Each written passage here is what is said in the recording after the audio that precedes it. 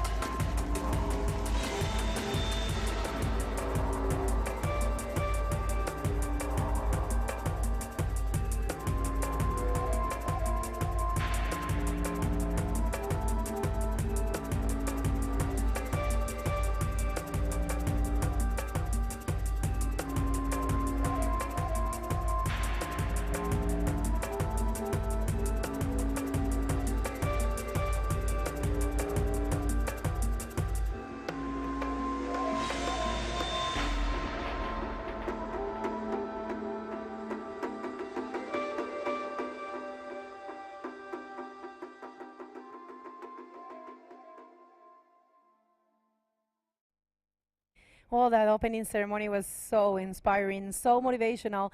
We have the speeches that were amazing. We have the honor of having the First Lady, and I believe this is the only event that has that type of honor. So thank you very much to all the Maldivian community and, of course, the Maldivian Bodyboarding Association for bringing this event.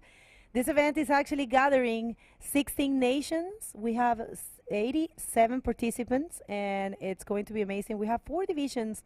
We have the women division, the men division, the pro junior men division, and we have the drop knee. This is a very important event for drop knee as well. Remember, this year we have 4 events for drop knee, and we just saw Sammy Moratino taking the event in Hawaii, the Garden Island Boogie Classic, and Dave overtook the first one, so they're facing each other here. Both are present, and it's going to be a battle also for the juniors and for the women and the men.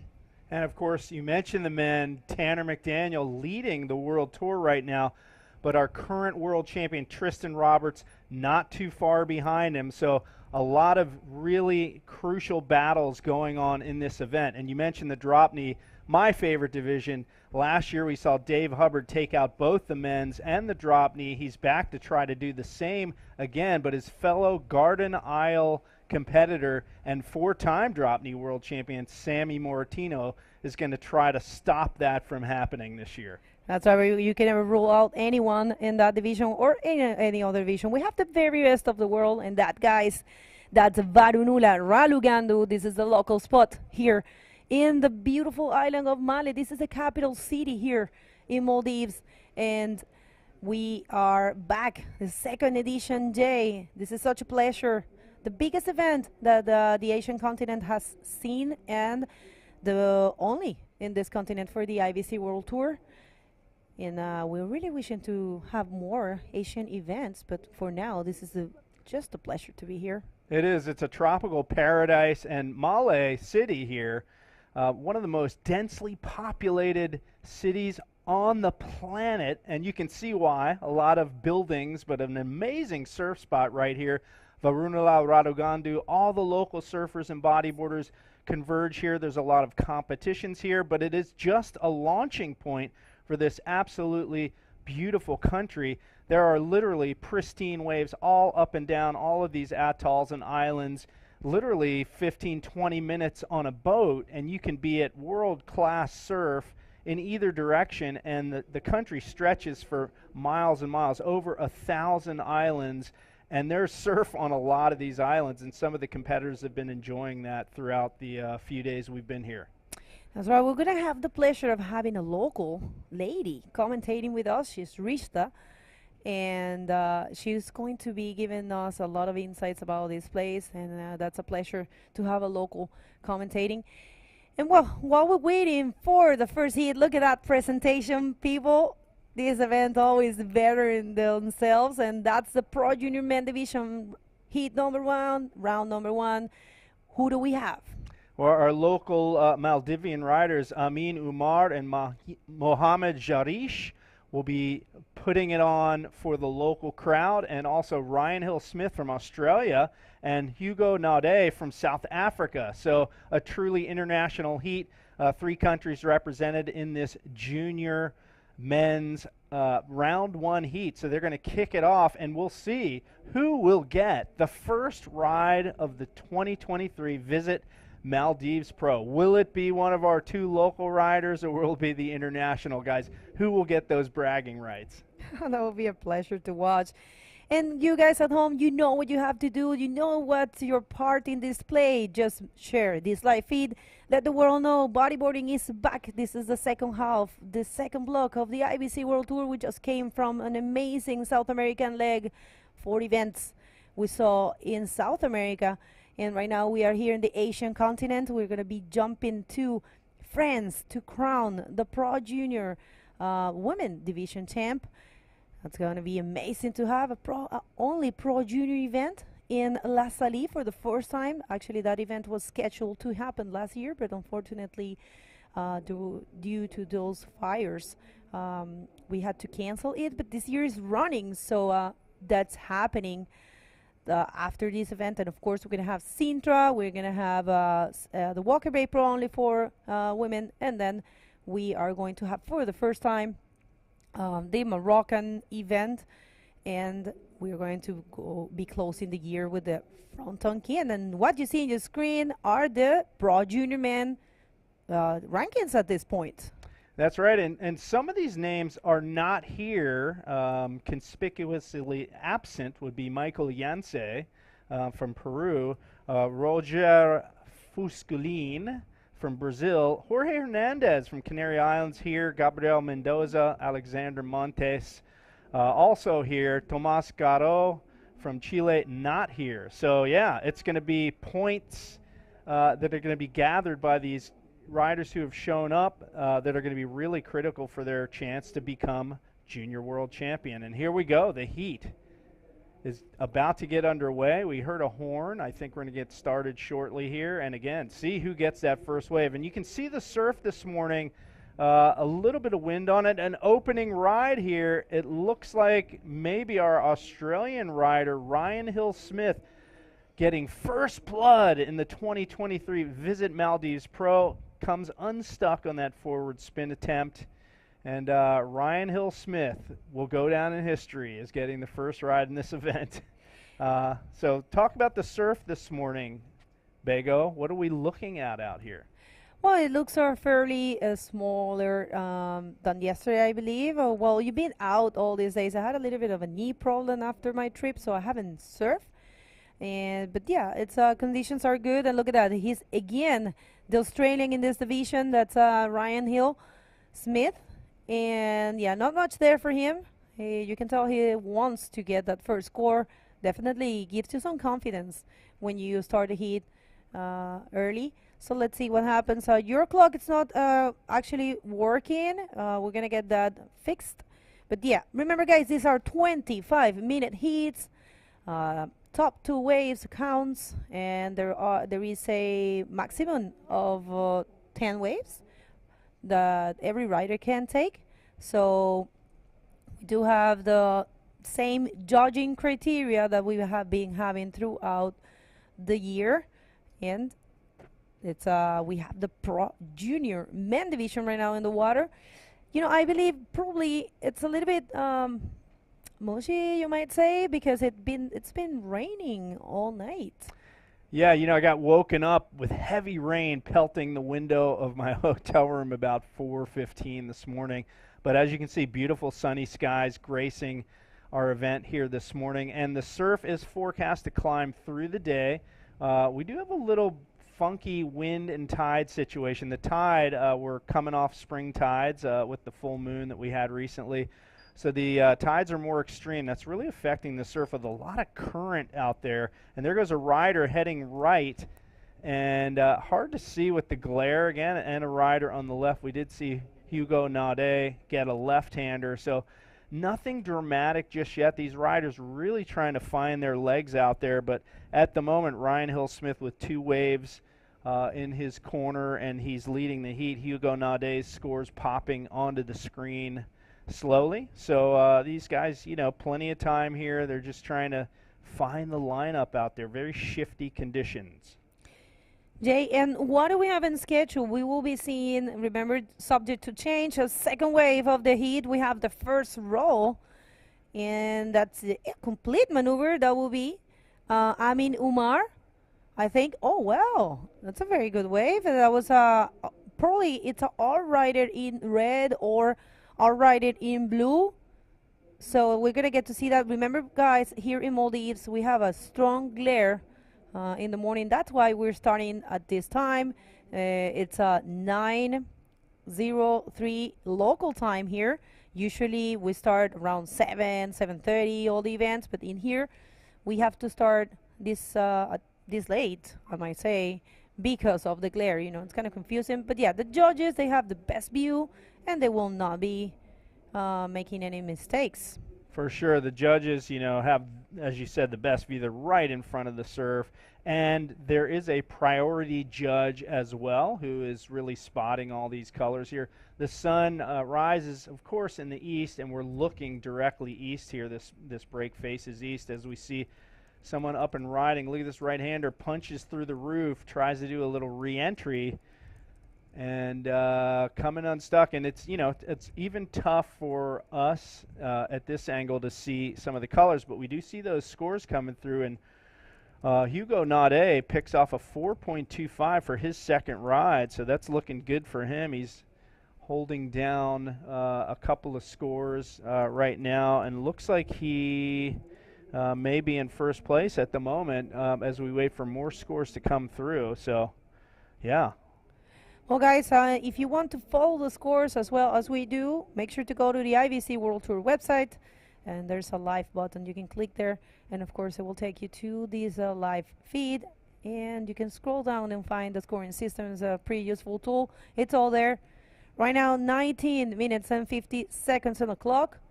And so far, yes, it's Amin leading. We're waiting for the score of the last wave, but Hugo now, actually, he is leading. And this is the Australian. Nice style there for Ryan.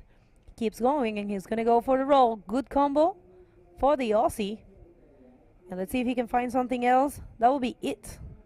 Yeah, we're waiting for the scores of that last wave. And I believe the wave, the roll that we saw, it was yellow. You know, with the wide angle and the glare, it's a little bit difficult to for us, and I believe for you guys back home, to you know, distinguish the colors. But yeah, this is gonna go in a few hours. I believe around 10 we are not going to have that glare. So guys, where are you? Let us know where you at. You know, engage with us. There's a chat there, a live chat. You just have to subscribe to our YouTube channel, and then you're able to greet us and send your comments. We'd love to have you. We're gonna jump now to that chat and read you.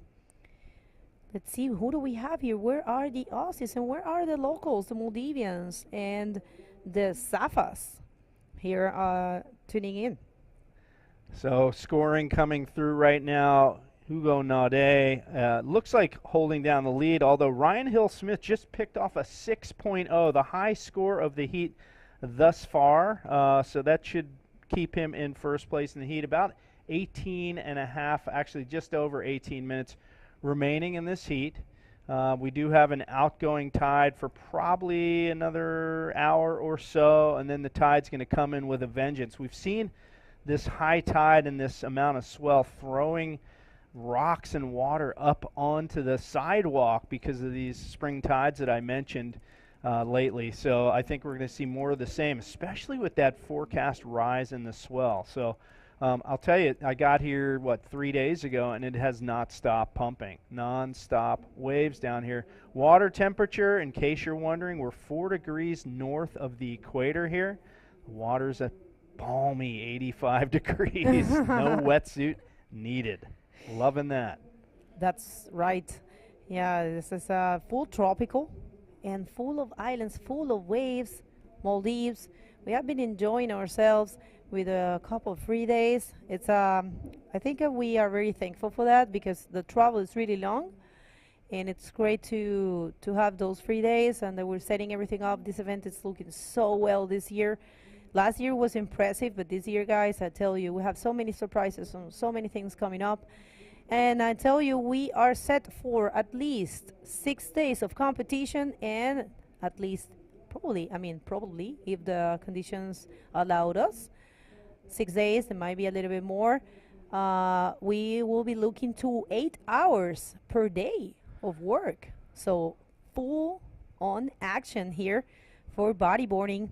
And remember, this is the 2023 Visit Maldives Pro. Visit Maldives supporting this event for the second time. Thank you very much for your trust and for believing in the IBC, believing in this project. And it was so inspirational, the speech that we heard and the speeches that we heard in the opening ceremony saying that this event brought serious positive consequences, and we have Ryder. No doubt. Yellow up and riding. Hugo Nade from South Africa gets over that little hump and throws the roll, now working his way out onto the shoulder, throws another little sort of lip flip there as the wave closes out on the end. So maximizing the use of that wave that's sort of split in half. Another rider up and riding on the outside on another left. Let's take another look at that one, Bego. Yeah, let's see. He dropped there and find a section. That's good to have a backup score because he was holding a 4.25 and a 0.60. And yeah, he's going to be improving that 0.60 for sure. Look at how beautiful the color of the water is here. And yeah, that's a round roll. And it's coming around 3.5. Little hop over section there for Hugo, and he takes advantage of that with a couple of rolls on that wave. So Hugo kind of having a solid domination of this heat, although we do see Ryan Hill-Smith, as I mentioned, the high score of the heat with a 6.0. Hugo Nade picks off a 4.0 on that last wave. Nothing giant, not really a big wave, not really a super hollow wave, but enough to improve his situation. He's now sitting in an 8.25 total score with Ryan Hill-Smith in first with a 9.0 total heat score. So Ryan Hill-Smith narrowly ahead of Hugo Nade. Hugo Nade needing a 4.76. Meanwhile, our two local competitors taking up third and fourth slots in this heat. Mohammed Jarish needs a 6.5, and Amin Umar looking for also a 6.75 to advance. So those guys have their work cut out for them as we wind down to get under the 14-minute mark here. Actually, as well, speaking of, Jay, you can tell, and this is weight, we have Ryder, and it's Ryan. Again, with the roll, looks like he couldn't complete that one. But yeah, when you see the waves breaking all the way, towards the bridge, it means the swell is picking up, it means it's bigger. So let's see who do we have there? It looks like it might be Hugo. Hugo? Oh, or I think it's Mohammed. Let's see, we're gonna get, oh yeah, it's Hugo. It's Hugo. I'm sorry. We said Hugo in Spanish. Yeah. So Hugo and Ryan really taking charge so far in this heat.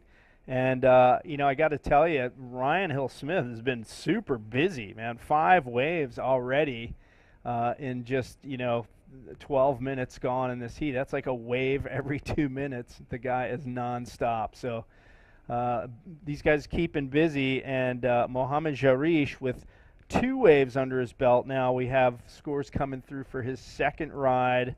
Not a great wave for him at this point, so it's still looking like he's going to hold down third position. And Amin Umar has some work to do if he wants to get a better score in this heat at this point. So, yeah, plenty of action to come, as we mentioned. We're going to go through these 4 heats of juniors before we dive into the women's division. Take another look at this one. Yeah, that's a pretty nice looking wave. He tried to stall there for the barrel and went for a very practical reverse spin and another forward spin, but yeah, that was a non-complete. And I would like to say, guys, this event has a lot of support. Sorry, guys. This event has a lot of support. We would like to tell you that our destination partner and presented partner, it's Visit Maldives, and this event is made in association with the Ministry of Youth, Sports and Community Empowerment. And of course we have the Ministry of Tourism as a co-sponsor. We have a digital partner, which is Dira Wu. We have an online media partner, which is Adadu. We have a catering partner, such a delicious catering that we have. And this is the rider keeping busy. Rider Ian Yellow, our current leader. Unfortunately, couldn't complete that maneuver. But yeah, going back to the sponsors, we have a merchandise partner, which is Muje's Art Box. A printing partner, which is Print Lab. Broadcasting partner, ICE Network. We have a wave here again for Ryan. And Ryan Hill-Smith from Coffs Harbour in Australia there bangs it off that little whitewater section at the end, throws the flop out on the whitewater section. And Ryan Hill-Smith just trying to play catch-up at this point to Hugo. But another wave on the outside. There's a lot of action happening here. It's kind of hard to keep track of it all. We'll take another look at this one. A few bumps to negotiate. Just kind of banks it off that section, flicks the board up into the air, throws the roll on the whitewater, and just finishing that wave up right on the inside. And check out the takeoff again. And look at that nice takeoff here, but you can see a few bumps on the wave face. And again, flicks it off that section. So Ryan Hill-Smith from Coffs Harbour among a fairly decent sized contingent of riders from Australia here this year. Last year at this event, no Australians representing. And this year we got quite a crew. So yeah, everybody's in, everybody's on it, everybody's psyched about this event. So. Oh, look at that! I was actually wondering. Wow. Sorry to interrupt, but yeah, I saw that, and those are fishes. They're so beautiful. I was trying to the first shot before. I was like, are there fishes? And wow, man, this is the beauty of the Maldives. I don't know if you guys have checked the official image, the official artwork, but it's so beautiful. If you have a friend here, make sure to ask to bring you some goodies. And this is the local, Amin Umar. Oh, not able to complete anything there. Remember, guys, this is a full elimination round, so only first and second will be advancing, and the third and fourth will be leaving competition. But yeah, what a great experience, I will say, for all the Maldivians to have the chance to be here in a World Tour event and, you know, meet their idols and surf with another great competitors from abroad. That's what's happening right now. And look, it's the swell's picking up, Jay. Yeah, look at this one capping on the other side of the bridge. It actually comes in kind of from the south and wraps 90 degrees into this beach. I mentioned earlier this beach facing east. So the waves coming from the south. They punch through the the bridge there and just wrap it right in 90 degrees and hit this little chunk of reef. Sort of really a lot like a beach break the way this wave breaks, but it is indeed a reef. Not really gnarly, sharp coral reef, but it is a hard bottom out there. You don't want to hit it, let's put it that way. Look at this late takeoff, insane late takeoff from Hugo Naudet. And he did not need that beating, I'm sure, because he's holding down first place in this heat. And one more view of this, a little behind the section. Valiant effort trying to get into that pit and get out the exit, but nothing doing. That wave not having it, and stuffs him down to that hard reef that I just mentioned. Hopefully he didn't connect with it. Well, we had someone asking if we have if it's sand or reef bottoms. It's full on reef. Yep. Beautiful, alive reef in here. So I would be willing to say there is not a beach break in the Maldives, as far as I know. All reef breaks, and we're talking any kind of wave you want throughout this incredible archipelago of islands and atolls. It's just chock full of great waves. It's a tropical paradise, we mentioned that, and quite a stunning backdrop here for these heats. You see the China Maldives Friendship Bridge, as it is called, that stretches across the what do you want to call it, the straits here between these two islands, the airport across the other side of that bridge. So that's why you see lots of buses and things going back and forth, shuttling people back and forth from the airport and other islands further up this little stretch of islands here. There's a couple islands connected here by roadway. So, but yeah, Malé City here, capital city, very low lying. There's no high elevation on this small island here. So very prone to, cyclone damage when a big cyclone pushes through here in the Indian Ocean. Well, yeah, we don't want to see that. No. We're counting on not having one of those, but yeah. Well, just if you guys allow me, I'm going to say a few words in Spanish. We have a lot of people tuning in from Spanish-speaking countries. We have a huge audience from Spanish-speaking countries, so I'm just going to say hi to them. Hola a todos, bienvenidos. Este es el primer día de competencia de el Visit Maldives Pro. Este evento es la segunda vez que pasa en esta hermosa playa. Estamos en Varunulaa Raalhugandu. Tenemos una muy buena participación de canarios, de chilenos. Va a estar muy bueno. Tenemos también, de habla hispana. Tenemos muchos canarios, muchos chilenos. Y estamos comenzando con la categoría Pro Junior masculina. Después de aquí nos vamos a ir a la femenina. Y aquí viene una ola. Wave here for Ryan. And Ryan Hill-Smith. Bottom turns around the bowl, forward spin, down carve, up into the pocket. Nice roll. Takes advantage of that little tiny hollow section. Throws one more reverse out on the shoulder, unable to complete that one. So Ryan Hill-Smith trying to claw his way back into first. He's at 9.0. He needed just a 4.0. He may have gotten that, and just lots of action to keep track of for these cameramen, because it is, pretty much, like I said, like a beach break. So there's just waves galore pushing through here. Remember last year we will be saying that this place it has a reef bottom, but it behaves as a beach break. Strong currents. Probably you guys have no idea, but yeah, strong currents there. A lot of paddling. You gotta be fit. You gotta be in shape, definitely, to come and surf here. But come on, this is a world tour, of course. If you're here, it means you have been training, you have been preparing yourself. And yeah, well, so far, 4 minutes and 27 seconds in the clock. And this is the very first heat of the very first day of competition in the 2023 Visit Maldives Pro.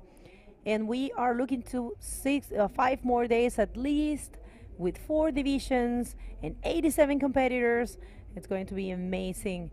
And if you are tuning in, share this live feed, share this live streaming, and make sure to subscribe and like us in all the social media. This is the way we show the world that we are actually a big community, and bodyboarding is a great sport. And if we want this sport to grow, this is what we have to do. This is what we get to do. I like to say we get to do it. Yeah. It's so much fun watching bodyboarding, participating in the sport, but this is like the cream of the crop right here. Love to see that. And just a quick mention that Ryan Hill-Smith moves into the lead with that last wave he had. So he's now in first, Hugo Naude in second. Third place, Amin Umar needs a 5.01 to move ahead. So with just 3 minutes and 15 seconds remaining, he's got his work cut out for him. Of course, plenty of waves still coming through here. We're in just a really brief lull between sets, but plenty of time with 3 minutes to go to get that, that heat-winning wave. It is anybody's heat. Mohammed Jarish needs an 8.25. We haven't seen a wave that big in terms of scoring throughout this entire heat, but it looks like a set pouring through as we speak. So, Bego, look at this one coming through. Let's see if one of our local competitors can pick this one off. Well, let's see, 2 minutes and 30 seconds for the locals to try to get those scores, but so far the South African and the Australian dominating this heat and advancing to the next round. We are probably not seeing the next round today. It's planned to be having only one round for junior, which is 4 heats, and then we're going to jump to the women for 4 heats as well. Draw me 4 heats, and then we will be seeing the first round for the men division with 8 heats. Big names we have in all divisions. You guys make sure to be with us, tune in all the time, and share this live feed. This is a great day here for bodyboarding. This is the start of the second block for the IBC World Tour. We have a very complete calendar this year. We're just coming from the South American leg, and we are starting the second block in here. We're going to go to France after. We're going to go to Portugal. We're going to go to South Africa. We are going for the first time to Morocco. There you have it. Thank you very much, Fasil and Ahmed, our guys, many unknown heroes. Tell us a little bit about the calendar, Jay. About the cam? The calendar. Oh, calendar. I'm sorry. I was thought you sorry about my English. No, I am the one that's sorry. I like the accent. So, of course, following this one, we're going to go to the La Salle Pro over in France, a first-time event. That's going to be great. You're going to be there, Bego. Following that, Sintra Pro. That event's been on the tour since I was competing, which is like back when dinosaurs roamed the earth. So that's been on the calendar forever and ever. And then we move on to Morocco. First-time event down there. That's going to be absolutely incredible. Huge bodyboarding population. And, of course, Brahim Idouche, one of the veterans of the World Tour from Morocco, so he'll be stoked. Ryan Hill-Smith picking off a wave here, carves a reverse, back into the foam. This one kind of waiting for this little hollow section maybe on the inside, trying to find something, but he's really in first place at this point. That wave's not going to count as one of his best. Following Morocco, we move on to, again, the crown jewel of the entire World Tour. But first, Ryan Hill-Smith, one more look at this one. Carved back into the reverse, and he's going over the bumps on the inside. Did you want to say something, Bego? No, it's all right. Okay, yeah, but that was kind of like a victory lap for him. And yeah, good job there for the Australian and the South African. But of course, congratulations to the locals. We are going to hit a quick commercial break and going to be back with more.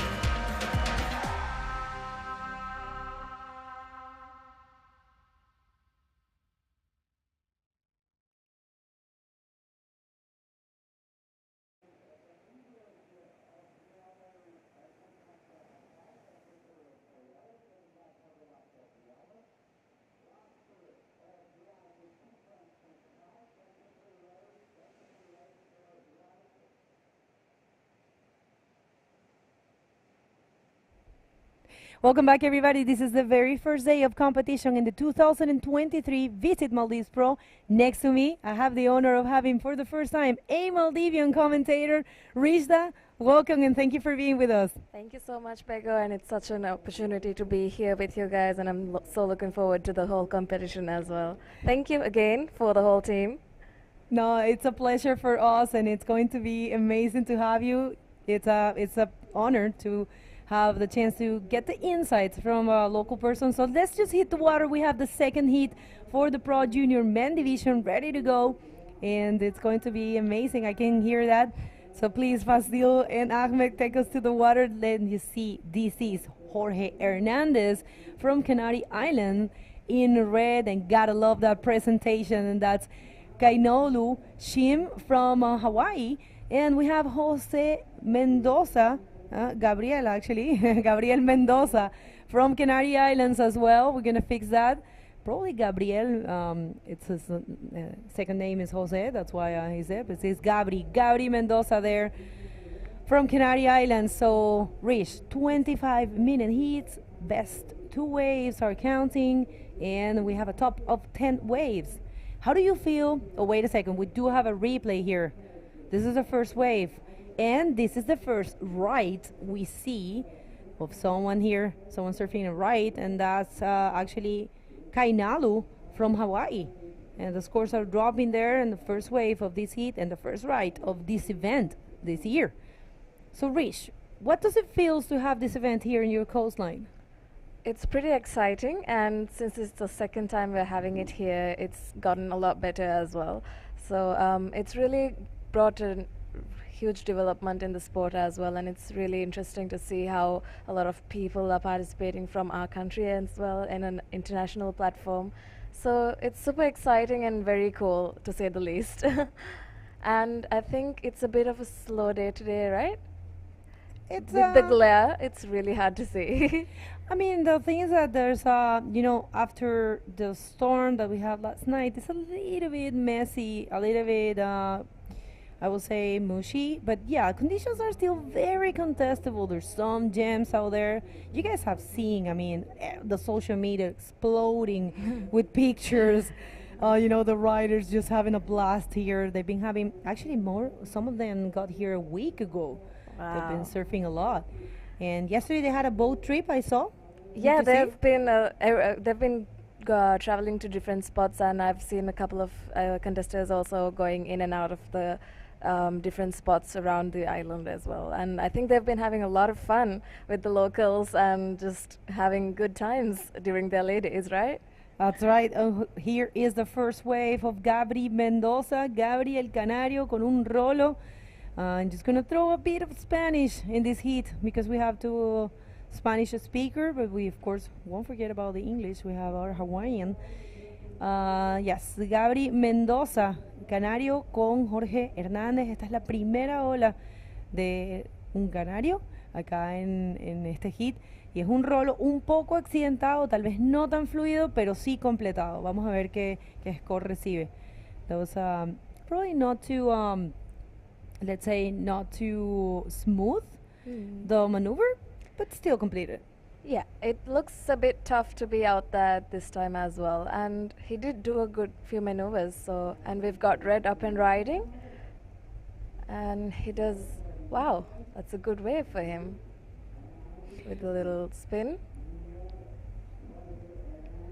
Yeah, I mean, Jorge, it's been doing a great job this year in the tour. He is actually in the top rankings for the Pro Junior Men Division, and look at that. He's fearless. He actually is very used to surf waves like fronton, so beautiful invert there. First of this event combined with the spin, and that's going to be a nice score for Jorge Hernandez. We saw him with a very impressive performance in South America, and there's another view. Wow, look at this angle, Vego. It's super amazing to see that, and he's doing really good on this wave, and the spin is really nicely done, and it's going to be a good score, I think, right? He's already with a score of 8. That's right. Very good score. It's an 8, un 8 para la primera ola de Jorge Hernández. Está acostumbrado a hacer esto, a impresionarnos con con notas grandes, muy buen performance de este chico canario que viene dando mucho de qué hablar, hizo un performance increíble en el primer bloque de el Tour Mundial este año, que fue en América del Sur, pero ahora estamos en el Océano Índico, en el evento más grande de Asia para el bodyboard y el único que tenemos en el Tour Mundial de la IBC World Tour este año, así que es un orgullo y es un placer estar acá. Miren ese olón que viene entrando. Cuando ustedes ven las olas hacia allá atrás, es porque está creciendo. Se vienen olas buenas, la verdad que hemos tenido muy buenas condiciones, los riders ustedes lo han visto en las redes sociales, ha habido mucha actividad y bueno, va a estar muy muy bueno. So yeah, there's a set coming there. Let's see if someone's able to take that one. But no, that's a full close out. Yeah, it's going to be a tough one if you caught that. And with less than 20 minutes on the clock, we've got Jorge leading at this heat. Are the scores for the second wave here? No, not yet. He hasn't really taken a second wave. We'll see. He's looking for a backup score. And we have the Hawaiian in second position, looking for only a 3.26 to take that lead, but there is a lot of time reaching the clock, 19 minutes and 20 seconds, anything can happen. We always say that. Why don't you let us know where are you tuning in from? For us, it's a pleasure to have you, and remember to share backup score here for Jorge. Oh, he's keeping it busy, right? And we've got a nice roll. Oh. Yeah, that's a backflip actually for Jorge. We're gonna get another look of that one, but yeah, probably we're gonna get to see if it was more of an RS or a backflip. But yeah, definitely a completed maneuver and a radical one. He wants to show variety, and the judges love that variety of maneuvers. Take us through. Oh, I actually will do this replay. So, Jorge, he needed a backup score, and he's not holding on to anything, and there he is, double maneuver there, a backflip and a roll, and it's coming around the 6 I mean, yeah, it's going around the 6.5 or 7. It's actually a 6.75. Wow, very good score. And guys, everyone else, it's facing a tough situation right now. Kainalo needs a 10 to get the first position, and Gabriel is in combo, but yeah, they have time. Plenty of time. Anything can happen, as you said, Bego. With 17 minutes on the clock, anything can happen. And we've got a couple of waves coming through as well. See if there's any takers on this one. I guess not. So, Rish, you live here and you have seen the development of bodyboarding in your island. I have been hearing from every single person that the previous event that happened last year actually, left very positive consequences. We have a huge growth in the bodyboarding here. So, what's your take? I agree, actually. So, with the whole competition happening here last year, it really created a platform for the athletes to perform as well, and which led them to train more, train harder. I've seen bodyboarders out here training for this competition because it's going to be, and we've got yellow. Gabriel is trying to get a good score, and I think he finished that wave. He did. That was a nice and round roll for him. Probably the wave was not too big, but definitely he is looking to improve his score. It will be improving his score. Probably the best wave. He's with a 2. And as you see here, he actually found a section and performed that round roll. And it's a 4.75 for the Canarian. And right now he jumps to the second position. Kainalu, it's looking only for a 2.01 to get back that second position, completely doable. And look at that set. Wow. Oh no, they're gonna get caught. Actually, no, they did pass it. But yeah, it's actually Gabriel there. No, he's been dragged by the current, so he's safe. It's not too dangerous here. Not really. I mean, if you are caught, obviously it gets a bit scary. But other than that, it's easy. You can easily exit as well. Yeah, it's a beautiful gem display. It's Varunulaa Raalhugandu, but this is not the single wave we have here, guys. Don't mistake. we have a lot of waves in Maldives, and we are going to be bringing you for sure stuff on the late days, because we might be getting a boat around with the boys, as they did yesterday. I believe a few people was filming, so you guys have to check it out. So situation at this point is Jorge Hernandez with a total of 14.75, Gabriel Mendoza in second position with 6.75, and Kaina Lushim in third with a 4.75. So this is very impressive performance from Jorge Hernández, Jorgito Hernández, una vez más impresionándonos acá con, imagínense, 2 olas que ha tomado Jorge, 2 scores increíbles. La verdad que Jorge se está perfilando como un rider de alto nivel, como un rider con mucho potencial para ser campeón mundial. Y la verdad que es muy bueno ver esto. Los canarios siempre han dominado en el bodyboard a lo largo de los años, una gran historia del bodyboard canario, y Jorge está demostrando que es así. I'm saying that Canary Islands is one of the biggest places for bodyboarding. They have so many generations, they have so many good riders, and it's been a while since we don't see someone so, I mean, there are a lot of talented riders there, but you know, one thing is free surfing and another thing is competition. Let's see this one for the Canarian. Gabriel, not much there for him.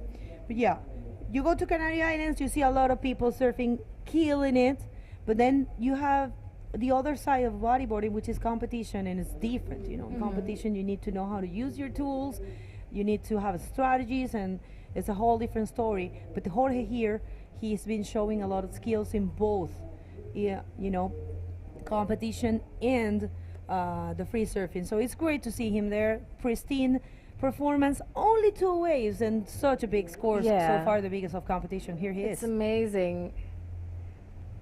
Oh, it's Jorge again, back at it. Okay, well, that was a roll for Jorge. Not that he needed that one. But yeah, just knowing this guy, he just wants to get a higher score. So, okay, Jorge right here. He went for the through the leap roll, just to add something to his score. It's a 6.25. It's a very good score as well, but it's not really counting on his total. He's holding a 6.75 and an 8. With just 3 scores, he's already at 14.75, leading this heat. And I think he's just having some fun right now, because he, as you mentioned, he doesn't need it, but he's really going for it and just catching the best waves he can. Okay, while we're waiting for more waves to be surfed, we have Jay with the winner of the last heat ready for the interview. Take it away, Jay. I want you. All right, back here with heat winner from the first heat, Ryan Hill-Smith from Coffs Harbour, Australia. Ryan, you were a busy boy out there, man. 10 waves in that heat? What's going on?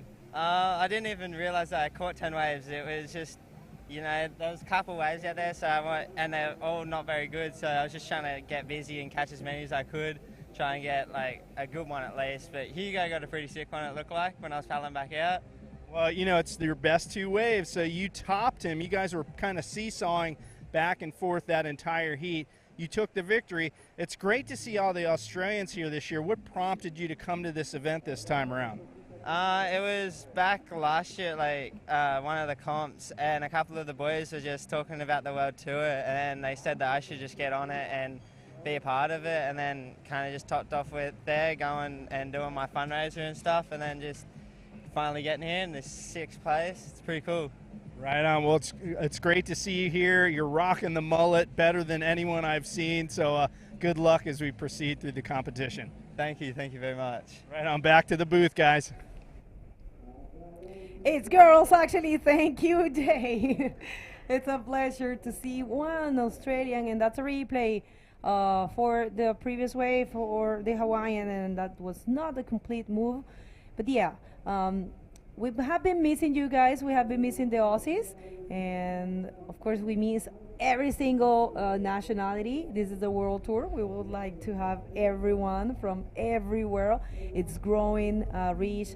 We have to say we're very proud and happy and humble about how this tour has been growing and the support that we have been having from everyone around the world. And if you're tuning in right now, you're a bodyboarder and you like what you see, come join us.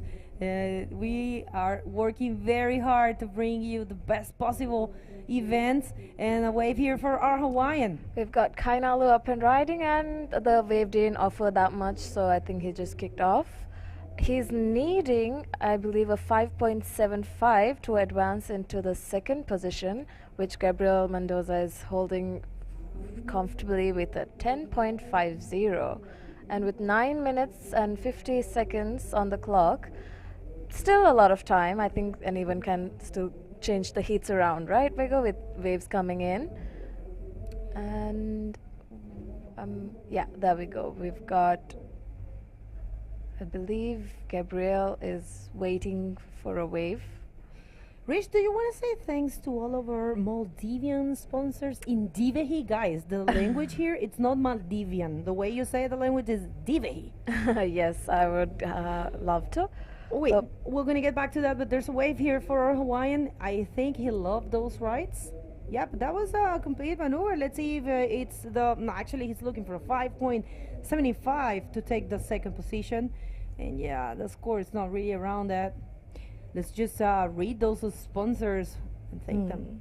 So I'll do this part in the way as you requested. So IBC ge mi Mubarak Korea mi bevigen dani var baver farate ge hi aiko mahama mi IBC teaming ade mi kolga hora befrunge faratong var bodo shukure vestano ala ade alumenge sponsors anola mekan hama wegen no de so mi alumenge mi haruge Dehas Davis Visit Maldives Pro ge destination partner ge gotuga mendi Visit Maldives eka mega koring alume mi rala balala nam bego. I was just telling them we get back to it after this wave from I'm Gabriel. sorry. Yeah, you know how it is. Live action takes preference always, but yeah, that was a non-complete maneuver there for Gabri, and this is the replay. Gabriel Mendoza, otro canario. De hecho, sí la cayó. I think he made it. Yeah, actually, it is a complete maneuver. I think it was maybe too fast, and I call it too fast, but yeah, it is a complete maneuver. Es completada esa ola para Gabri. Vamos a ver si logra. De hecho, es una ola que lo ayuda a sumar más puntos. Es un 5.15.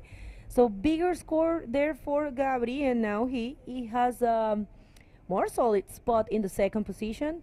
And our boy from Hawaii, it's looking for a 6.15 to take that second position in advance. It's very important to know that, Rich, because only the first and second will be advancing. So you gotta do it. You gotta just leave everything on the field and try to get those points. So let's get back to those sponsors. Back to the sponsors. So me Mubarak Visit Maldives ke Faratum Minani Dehas Davis ke Visit Maldives Pro, and we've got another wave Bego. I'm so sorry I can't continue this with this excitement on here. We've got Kainalu trying to come up to the second spot, and he's trying to find something on the inside as well. And looks like he couldn't really get something to get a good score, which is needing a 6.15. Yeah, not really happening with that one, but that was a good effort. He's got a little cover up there. Yeah, well, he went for the river spin there. I believe it's just, to add something. And yeah, but yeah, still looking for a bigger score. So, well, yeah, we're gonna get back to those sponsors in Divehi. We're trying to say thanks to everyone. Remember, I mean, this has been a joint effort from so many people. Yes. Me Mubarak Ministry of Youth, Sports and Community Empowerment agus Guligen Koreagandave Mubarate at the Mega Alumange co-sponsor ki Ministry of Tourism, Digital Partner Gotagalumanakomi Farm in the Dirago, at the Gatorung online media partner in the Adado, at the Alumange catering partner in the Buruzu catering, and official events age allumange event partner, merchandise partner age gotuga Muja's art box, adi printing partner age gotuga print lab, adi allumana me broadcast kodden broadcasting partner age gotuga ice network, adi allumange apparels ke partner age gotuga mende island apparels, and allumange horages mente be accommodation partner age gotuga Mokai hotel, and so age itorung hama supporting partners ke terage melani DTech, TFG, Stelco, MNDF, police adi Mali City Council. Ama horiha sponsors unna sama war bodu shukura ada kora me event ki me half horiha mako nogenda unna sponsors ke hi anola. All right, Bego, you look all smiles. How's I it love the going? language, man. I want to speak all languages in the world. This is our Hawaiian going for those rides. He has been the only one surfing those rides in this event so far. But yeah, not really happening for him in that one. Yeah, guys, how cool is that language? The Maldivian, the Divihi. Divihi. Divehi. Oh. Yeah. And we've got the replay of our Hawaiian athlete trying to get that score and just not being able to complete it, is it? Yeah, have we got a better angle? Yeah, no. Well, I mean, that was a nice cutback. But yeah. Gets a little caught up. Well, that's right. So, for you, what's the most beautiful atoll island that we have here? It depends. Like, we've got such a variety of different vibes in different islands. Oh my god. Yeah. How many have you been to? I've been to quite a few. I think I've been to around 42 islands, all in different atolls. Oh my god, that's so amazing. Look at that view. I'm trying to do one from each atoll, but I haven't gotten that far yet. Oh, okay. Well, so see here, it's amazing because this is the capital city, and you have this great beach. So it's pretty cool because everything is handy. Male, guys, it has everything you can imagine. No short in anything. Oral services, everything you want. I actually had to spend 8 hours in the ER on the clinic here, and the tension was perfect. Everything, I was feeling insecure because I've never been in a hospital in Asia, but this was a private actually clinic, a private hospital, and the attention was amazing. They were very professional, and I was really impacted with the whole island. You have everything. It's really like really modern, and it's very complete. Yeah, I would say so as well. We've got hospitals, as you mentioned, and I'm really glad that you're getting okay now. Thank you. And yeah, we've got a variety of things going on in the capital. There's a lot of things you can do with cinemas and coffee shops. It's a big thing here. Cinemas! I didn't know that. There's one cinema here, yeah. So Barbie and everything, you can go watch it. Barbie. But it's all sold out. I think it's really popular. Oh my god, that's really good. I'm gonna probably one of these days I'm gonna go check it out. But I mean, I'm in the Maldives, so where am I gonna do no cinema? But either way, it's a great place, and we are very thankful to our sponsors and of course to the Maldivian Bodyboarding Association, because without that amazing job that they have been doing, we wouldn't be able to be here. So it's a pleasure to be back in Maldives. I have to say thank you very much to Rush, to Kufu, to every single person that is involved in this event, every single, worker that's helping us. We have a very good team in the streaming as well. It's Slow Tape.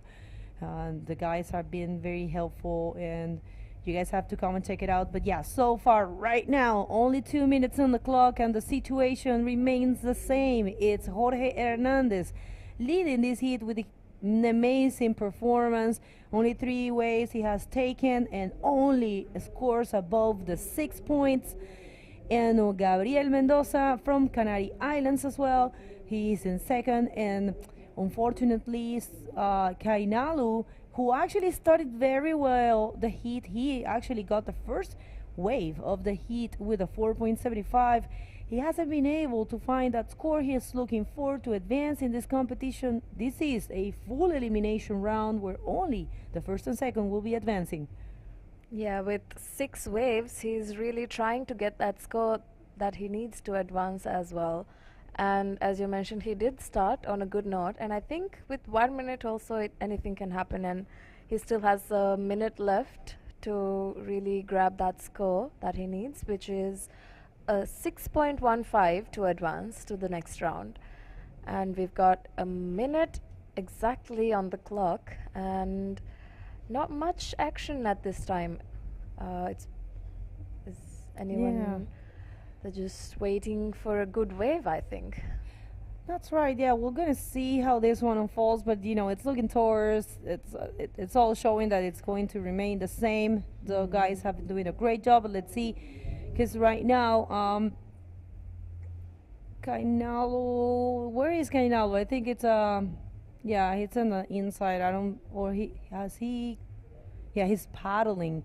Let's see if he can get this one. It might be his last chance. Yeah, not really happening. Last 20 seconds, Rish. Yeah, and they're really trying to paddle towards if they can get one, right? I see, I think, okay. Yeah, that's both Oh, riders. split peak. Yeah, split peak. That's very good. Oh my God, you're good. That's that was the last. I would say the victory lap for the Canarians, and regardless of these results, these two guys are advancing, and what a great performance for these two Canarians. We are waiting for the score of that last wave of Gabriel Mendoza, but yeah, I don't think it's going to be the 9 he needs to get the first position, but it might, help him improve the total score.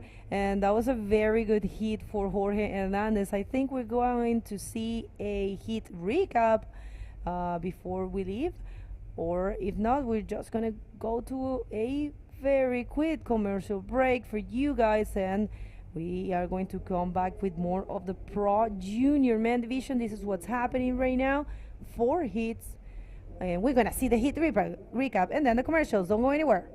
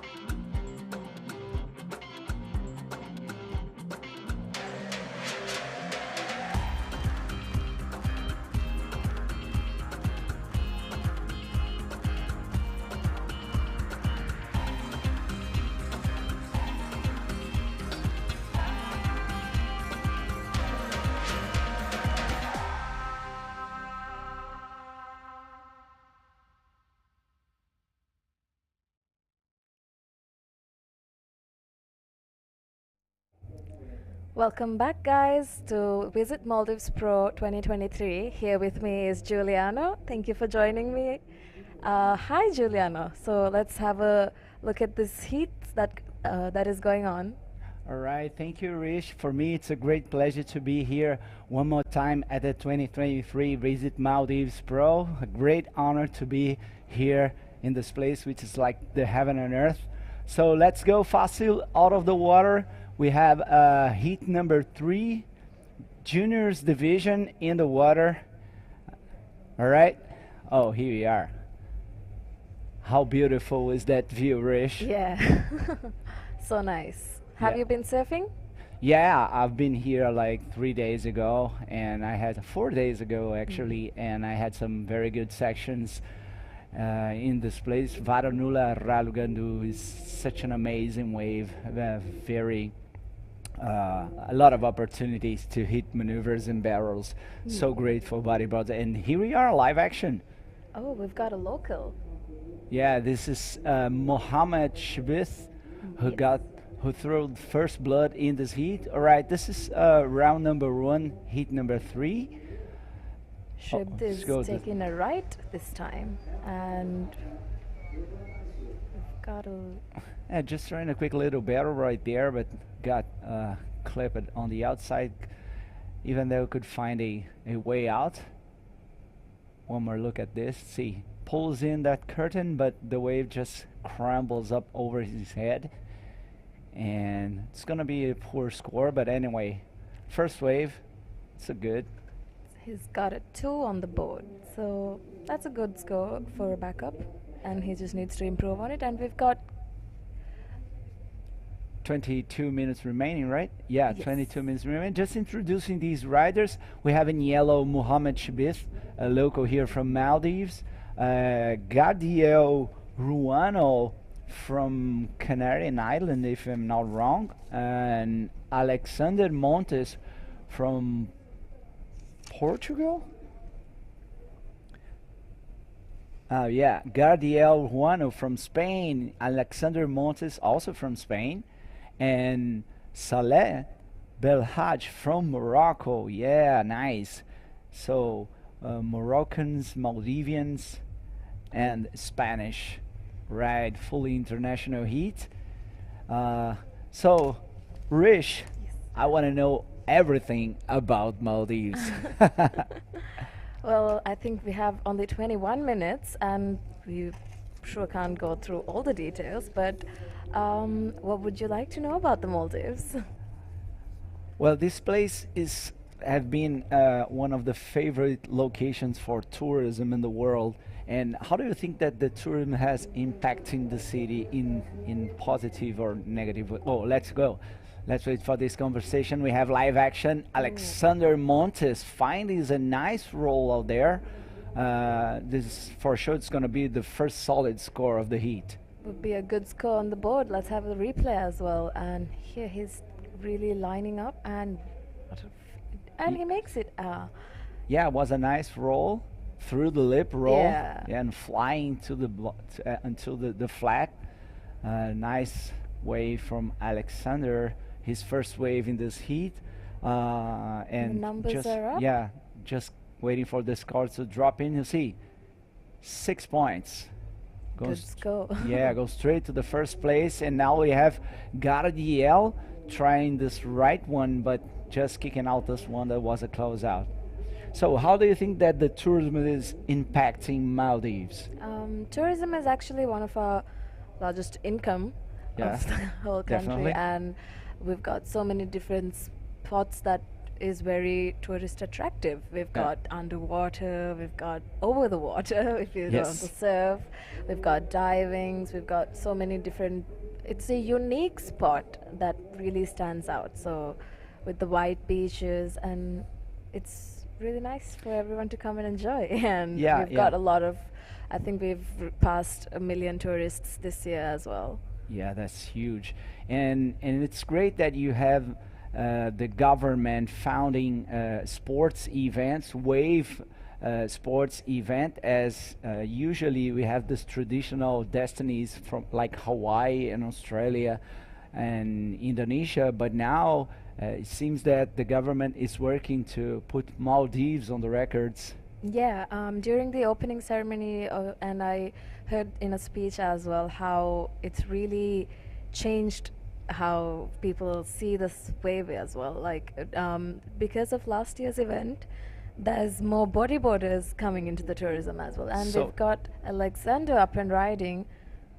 Yeah, trying to roll right there, but the wave doesn't offer too much energy, so he needs to, kick out on this one. Yeah, it's great to see that the government is really pushing tourism in towards this direction, as it's obviously that you have a several world-class waves in many atolls. As last year, I had the opportunity to serve sodas and cokes and chickens and jails. Oh, so Yeah, you're so I got really really good waves last year, and I really hope to get them again Yeah. this Which year. one was your favorite? I don't know, maybe cokes. We have more time to surf there. I surfed cokes like 3 days in a row, and I got some really good ones. The place is amazing. The perfect right-hander, very long and barreling sessions. Yeah. It's amazing. It's Cox amazing. is known as a barrel factory. Oh yeah. Oh, just to know the name of the island is Tulustu. Toulouse too. Yeah, in that scope because there is a Coke factory Yeah. in yes. That's- And the island nearby, the wave with chickens. Yes. The reason why it's called chickens is because they used to have a chicken farm on the island earlier. Oh, that's great. I love this story. This is so amazing, so unique. Personally, chickens is my favorite wave. Oh yeah. It's a beautiful left. It's such a nice, fun wave. So you're a left-hander surfer. Yeah, it's my backhand. All right. All right. So we have 17 minutes. All right. So yeah, it seems we have Begonia down the beach with the winner of the last heat. All right, Begonia, take it away. The winner and an amazing performance. Jorge Hernandez, how do you do to take only 2 waves and get those scores, Jorge? Pues la verdad que llevo entrenando en esta ola desde que llegué y ya más o menos sabía cuáles eran las buenas, entonces esperé a la ola buena y al final me cuadró y me hice dos buenas olas. Well, he says he has been surfing a lot here in the free surf. He has been, he arrived here a week ago, so he already knows which are the good waves, and he just waited for those and performed very good scores. Jorge, this is your first trip to the Asian continent. How do you feel of being here, of having this event in a place so far away from your home? Sí, pues esto la verdad que es una oportunidad única estar aquí en Maldivas. Nunca me imaginé venir hacia aquí y la verdad que por ahora estoy disfrutando bastante de las olas, de las demás islas, del ambiente de todos los locales y súper feliz de estar aquí. Well, he said this is one an amazing opportunity. He had never imagined he would have a chance to compete in an event like this and being in this place. And he's been having a lot of fun, you know, just taking advantage of everything. He actually has been going to different islands, and he has been enjoying all that Maldives have to offer. Do you want to say something to anyone back home? Sí, la verdad que antes que nada darle las gracias a mis padres por hacer esto posible, también a NMD por ayudarme a venir hacia aquí, a todos mis sponsors, Celan, SBT, Pescadería Pérez y Burbu, esto va por ti. Pues saludos, Burbu. Bueno, thank you very much, guys, and back to you in the booth.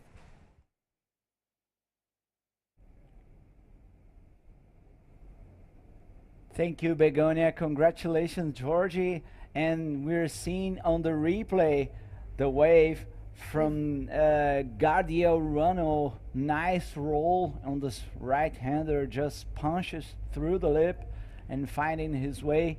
He's chasing 6.35 to get the lead, but only 1.01 to advance. So pretty sure we're gonna see some modifications in this heat right now. Just Yeah. waiting for the scores to come through. I think there's a And situational change as well with the Yes. scores that are coming through, and it was such a beautiful wave, and he did a really good maneuver with a powerful maneuver. So, and there we go. We've got KDL coming up onto the second. Is that it? yeah, it was a 6.25 best wave of the heat so far. Gardiel Ruano now in second place. In first place we have Alexandre Montes. So both Spanish guys doing amazing on this heat. With 13 minutes and 57 seconds remaining, the situation can still be very. It's. We can't say it for sure, and we've got a couple of waves coming. Yeah, definitely. For those ones who are not familiar with competition, this is a 25-minute heat. Top 2 waves scores. The sum of those two waves will give the rider a total, and the highest total points will be deemed the winner and second place. But here we go, live action. It Mohammed. got shipped running. Yeah, Oh. looking forward to find an open face on this one. Oh, but he got caught it here by the bump, the bounce. Yeah, it's a little tricky, this condition at this time, right? Yeah, one more look at this one. Dropping, kind of late drop, coming around the session, looking for the open face. And when he just got it, he got, you know, A caught little by the bump. water. Yes. One more look at this one. Yeah, I love so many angles so we can really analyze what happens down there. You see now, that was the moment that his dreams fell down. Yeah, he was really trying to get that with the section closing in on him as well, right? Yeah, so we have Alexandre Montes in first, Gadiel Urbano in second, Mohamed Shabif in third.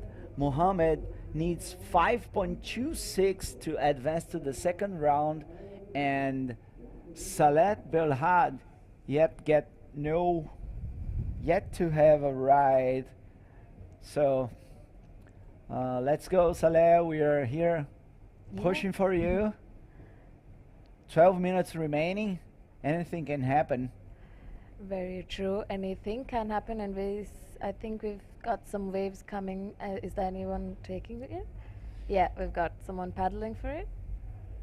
No, I don't think so. So let's keep that conversation about how important is the tourism development here in the Maldives, as we are saying that the sports tourism is growing faster and faster on this area. Yeah, as I said earlier, how the first event has really had improvement in the community for sports and growth. It's really shown a change per se. Right. Because when I was having a chat earlier, but I'll get back to it right Yeah, after here this we wave. go. Live action. Alexandre trying to roll the section. Kicking hard for one more roll. Yeah, that was a good one to finish that wave. Alexander Montes from Spain. This kid has been doing amazing on the free surfing, and now he is in first place in this heat. Great job for Alexandre Montes. His backup score is a 1.35. Definitely he's going to get rid of this. Take us to the replay, Rish. Yeah, so he's trying to do a roll and he managed to pull it off, but here we see the better one with the second roll, and he's powerful on that, executed so well, and I think we saw a little roll back again. Yeah, just a quick little flop. One more for good measure. Yeah, we can call it a flop, Yeah. as he had no, and it was not a Round, really right? section. Yeah. You see that the first roll, the wave just didn't offer him so much lip to hit it, but now, yeah, going ramps the second section, and nice roll in there, and now just to finish, one more flop here. Here we go. Where's the flop? Right there. There we go. Yeah, I think, and it should be a good score for him. It was a completed ride. Oh yeah, definitely it's going to be his backup score. You see, I think that it's a 4.75. Oh, Was a solid wave, his second best wave. So now he has 10.75 total score. Strong lead from Alexander Montes, Gardiel now in second, Mohamed in third, and Saleh in fourth. We just saw someone attempting on a wave and really not making it quite. Just seeing who it was, I wasn't really able to grasp which shirt it was. Yeah. Well, let's talk about the waves. We have some good waves out there, very contestable, like 3 to 4 feet range. We have kind of a cross shore that's giving some ribs and some texture on the wall. But riders are doing good though. Yeah.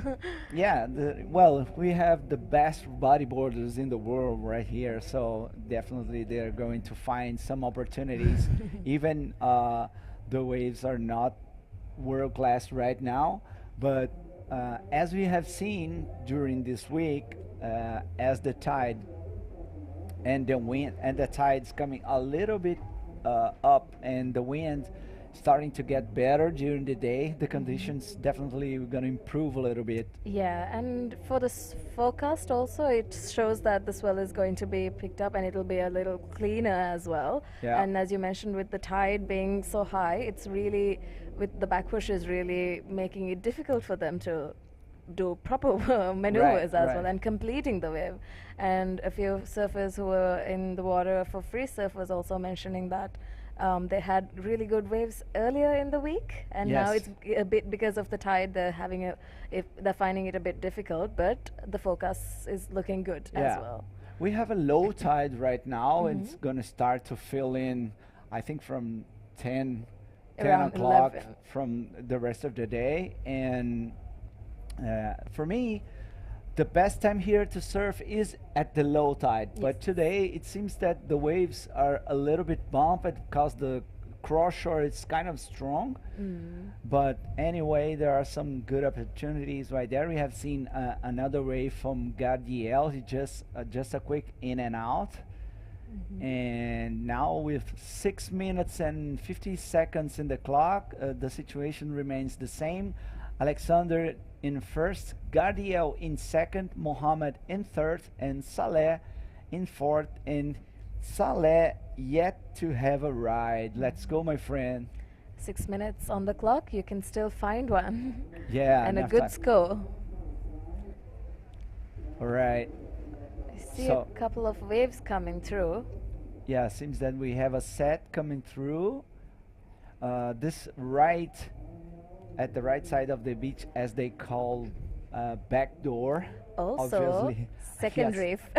We also call it the second reef. And yeah, we've I'll got say our live local. action. Yeah, Mohammed Shabith on this right-hander, looking for a section, forward spin, kicking it to maintain, but yeah, not able to finish this one. So that was Mohammed Shabith. We've got Shib's replay. He's really trying to get that score with a reverse, I believe. A forward spin. Oh, forward spin. Yeah, Still nice. learning the lingo of the bodyboarding. Yeah, nice. No worries, no worries. That's great to have you with us, a local, a true local, and it's great to be, side by side with you and have the opportunity to learn more about Maldives, as we do have live action, a roll in the first section. This is Gardiel. Gardiel is in second right now. His best wave it's a 6.25, and his backup it's 1.10. For sure, he's gonna get rid of this 1.10 with this roll. 3 points. Oh yeah, so now he's improved his second position, and now Mohammed is looking for a 7.25 to advance to the next round. Come on, locals. Yeah. Let's go. Let's go, guys. And with 4 minutes and 35 seconds remaining, Alexander Montes is in the lead, Gardiel Ruano in second, Mohammed Shabith in third, and Saleh Belhar in fourth position. And we had Alexander Montes riding this one. Well, so as we said, this is a 25-minute heat, top 2 waves scores. The sum of those 2 waves will give a rider a total, and the highest total will deem the first, the second, the third, and the 4th places. So as we have 4 men in this heat, 2 of them will advance to the next round, and the other both, you'll see, will be eliminated. We've got the replay from Alexander. Yeah, just waiting the lip to pitch. Oh, nice ARS. coming around the section, just trying one more finishing maneuver, flopping on the inside, and there it is. One more wave for Alexander Montes, the heat leader. And in this wave, he got 6.5. Nice effort there for Alexander Montes. He's now, oh yeah, he's the 5th in world ranking juniors division. Definitely gonna improve his position, as many of these riders were not able to attend this Maldivian event. But anyway, as the first position for Michael Yancey, he's not here, so Alexander has a yes, chance to move yes, up on that ranking. Yeah, nice. So 2 minutes and 40 seconds in the clock. This is round number 1, heat number 3. Alexander keeps with a strong lead, very comfortable, sitting with 12.5 points, and Gardiel Ruano with a 9.25, almost a done deal in this heat. Rish. Yeah, it seems so. But with 2 minutes, we'll always keep saying until the last buzzer. You can't really know who is going to be in which position of the heat. Right. Here we've got, I believe, Alexander. Yes, Alexander back on the wave. Yeah, this is a reverse spin. He just checked the clock, and then one more reverse spin in the end section. Alexander Montes, 17 years old, actually, very nice rider from Spain. Strong lead for Alexander, 1 minute and 40 seconds on the clock, Rish. Yes, he was really just having fun at this point, right? He's got some really good scores. He's got a 6.5 and a backup score of 6 and a total of 12.50. And he's comfortably in the 1st position, and he has been for a while in this heat now. And Gardiel Ruano is needing a 6.26, and with 1 minute 10 seconds remaining on the clock, I believe there's still some hope. Yeah, as we mentioned, almost a done deal. 1 minute remaining in this heat. This is heat number 3. So we're gonna be followed up by heat number 4, and we're going to have Guilherme Montenegro, Ayan Ahmed, Mohamed Azan, and Eduardo Macedo in the next heat. That will be heat number 4 from the juniors division. So Rish, as we had just 30 seconds in the clock, the heat is coming to an end. I have to say that it's really good to have you with us. Thank you so much for being such a, great opportunity. Well, thank you so much. Oh, we've got on the last seconds, and he was unable to make it. Unfortunately for Ship, I think that's the last opportunity he could have gotten, right? Yeah, the hits. Yes, back to what I was saying. Thank you so much, Juliana, for having me here with you guys, and it's been a pleasure sharing this opportunity with you guys, and see you in a couple of heats again, and we'll go to the heat recap now. Let's go.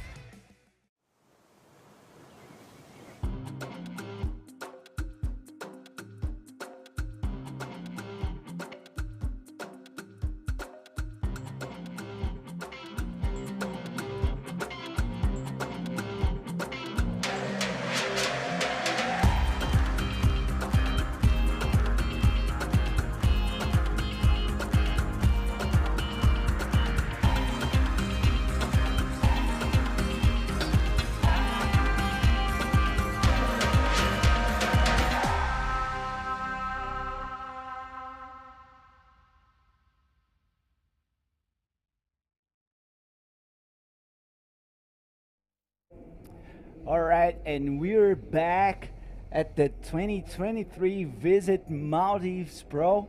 Assalamu alaikum, everyone. Might the peace of God and Allah be with you. And I'm here side by side with Mr. Louis Francis Rio Jr., aka J Real, the legend himself. Gio Beefcake Lara. It's such a pleasure to be back in the booth with you again, revisiting what we had last year. And already this event off to a great start. The waves are actually improving as that tide goes out. And right now I'm just picking food out of my teeth from the great catering from Buruzu. Had some curry chicken, and man, incredible. But let's go to the water. That's where the real action is taking place as we drop into the fourth heat here in the juniors. So yeah, we have action in the water. That's Guilherme Montenegro from Brazil, just throwing a roll in the first section, followed by a forward spin. Keep pushing into the inside, a lot of bumps in there, and he drives out this one. So yeah, the tide dropping. You can see the reef now on the inside. The surf definitely better at this spot on that lower tide because you don't get that backwash off the tetrapods, which are these kind of like cement jacks, for lack of a better description, along the seawall there that reflect the waves back towards the ocean. Let's check out the lineup for this heat, Gio. All right, that's Guilherme Montenegro from Brazil in blue. Ayan Ahmed, the young prodigy from Maldives. Mohamed Azan, also from Maldives. And Eduardo Macedo from Portugal. So it's a Portugal versus Diveri. Yeah. Yes, indeed. And Portuguese versus Diveri. Yes. And Ayan Ahmed picks off a wave there. We didn't see the beginning of that one, but already scores on the board here. And what we're looking at in terms of scores is currently in first place Guilherme Montenegro with 2 waves, and second place Ayan Ahmed, our Maldivian rider, one of the 2 in this heat, in second place. Third place Eduardo Macedo from Portugal, and Mohamed Azan in fourth right now. Anybody's heat very early on. Again, 25-minute heats. We're only 21 minutes left in the heat, which means only 3.5 minutes into the heat. So plenty of decent sets I saw coming through during the 2 heats that I had off. I really wanted to get out there. All right, this is the replay of the last wave of Guilherme. Just a roll in the first section followed by this first spin, and now you can see a lot of bumps in this section right now. He was unable to find another move. So some small waves over there. All the competitors sort of migrating southward, and kudos to our water photographer. I think that's Eric out there having a swim, and there's plenty of current happening. So even on a board, it's challenging at best to stay in position. Swimming with a big heavy camera and a housing is next level, but you're going to see a lot of that great footage that he has on the IBC World Tour social media. Yeah. So stay tuned to all that, the Instagram page, the website, it's all there. And scan that QR code on your screen right now to link with us. It's going to take you right to all the info you need. So go ahead and get your phone out, scan that QR, and yeah, you're going to get the link tree with all the good stuff there. Yeah, please hit us with comments, throw down your flags, tell us who you are and who are you and which rider you're pulling for. So we have Brazilians, Maldivians, you have a Brazilian, Maldivians, and a Portuguese rider in this heat. And now we have up and riding from Brazil. Guilherme Montenegro comes around this session looking for a maneuver. Nice reverse spin. Oh, he wasn't able to pull that off, but I love the energy. A lot of turbulence on the inside of that section. Taking another look, little chip in from the outside, hops over that little sort of chop in the middle of the face. He's looking for that section of bank reverse. Hits it nicely, but just a little too much turbulence there, and he comes unstuck. But nonetheless, decent wave for the current heat leader from Brazil, Guilherme Montenegro. Another little chip in here for our competitor in, whoa, nice ARS. Whoa, Eduardo Macedo from Portugal chucking one up into the lip. And a smaller wave right there for him. He's holding down third position. He does need a 2.41, so not a lot of score needed. You see him, he sort of stalls at the takeoff so he can get up into that lip, throws the ARS, but board just comes out from under him. Yeah, smart line from Eduardo, just stalling a little bit, waiting that lip to pitch. Finds a nice section to the ARS, but then got stuck it right there and couldn't manage his board to finish the move. We have very young riders in this heat. It seems that Guilherme is the youngest rider of the contest. He is only 14 years old. Wow. Great. And Ian Ahmed now 15 years old. So how good is to have these young riders out there? Well, you know, it's a cliche, but they are indeed the future of the sport. No question about it. Muhammad Azan taking a look at that one, ducks out quickly, but yeah, it's you know, it's just fantastic to see the youngsters out here competing. And some of them traveling very far to get here to have a crack at this, because let's face it, Maldives in the middle of the Indian Ocean, it's not super close to anywhere in the world, which again probably tells you why some of our top juniors couldn't make the event. Yeah, definitely. And where Guilherme is from, which is Espírito Santo from Brazil, it's a great state when in terms of sponsoring riders. They had a really good program in sporting development, and so here we have Guilherme, Neymar, Luna, Maíra, and another riders. And see, right-hander. This one is Ian Ahmed, tons of fish. Oh, it was a head dive. That was dangerous. That is heavy, man. I thought he was going to hit this ramp. I mean, he had a massive amount of speed. I think he's thinking, should I go around this, through it, or into it? And instead he just did the submarine dive at the base of the wave. So maybe you could say a missed opportunity there for Ian Ahmed. Remains to be seen. At the moment, he's holding down second spot in this heat. But, you know, his two chasers, Eduardo Macedo and Muhammad Azan, not too far behind. So these guys looking for the right wave selection, really, to get that wave that they need with 16 minutes to go. Yeah, he really should have ramped it up. It was a major opportunity right there for A, and it was a nice section. But you see live action. This is Guilherme Montenegro looking for another section. He's actually the heat leader, but there was no much opportunity there to Guilherme. 5.75 in the lead. In second in white, Ian Ahmed. Let's check the replay from this wave of Guilherme coming around the section, waiting the lip to pitch. But anyway, just a fakey trying to roll there. But now we have another wave ridden. I couldn't see who was that. That was in blue. Eduardo. I think that was a roll. So still dealing with a little bit of that glare. Yeah. But at the moment, Montenegro leading the heat with Ahmed, our Maldivian rider, holding down second spot. So things getting interesting out here. Take another look at that. He bottom turns, goes up to hit the lip, but it sort of crumbles down on his head. He does really well to negotiate that and hang on and actually pull that move, and tries one more little foam flop there at the end of the wave. So these guys not leaving any shred of wave to go to waste out here, really taking advantage of every square inch of every wave they're riding. Yeah, and you're right, and as we have only some average scores, there was a 2.5, even though it was his best wave of the heat.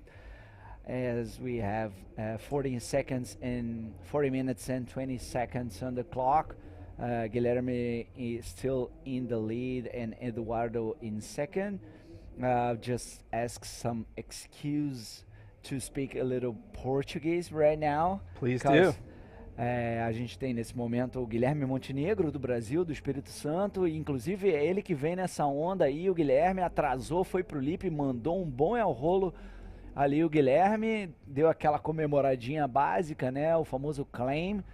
E vamos lá no replay. Guilherme aí dando uma atrasada ali, achou um bom lip, fez uma boa manobra. Deve colocar e deve entrar no somatório dele essa onda com certeza. Em segundo, o Eduardo Macedo de Portugal com 2,5 e 1,5, aí somando 4,25. As ondas ainda com médias relativamente baixas ali, né? E em terceiro, o Ayanar Med de Maldivas. E em quarto, o Mohamed Azan, também de Maldivas. Essa é a categoria Pro Júnior, né? Bateria, quarta bateria.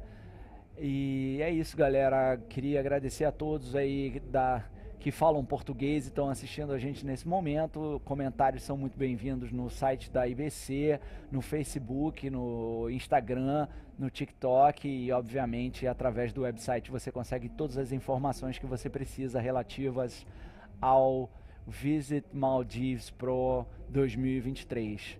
That's it, Jay. We can go back to English. I agree with everything you said 100%. So, yeah, multilingual competition. We're trying to, stoke out all the viewers. We have people that speak Portuguese, Spanish, English. We have, Maldivians speaking Divehi. And what other languages are represented here? Japan. We have Japanese riders. We have some Malaysian riders. One rider from Israel. So it is truly an international event here. As we see, rider up and flipping, Eduardo Macedo, our Portuguese rider, trying to make it out to this open face. Finds a little open face, little lip section at the end there, and another roll on the inside. You see it in the shallows. That's like kneecapping zone over there. But the beauty of it is very easy to paddle back out from that spot. Yeah, you see, let's go to the replay. Trying to hit a section. Bottom turning, very foamy wave. Goes for that was an ARS. Okay, so Bego Martinez, the voice of the IBC, is down at the water's edge with our heat winner from the last heat. Bego, what do you have? Thank you very much, Jay and you. We are here with Alexander, coming from Canary Islands as well. Alexander, what a great heat. You managed to get your waves, 4 good scores. Tell us a little bit about it. Sí, entré, vi que habían olas buenas y hay un poco de corriente y algunas series como que entran en toda la playa y es difícil elegirlas, pero las medianitas, cogiendo las medianitas se puede hacer un buen campeonato, la verdad. Well, he said it's a little bit difficult. There's a strong current out there, but he thinks just to choose the mid-side waves give you those scores, and he was cautious. He was trying to get those mid-sides, and he found the scores. First time here in the Asian continent, first time in Maldives. I'm asking this to every single competitor, of course, because for them it's a highlight in your career. So how do you feel? Sí, la verdad que es increíble venir tan lejos y ver que el bodyboard está activo en la otra punta del mundo. Ya estuve en América, en Chile, y se veía la gente motivada, pero aquí en Maldivas se ve a los locales gritando a su gente, todos muy motivados y apoyando a los suyos muy bien, y eso es muy bonito, la verdad. Oh, very nice words. He says it's very impressive to come to the other side of the world and see the motivation, see that bodyboarding is so alive in this coastline. He feels he actually went to Chile and he liked it a lot and felt a huge community there. But in here, he's feeling that people is really motivated with the sport, and for him, that's a great thing to get to know. Anyone to say hi or thanks back home? Sí, agradecer a la gente que me está yendo en casa, a mi familia, y a Psiquitraque por el apoyo que me está dando para cumplir mi sueño.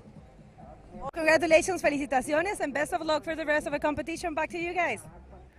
Thank you so much, Bego. Back into the booth here as we wind down this heat. 9.5 minutes to go. Guilherme Montenegro thoroughly dominating this heat with a 10.0 wave score right now, and Eduardo Macedo backing him up, but he is looking at a 6.0 wave score. Needs a 6.5 to take the lead at this point. And just got the word coming down that we're going to move straight into the second heat of women's from here because there's only 2 competitors in the first heat, and so no point in actually running that heat. They want to save time, and center the event around this lower tide that we're experiencing at the moment, low tide right about now. Yeah, conditions are kind of funky right now because the wind is kind of cross shore in it, and you can see a lot of texture. And oh, you see, the Maldivians are, as he was mentioning, how festive they are, and with those drums and dancing, always cheering up loud for the riders.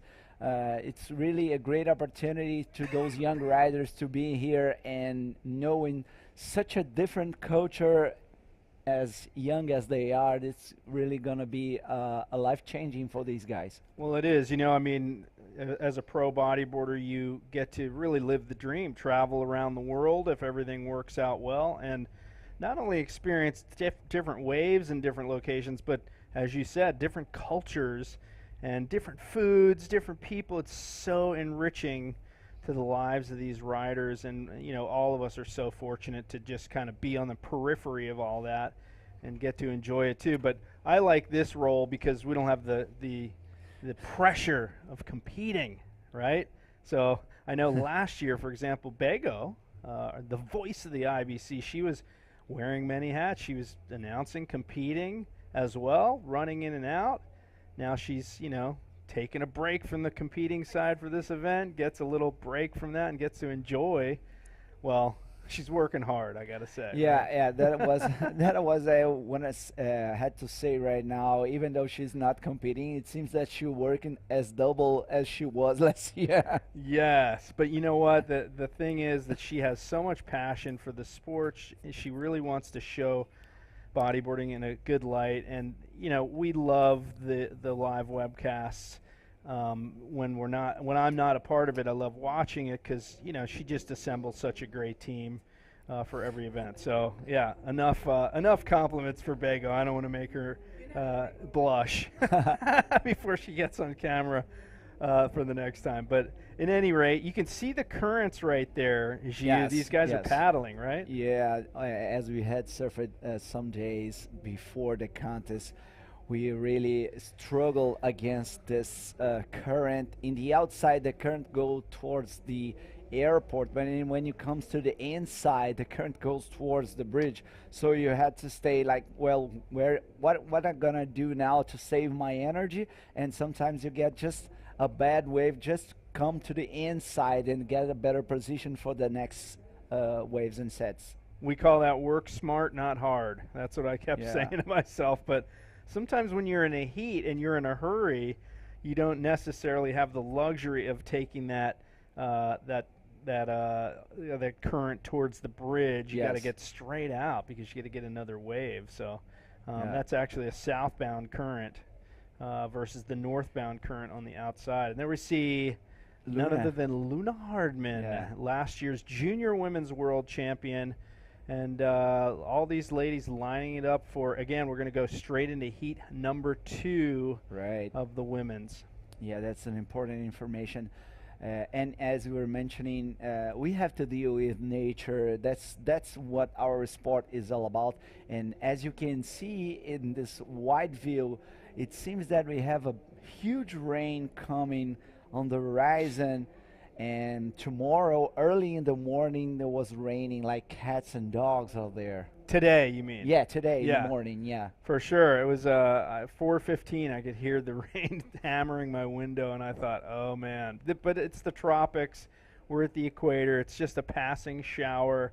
They call it liquid sunshine in Hawaii, right? Yeah, so let's take the Hawaiian mentality here and call this liquid sunshine. Speaking of sunshine, here we go. Upper riding. Yes, talk about it, Gio. That's Ian Ahmed. Nice roll in that bully section. Looking for another one. Nice, another roll. And one more for Ian Ahmed, the local prodigy, 15 years old. This kid is a great kid. Actually, he went to the boat trip last year, and I had the opportunity to know him better. He's very intelligent, very smart kid. I love it. And you can see he does a little check turn right there, sets him up nicely for that first roll right off the lip. And then he finds this other tiny little crease to hit it off, gets launched in the flats, and one more for good measure. And Ayan Ahmed probably going to be his best wave of that heat, already in second position. One more angle on this one. You can see did a little check turn right there. Bottom turns in the bowl, up into the lip. Nicely executed roll. Comes to that inside section again. Another little lip section. Really kind of launches it off of not much. But this guy, he's 15. He's like, he weighs as much as my finger. You know, the guy's tiny. Yeah, so light, so fast, and really smart. This kid, I have been in some conversations with him, and he is very looks very mature for his age.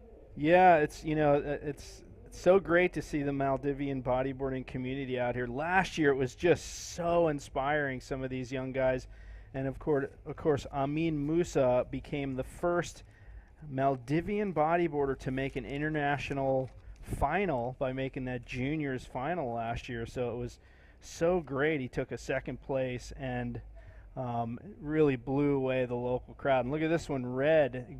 This is Guilherme Montenegro looking for another shot out there, but that one's just a bouncy mess. And so, yeah, you know, talking about rankings, again, with some of those top riders not here, that could change things and maybe put some of these Maldivians up in the rankings. Yeah, Guilherme just driving out that one as it doesn't offer another opportunity to another move. With 2 minutes and 20 seconds in the clock, Guilherme in first and Ayan Ahmed in second, Eduardo Macedo in third, and Mohamed Azan in fourth. It seems that this battle is going to be for the second position, as Guilherme is looking solid in first place, 2 minutes sharp on the clock. And we have to say one more time, we're going straight to the heat number 2 of women's division, right, Jay? Absolutely. You know, those two ladies in the first heat definitely getting a little bit of a break there, sort of a push through to the next round. How fortunate for them. But yeah, we have a solid women's field, including current tour leader Sai Ohara from Japan. And she's brought a contingent of riders from Japan with her that we're going to see some of them for the first time out here. It's going to be inspiring to see some of these young ladies go at it. Second place in the rankings, Neymar Carvalho, multiple times world champion, as is Joanna Schenker. So the top 3 in the rankings, all world champs, and all here battling it out. Interestingly enough, number 8 for the women in the rankings, Luna Hardman, Neymara's daughter. So there is the potential to see a mother-daughter final. How cool would that be? That would be great, especially for Brazil, right? Yeah, great for Brazil as a country, but just great for the viewers to see mom and daughter going head to head. A lot of dynamics happening there, man. Yeah, great. And speaking about Luna, she's in the next heat. Oh, yeah. She will be wearing the red jersey, Luna Hardman, in red, in white. Luz Marie Grande from Puerto Rico. As we've seen, Mohamed Azan in this wave. Goes for another span, but not too much there for him. And in yellow in the next heat is Emmeline Lusso. Oh, spinning peak, Jake. So we're following the left-hander, forward spin up onto the shoulder, and this wave not really offering the vertical section that you really need to get as the time winds down. Will it change the standings of this heat? Guilherme Montenegro with a resounding victory, 10.0 heat score. Ayan Ahmed, 7.75 heat score. So it's looking like those are going to be the final results of that heat with those two, number 1 and number 2. So our Maldivian rider taking second to the Brazilian. And we're moving into that women's round 1, heat 2. Not heat 1. We're bypassing that heat. And this is going to be a good one. Yeah, all right. So let's go to the heat recap, folks. Let's see what happened.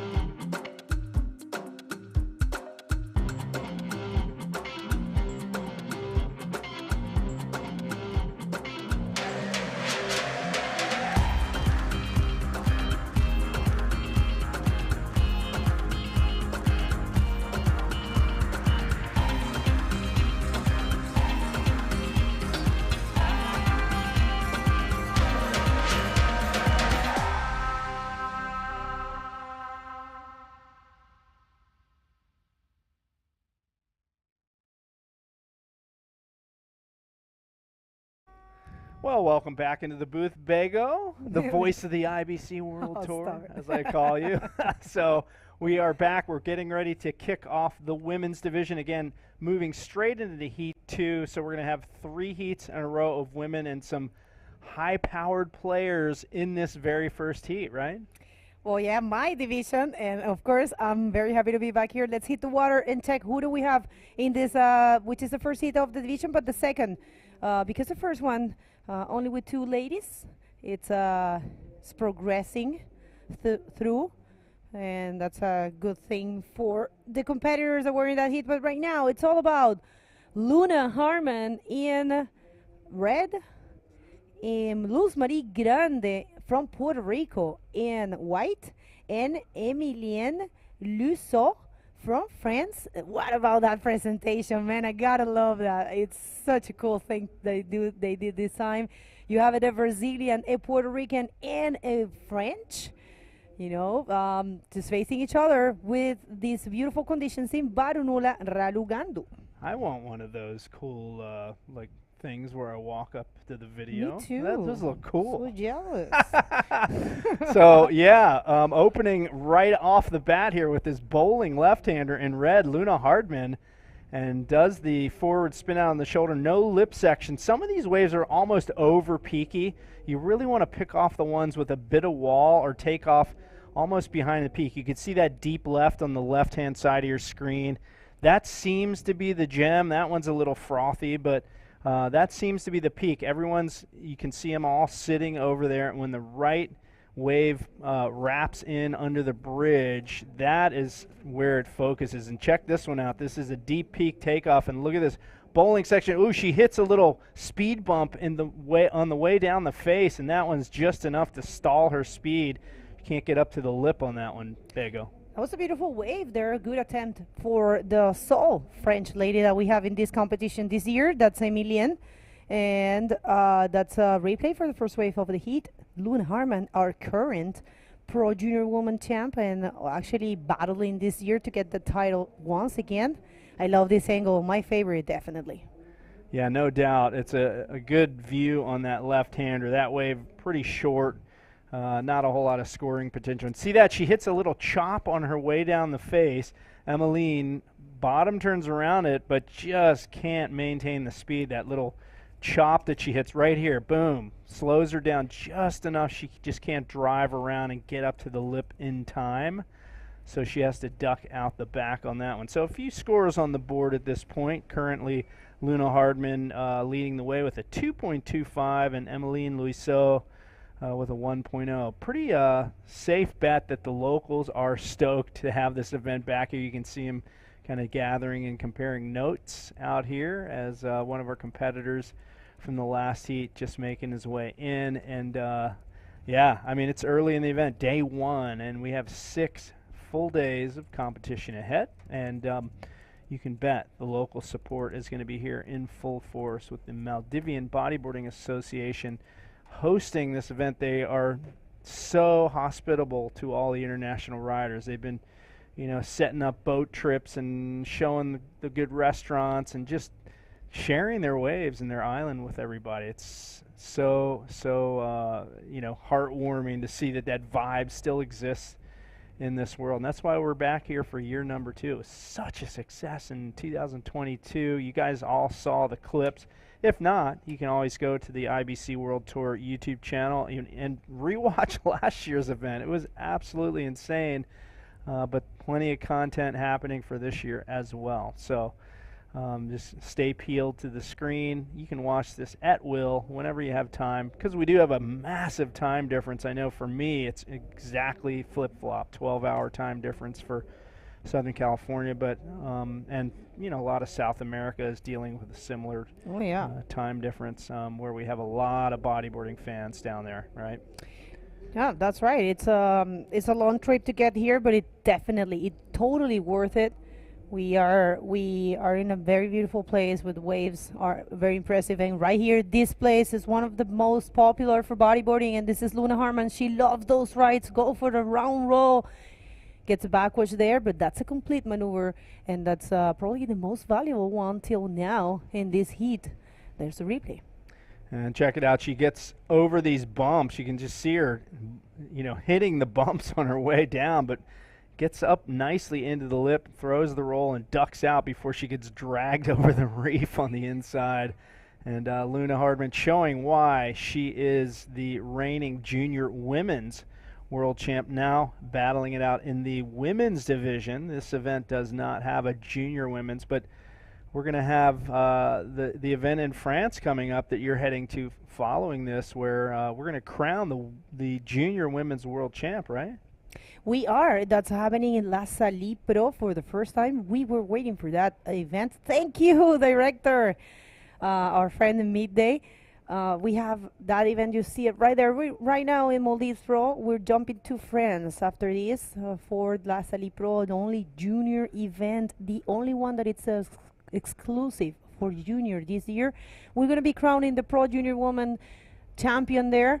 We have a pretty cool scenario for that. We have Sintra Pro, the oldest event in bodyboarding, happening again this year with women, drop knee, and Pro Junior Men division. And we are having the Walker Bay Pro that's happening in South Africa, in Cape Town again, only for the women this year. The event actually started with the proposal of having men and women, but unfortunately, due to sponsors withdrawal, we will only be seeing the women.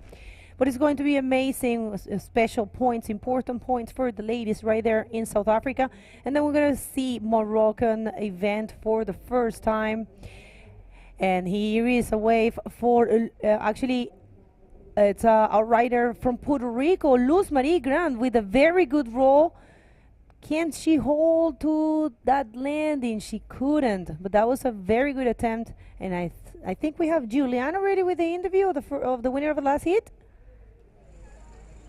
Take it away, Ju. Okay, well, we have the replay right now for the last wave of Luz. Okay, so with a name like Big Light, Luz Marie Grande. That's she's right. Throwing down a big light of maneuvers out there. So the Puerto Rican, no stranger to warm water, obviously another tropical destination with epic surf. And Luz Marie Grande showing a lot of power right up through the roof of that wave, but she just gets bucked out the back of that one. So we're hoping Gilles is ready with that interview. We'll wait for the director to confirm that, and then we can toss it down to him for our heat winner interview from the last one. Well, Julie, Luz, while we're waiting for that, I want to say something about Luz Marie. She is a great competitor. She has been in the tour for a very large number of years, and the thing that I like the most of her is the way she carries her flag. I'm sorry. She loves to represent Puerto Rico, so it's great to see her back. She was in Antofagasta this year, so just to have her back in tour. She's the sole Puerto Rican in tour this year, so it's just great to see this nationality's presence. And what about Emilienne?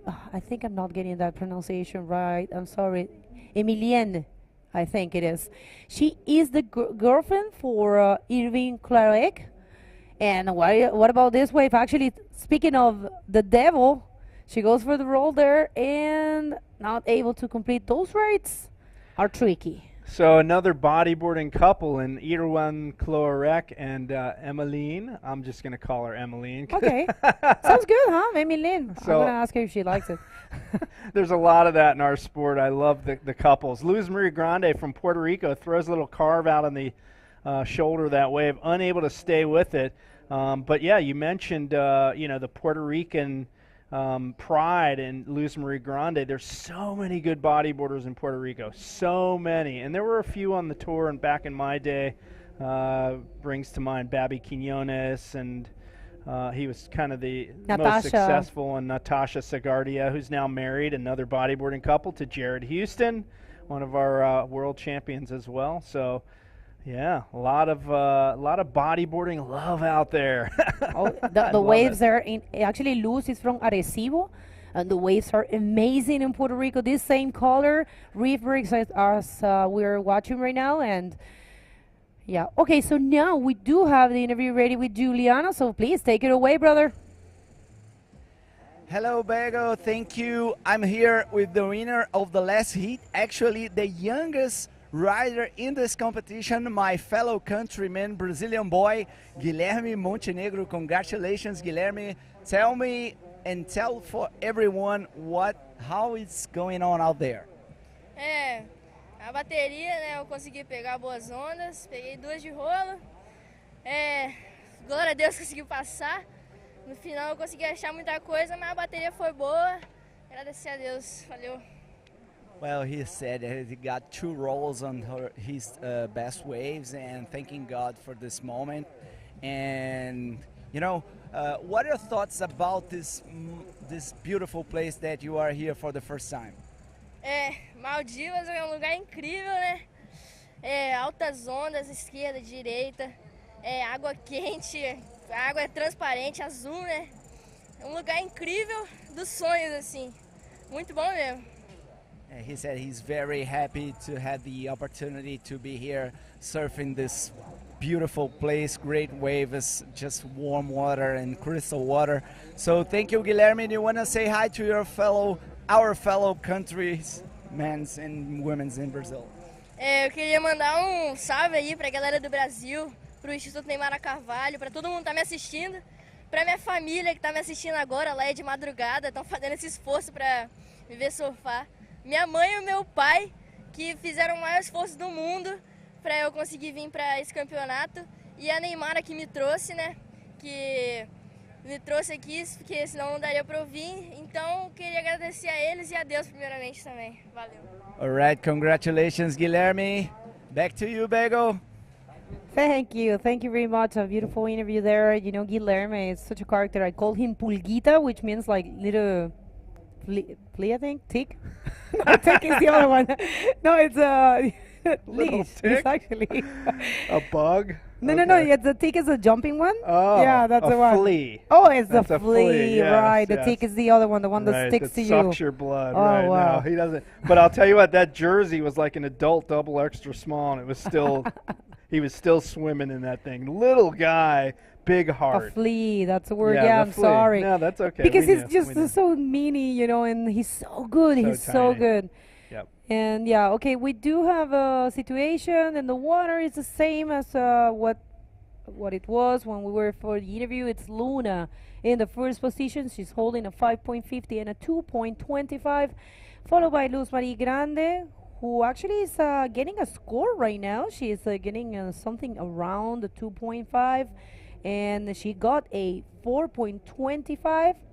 So right now, let's see. She might be jumping to the first position. I'm not sure.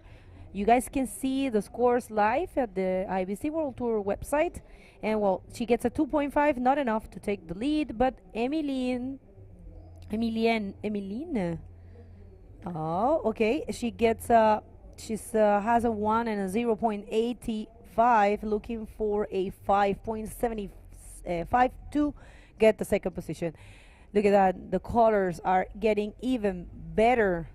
They're so beautiful. This place is a dream come true, as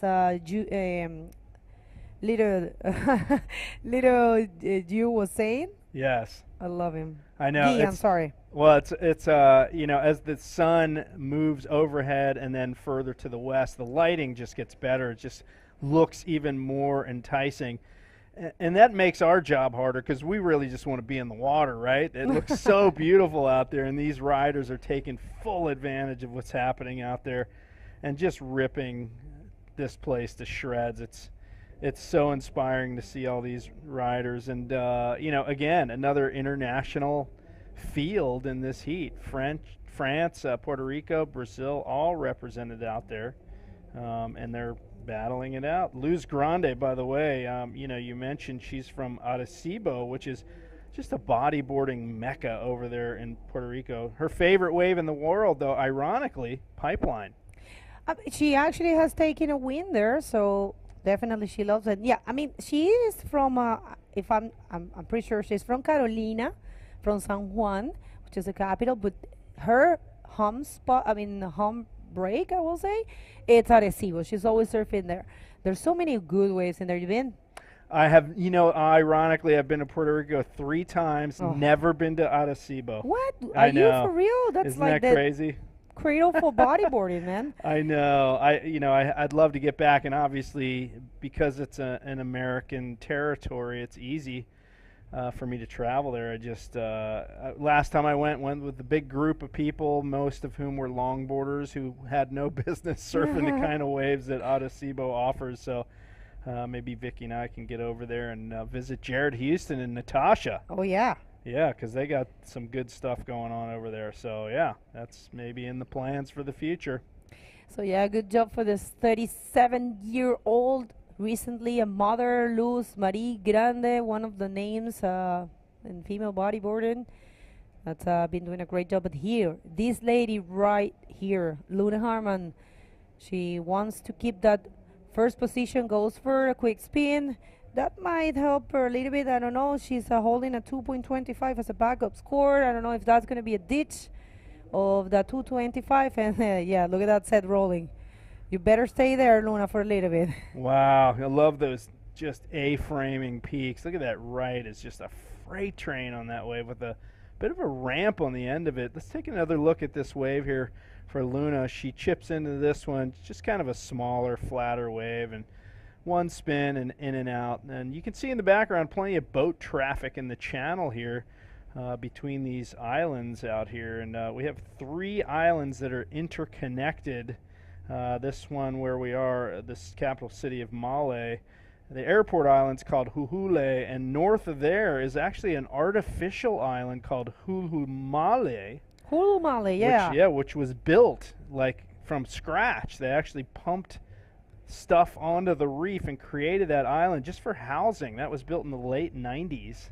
And no, it makes sense, you know, because Male is fully populated, like it's completely, built. The whole island has buildings, houses, yes, mainly buildings. It's what you find here. But you know, we were talking about it with Rish. You can find almost anything here. There's actually a cinema. I didn't even know there is a cinema. Yeah, and there's a Burger King for you. You love that. Yeah. You gotta love your burger. So there's everything, guys. This is you got the best of all the worlds. You have the island vibes, but then you have a modern life. Then you have the way you fly in a 777 here, man. That's amazing for me to be landing in this airport in the middle of the ocean in a 777. That's a huge airplane. Yeah. We don't even get those in Chile, you know. So this is a very developed country, guys, and it's impressive because it lives out of tourism. And you know, usually when countries that lives, the main income is tourism. You know, some countries are not too stable, but this place right here, you know, I got the feeling that it's very stable. So you got to check it out. And you know, interestingly enough, population just over 500,000. Not that many people in the country of Maldives, but 1/3 of all the population of this country lives on this small island, which is only 8.3 square kilometers. So that gives you an idea of the population density on this particular island where we are. So you see all the buildings when we get those wide shots of the beach, and you see why. It takes about an hour and a bit to walk around the entire island, and lots of sights to see here. So if you're ever to come here and actually visit Maldives, as the sponsorship says, you could literally just base yourself on this island. Plenty of hotels, as you mentioned. You can get anything you want here, and then you could actually just get hire boats for the day to surf some of the other spots up the chain here, including Cokes and Chickens and jailbreaks. There's Sultans and Honkies, and there's some private resorts as well that you have to be staying at the resorts to actually surf the waves. And finally, you can actually just hire a private boat and just sail north or south from here and get less crowded options as well. So the surf travel options are absolutely endless here in the Maldives, and of course tropical weather year-round, so no wetsuit required. No wetsuit required here at all, guys. Very beautiful tropical island.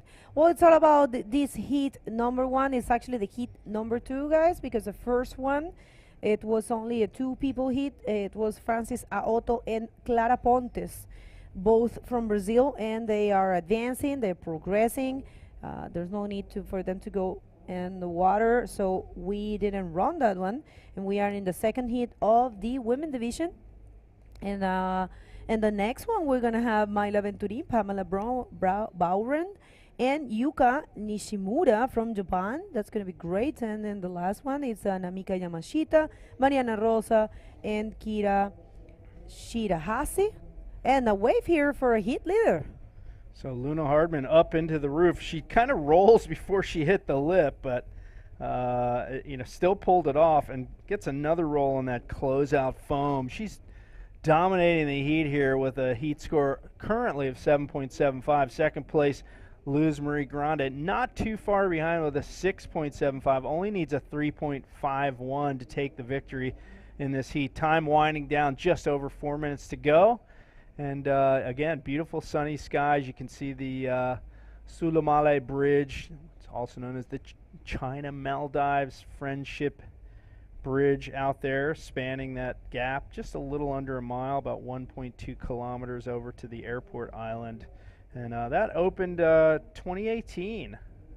So yeah, remember last year you got the full insight about the bridge, and I was yeah, I'm a nerd. You love your history, I have to say.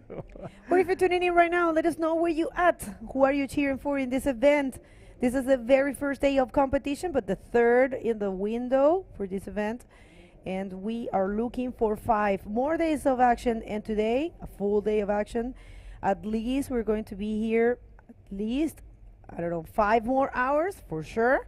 So make sure to get comfortable right there in the YouTube channel. Do as I do usually when I'm not in an event. I just play it and put my headphones on and do whatever I have to do in the day, but I listen to the whole thing. And that was Emeline, and yeah, unfortunately couldn't complete that wave. And we just saw the link tree right there. Thank you, director. And wait, we have a wave here for Luz Marie. She's gonna go for the maneuver. Nothing. You see, there's a 777 there. Emirates. Oh my God. Okay, wait. Right there. You want to scan that? Pretty useful. That's gonna take you to all of our socials. If you scan that, you can follow us in all of our socials. You can get a direct access to the YouTube, our website. Everything is there in one single place. So support the sport, support us. We also would like to encourage you to support our events. We have all the Instagrams for our events. We will show it to you. But yeah, it's important, guys, that you know, with a single click, you're doing a lot. We have to understand these days it's all about numbers, it's all about engagement, and we need you. I mean, and our sport, our beloved sport, needs to grow. And these days it's all about socials and numbers. Yeah, folks, this is a life sport. I've been doing it for 44 years. Which is like longer than you've been alive, which is awesome. But really, this contest shows you what a life sport it is. Our youngest competitor, 14 or 13 maybe. Oldest competitor, 60. That's right. That's insane. So our oldest competitor could be the grandfather of the youngest competitor. Sorry, Mike Stewart, our oldest competitor. But Mike isn't the only, let's say, older guy in this event. We have Sakichi Shinmon from Brazil, who lives in Miami Beach, and he's here also representing the older generation. Luna Hardman taking off, beautiful bowling wave up into the roof, hammers a Rolo out into the bouncy flats of this wave, and I think she's going to call it quits after that wave. A good way to finish the heat and put a stamp on her victory here as she skims over the shallows with just 40 seconds to go. That wave is actually standing out for in this heat for the rest of the performances, and great bottom turn there. Good execution for that roll. It was a pocket roll, so this is going to be a high score for Luna. Potentially the biggest of this heat and of this division, of course, because this is the first heat. But yeah, good job there for our current Pro Junior Woman World Champ. This look right here, You see that I believe the judges love those burn turns and those projected maneuvers. So yes, it's a 6 for Luna Harman, and of course she's first. We are about to end. Actually, right now the heat it's over, and official results is what you see on your screen. Luna Harman in first. In second, the Puerto Rican Luz Marie Grande, and congratulations for her first appearance in the World Tour, the French lady Emiline Lusso, French teacher. Félicitations, Emilien. And we hope to see you in more events this year. We have a heat recap and a quick commercial break, and I'm going to be back with more of the women division. Don't go anywhere.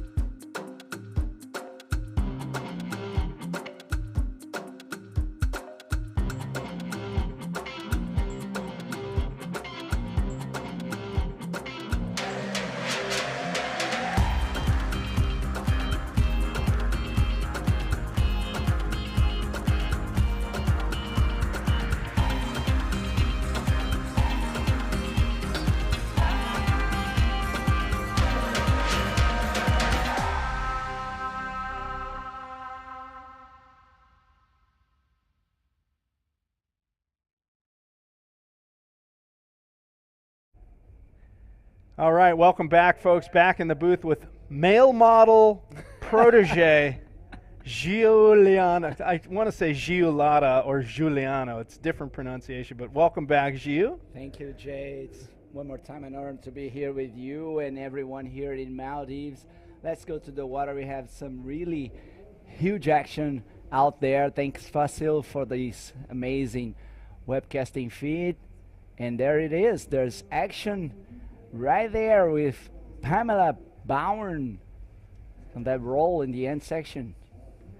So we have a star-studded cast of characters in this heat. Mila Venturin, tour veteran from Brazil. Pamela Bauern from South Africa. And Yuka Nishimura from Japan. So yet another international field in this event. Kind of new to the scene, our latter two competitors here. And let's take a look at this wave from white. Another view here from the left-hander, and a little pocket right there. Goes up into the roof, throws the roll, trying to drive back out on that shoulder section. Nothing doing there. So already off to a wild start here. Our competitor in white is that Pamela Bauern from South Africa, Giu. Yeah, just going for that roll. Finding some section right there in that scrambly and jumping section, but okay, that was a nice quick little roll. And here we are with Mila just pedaling for that one, but she was too deep, and it's better for her to avoid the contact with the bottom. You know, as you mentioned, this is not a very sharp bottom, but it's still a reef. Yep. And no one's wants to hit it. Yeah, well, a sidewalk isn't sharp, but you don't want to fall on a sidewalk, right? Anything hard is going to hurt you if you hit it hard enough. And, you know, let's face it, if you're right at the apex of one of those peaks and it lands on you, man, it could drive you into the bottom. So definitely not a place you want to be. So we have paddle out the back. This is Yuka Nishimura from Japan on this right-hander. Tons of speed, goes for the roll. Oh! Nice roll there for Yuka. And does she pull that off? I did see her pop out the whitewash. The cameraman lost the view of her, but she definitely got in front of the wave there. So completed maneuver for the Japanese rider. And scores coming on the board so far. Pamela Bauern a 3.0. And let's take another look at this one as Yuka Nishimura bounces her way out on the shoulder and hits that lip right at the crease where it's pitching.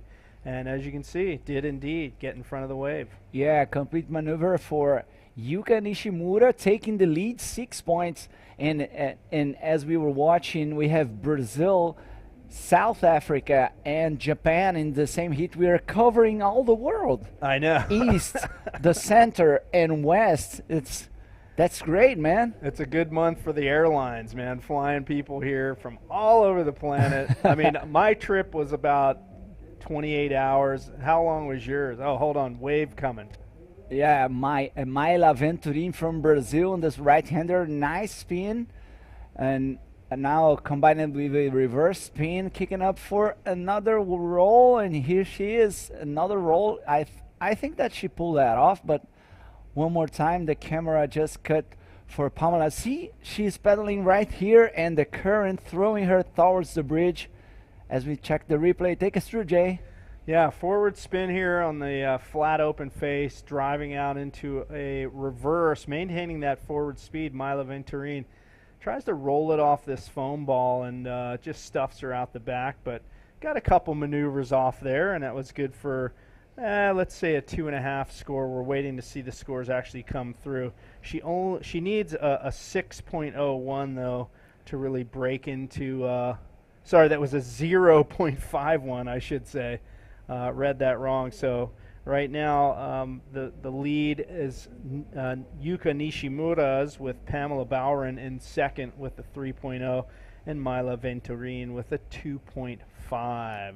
Nice. All the riders got the first wave, and Nishimura got the best one of the first exchange. 6 points. Nice roll for Yuka, a new name in the tour. I think that's the first time I see Yuka in an IBC event. Yeah, there's a couple of young Japanese riders here following in the footsteps of Japanese world champs like Ayaka Suzuki and of course Sari Ohara, who's our current tour leader this year as well.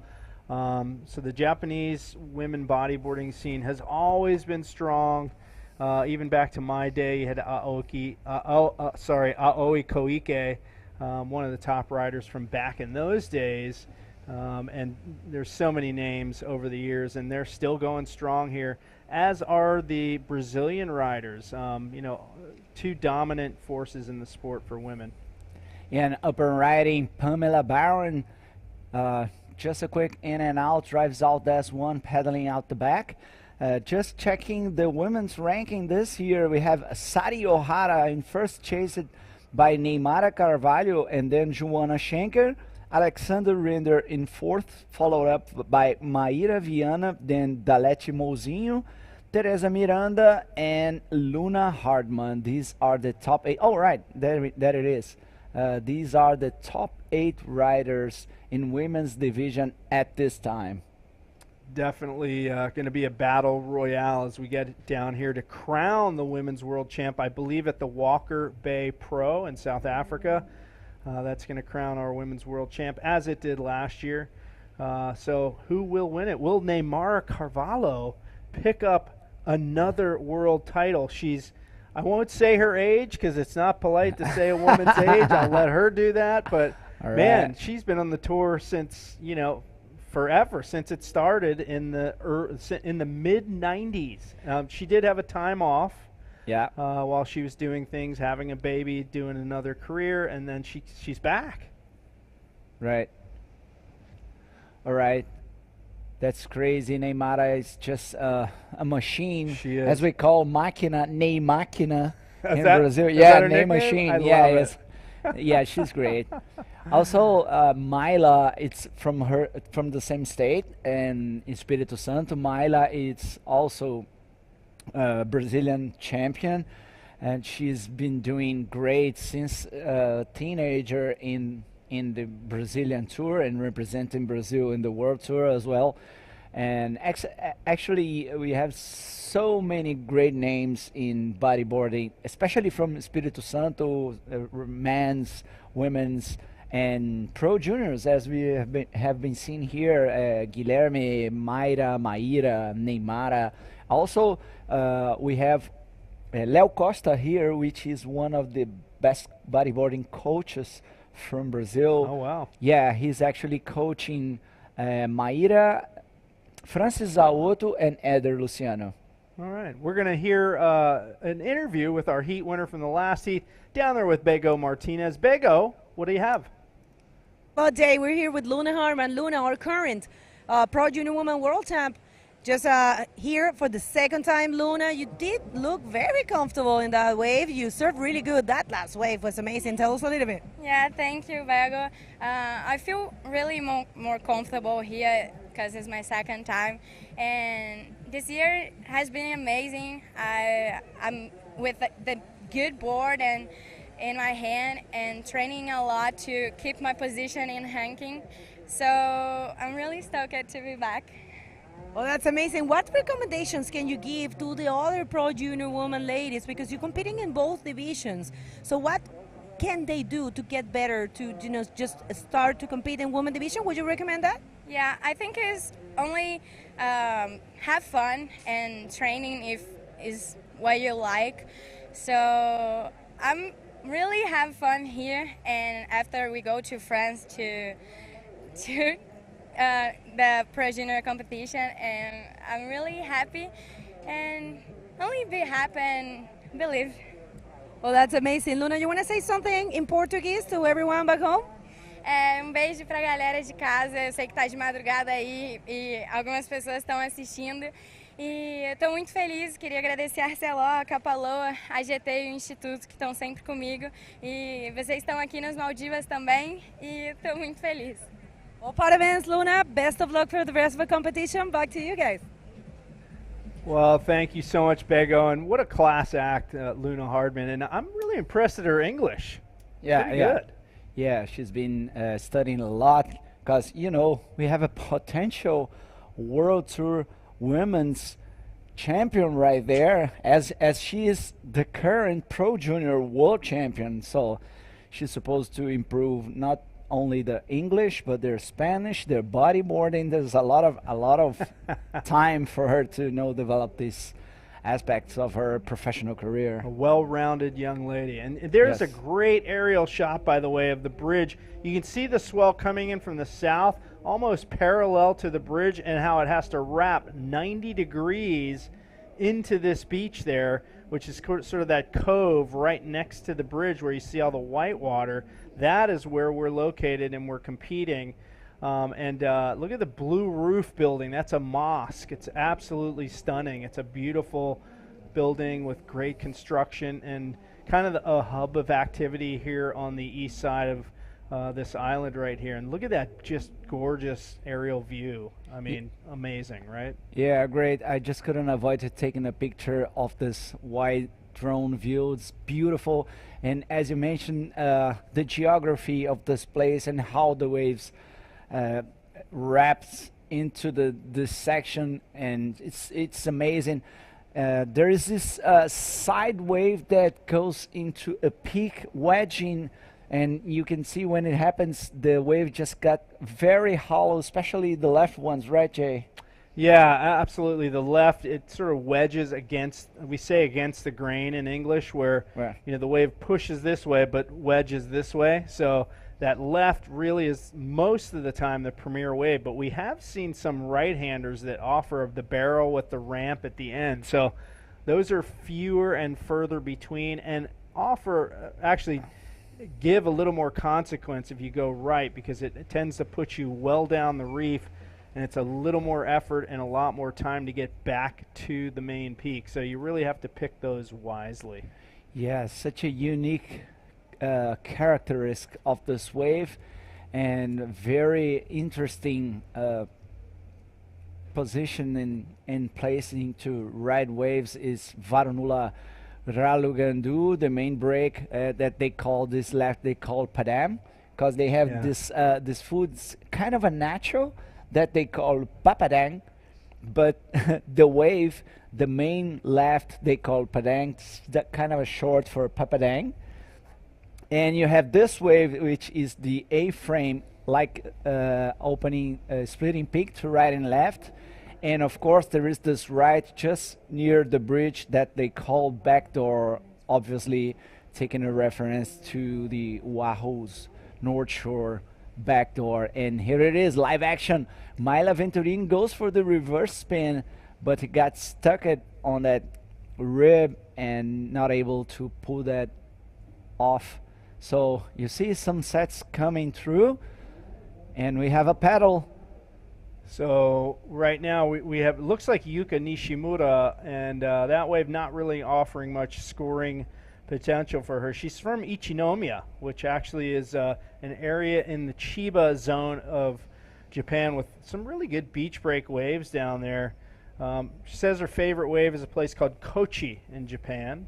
And what does she do for a living? It looks like she makes swimwear. Pretty cool, right? Nice. So, you know, a lot of these riders have second jobs.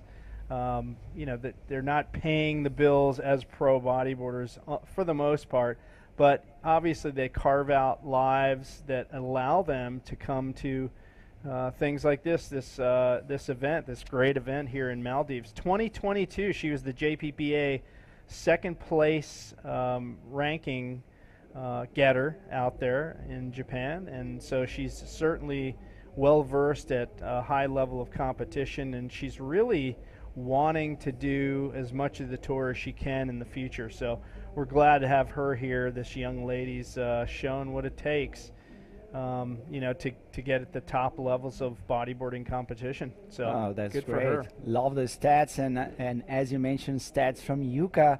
Let's say some information about Pamela. She's from Cape Town, South Africa, and she loves to surf Sandy Bay and Seals Beach. Yeah, and she works as sport coordination at a school in Cape Town. Nice. And she has been traveling around the world, especially Australia, Indonesia, and Chile. All right, I love the stats. Thanks for the great job that IBC is doing researching about information so we can you know, spread the information about these riders and their locations. And if you want, you can chase them on Instagram, follow the riders. You know, the numbers are everything today, so it's great for us to be sharing some information about these girls, Jay. Well, you know, one good result can inspire a competitor, and we saw Pam Boweren take second place at the Walker Bay Pro last year. And I think that really just sparked her interest. She said, man, I'm going to do more of these events. So here she is in the Maldives, one of, I believe, 3 South Africans in this event, the other 2 being Ian Campbell, and of course our current world champion Tristan Roberts, all here representing the Republic of South Africa.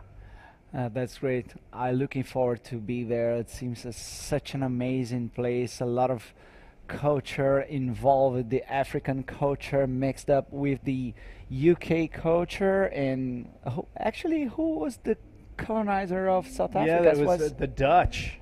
Oh, the Dutch. Yeah, so Nice. the language Afrikaans is sort of a mixture with some Dutch, so there's a lot of similarities between the languages. But yeah, the Dutch were a big part of the South African history, the Boer Wars. If you look that up, I'm not going to get too nerdy into the history All right. of Southern Africa, but yeah, there's some really interesting stuff that went down in that part of the world.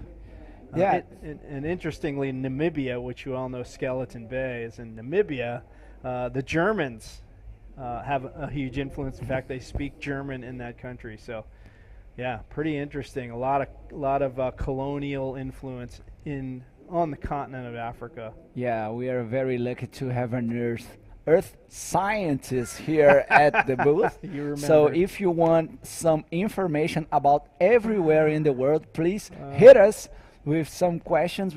Jay will be glad to answer you about mostly everywhere in the world. I love it. I'm a nerd. I drive my family crazy with my useless knowledge. But I've been on a few game shows, Giu, and won some money with that useless knowledge. So I'm just going to keep feeding the beast, as it were. Speaking of feeding the beast. Yeah, here we go, live action. Myla Venturin rolling out this right-hander, and one more 360 looking to finish it. One more roller in the end section, and she got stuck on the whitewash, but was a nice effort for Myla.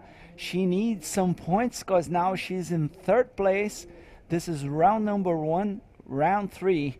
Let's go for the replay, Jay. That wave looked absolutely beautiful at the beginning, but as she drove up into the lip, the wave just really slowed down. So kudos to her for pulling off that first roll. But the second one, she just had 0 forward speed. And Myla doesn't pull off that second maneuver. And competitors left and right out the back. Hard to keep track of everything going on right now. But we did have another ride, it looked like, from possibly Yuka Nishimura. And these competitors really clawing at it in the last few minutes here. We're down, getting around the 5-minute mark here shortly. So last chance to get that heat winner. And Pam Boweren with a 4.65. She's going to need a good wave here, and she should sit out there and wait for it. And this wave was very important for Myla, as she now is in second place. Pamela needs a 4.26 to advance with 5 minutes and 30 seconds remaining. Yuka Nishimura is the first. She had a 6 points and a 1.5, a very poor backup wave for Yuka.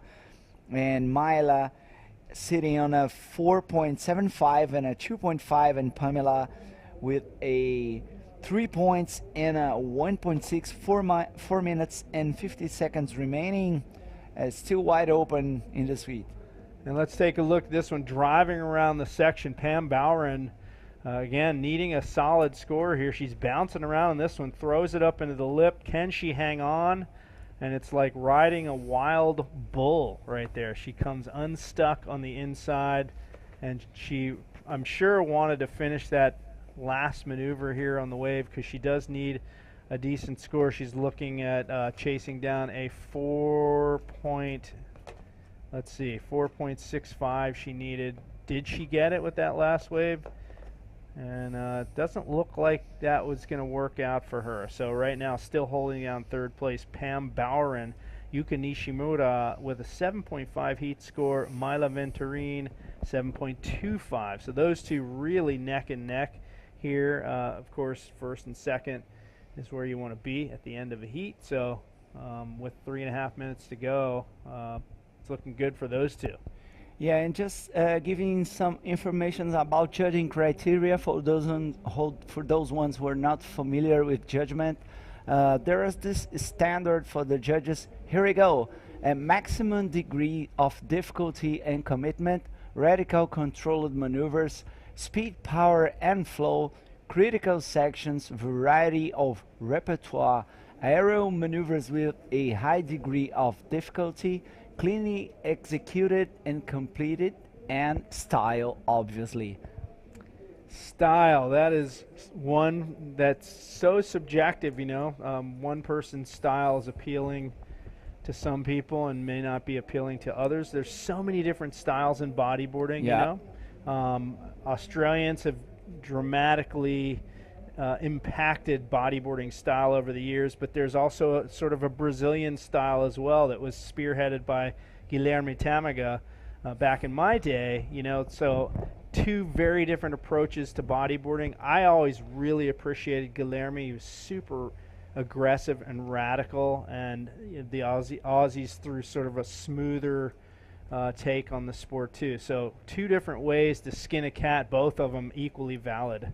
Yeah, and as you see, the top riders on these days, like Tanner McDaniel and Pierre, they kind of mix it, that polite surf that Australians are so, you know, characteristic, and also we have a situation right there, probably we're gonna call an interference, but, well, let's see what the judges think about it. For me, there was an interference from yellow on the red, but I don't know.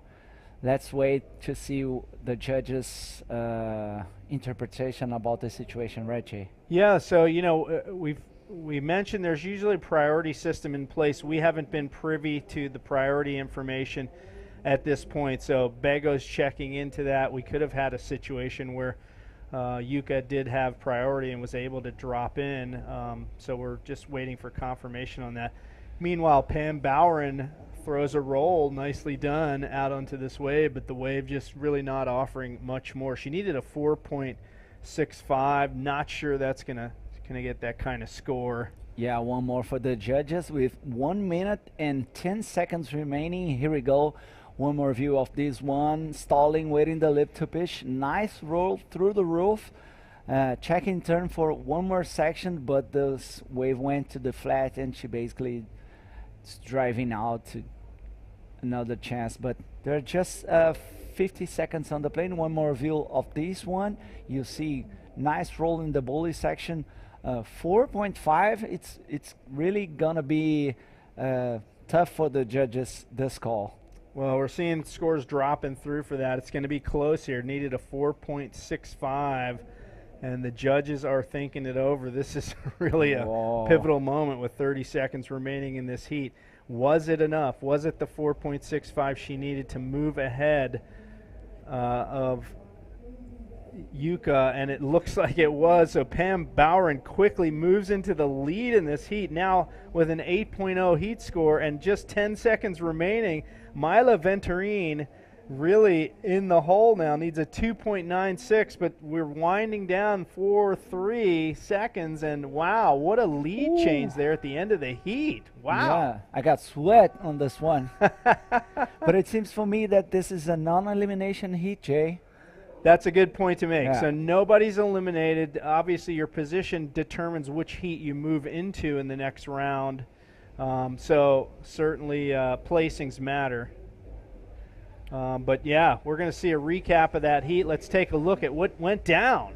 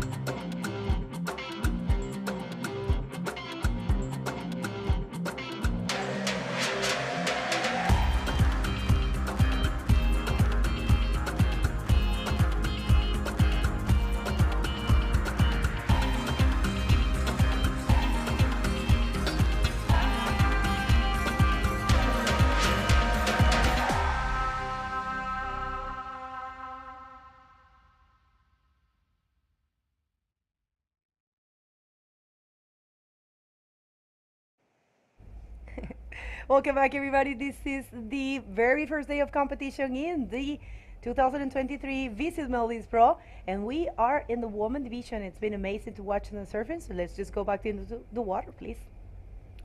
That's right, Bego. Here we go. This is astonishing. Look how beautiful this place is. This Varunulaa Raalhugandu spot. You can see China, Maldives, Friendship Reef just in the bottom, and see, look how these graphics are beautiful, Bego. No, I'm in love with this, and just an animated graphics for the riders' presentations. Namika Yamashita, great competitor from Japan, in red. Mariana Rosa, an amazing competitor from Portugal, in white. And of course we have Kira Shirahase from Japan as well, in yellow. This is going to be another stacked heat. The ladies just, showing the world how good they are. And the conditions are getting way better now. You have been surfing a lot there. I haven't. But you can tell me a little bit more about this year conditions. Yeah, it seems that the average size this year is way bigger than last year. We have some Huge waves expected for tomorrow, and after that the wave doesn't drop less than 6 foot. So it seems you're gonna have a very intense competition here, but these guys and girls are prepared to this as they are the world's best bodyboarders in the world. Everybody here is fit. Everybody here looks like a model for me. Oh, They're yeah. great, they're strong, they're well prepared. Multi-language, you know, it's very entertaining for me to hang out with everyone and learn about the culture. But now this is round number 1, heat number 4, women's division, and I had the opportunity to see Namika Yamashita at Wahini's event, and she did really amazing, very stylish and very floating. But yeah, up and riding, that's Namika on this right-hander, good speed, nice reverse in the first section, and driving out as one as she goes into the flats. I tell you, Namika did an amazing job in the first event of this year, the only women event, the ArcelorMittal Wahine Bodyboard Pro. She actually ended up second in a great battle with Sari Ohara, and look at that. She's fearless with these rides. You know, the rides are not an easy task. They actually end in a very dangerous spot of Varunulaa Raalhugandu, and also you have to paddle a lot to get back into the lineup, and that's a rider. And yeah, that's the same rider, of course, Namika. Yeah, this is a replay, and you see out the back, big wave for Kira dropping that bomb, but it closes out on her head, and it's going to be a poor score. But anyway, fearless competitor Kia, and it seems that Mariana was paddling on that one, but decided not to ride that. All right, it's just 21 minutes remaining, plenty of time in this heat. And here we are, one more drone shot, beautiful drone shot of Male City. Once again, the China-Maldives Friendship Ridge. And you can see, as we were mentioning, the waves came from south and turned 9 degrees into Varunulaa's Raalhugandu peak. Look at where that. we are. You see, that's beautiful, right? I'm pretty sure, guys, you saw on the social media all of the athletes when they were landing here. The view, it's amazing, and you can check one of those islands in there. That's really impressive when you're traveling here, when you're landing, and you see all these atolls, all these islands. It's just paradise on earth. And right now, conditions, in the morning, remember, there was a little bit of a texture, there was a little bit of wind, and right now it's actually leaving, it's getting glacier. I believe we're going to have a show with, of course, the ladies are just performing great, where we jump into the drop knee. After this division, I love to see the drop kneers here. This wave actually suits them a lot. Yeah. Last year it was a show, huh? Yeah, that was great. We saw Dave Hubbard dominating drop knees division, knifing every section here at Varunulaa, and we have a paddle. Look at Mariana Rosa dropping this left-hander, coming around section, but driving out that one as this didn't shape up as she wanted. So 29 minutes and 30 seconds remaining. Let's check the replays. Good looking wave, but went into the flat, so not much score opportunity right there for Mariana.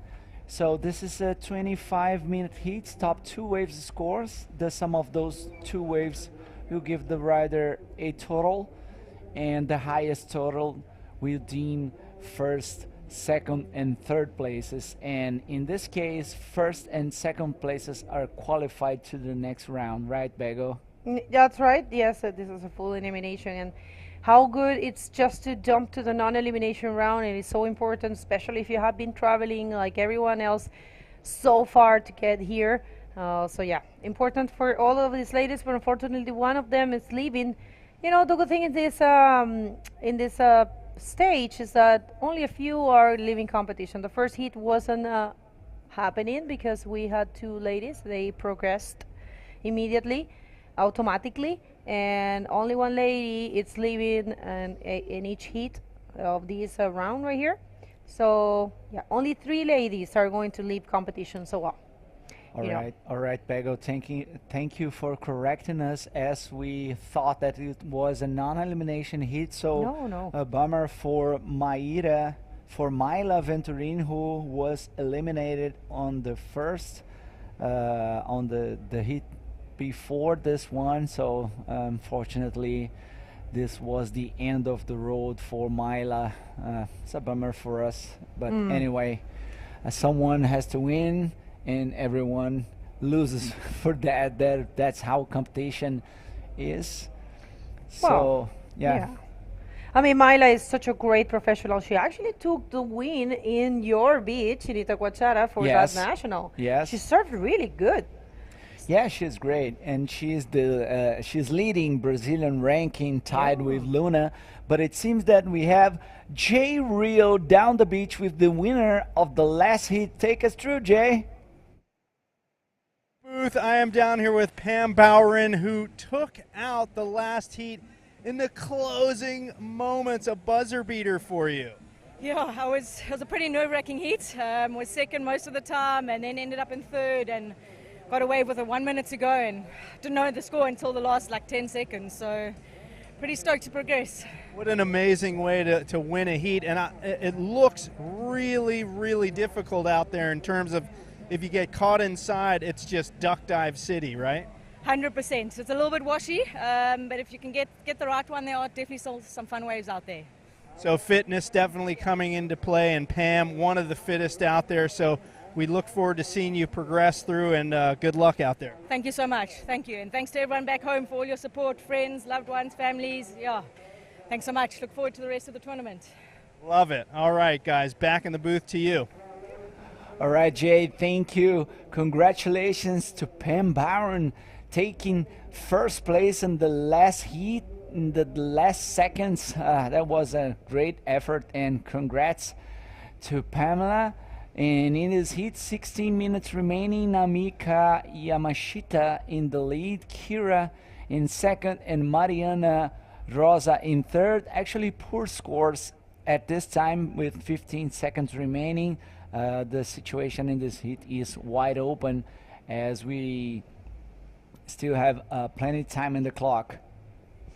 A lot of time in the clock, definitely, and mostly when there's only 3 competitors, that's pretty comfortable. It's you have the first and the second spot to advance.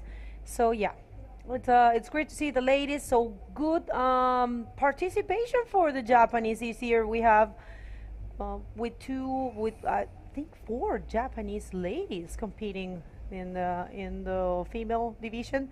I would love to see more male Japanese riders. I know there's a few very good, like back in Japan. I wonder why they don't do the world tour. I wish we could have them. But you know what we have? We have a pretty cool team of Malaysians right here in this event, and that's going to be interesting to see, to watch them surf. I think we're gonna see the men division today for sure, because conditions are actually getting better, cleaner, and it's a good day to run. We are expecting at least 6 days of competition here. We have been saying that throughout the day, and this is the very first. So yeah, at least we're gonna work around 6 to 8 hours per day. Yeah. That's what our head of judges and our technical director told us. All right. I'm glad to be here. I don't mind to work Same like here. 6, 8, or 10 hours a day. Same here. It's like so good to have this opportunity to work here at the Maldives, talking about the sport that we love so much. And talking about riders, our heat leader, Namika, she's 19 years old, and her favorite wave is Chiba in Japan. When she's not bodyboarding, she loves to read books, and favorite trip around the world, Bali. Oh yeah, definitely Bali. It's a great place to be.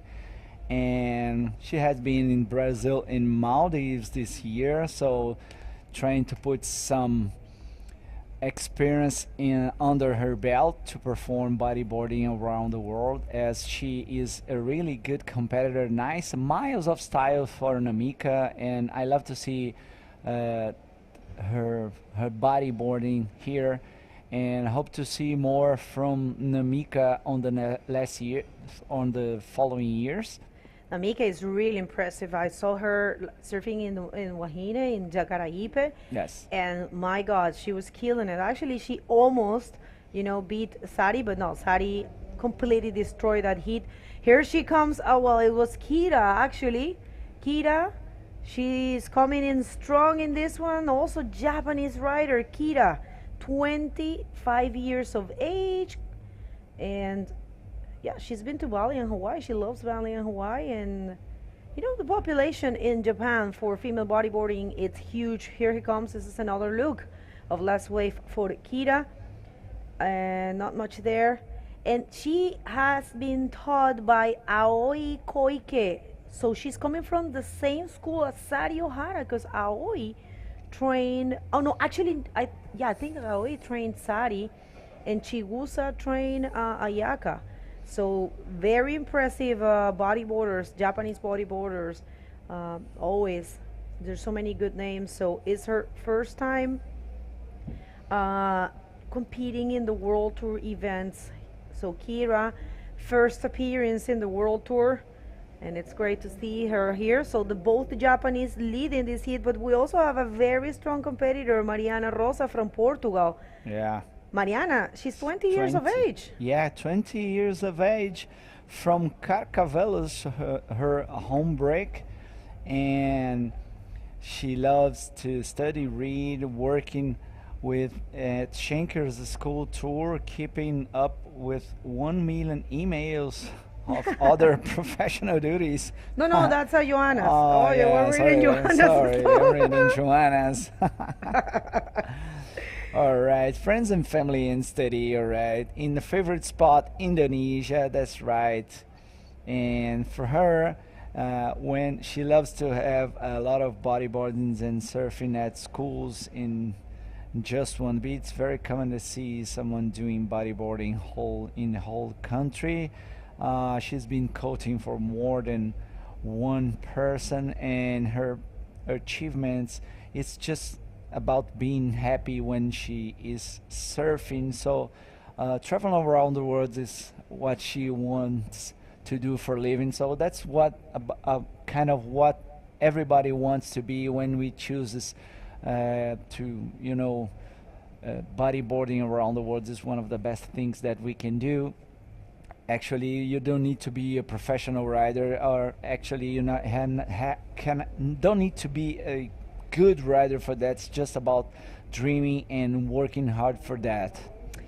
That's right. I mean, there's two ways to see it. Some people don't join the tour because they feel they don't have the level, but I tell you guys, I mean, if you have the means, if you can at least join a couple of events, try to, because it's not just about the results. And also, I tell you what, you have no idea how the pressure of being in a heat many times turns into your favor, because sometimes you're surfing and you have that pressure and you actually discover things of yourself you didn't even know that exist.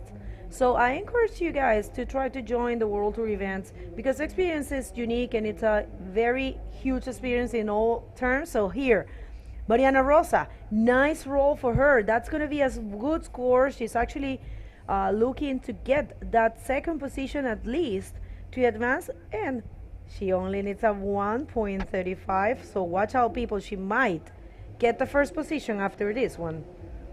Yeah, let's have another view of this one. Driving around the section, goes up to the roof. Nice roll. Actually, this is the first solid wave scored in this heat. Nice bottom turn, goes through the lip roll. This is Mariana Rosa from Portugal. Probably she's going to take the lead of the heat after this wave, and it seems to be around 4 points. The scores are still coming in with 8 minutes and 40 seconds remaining.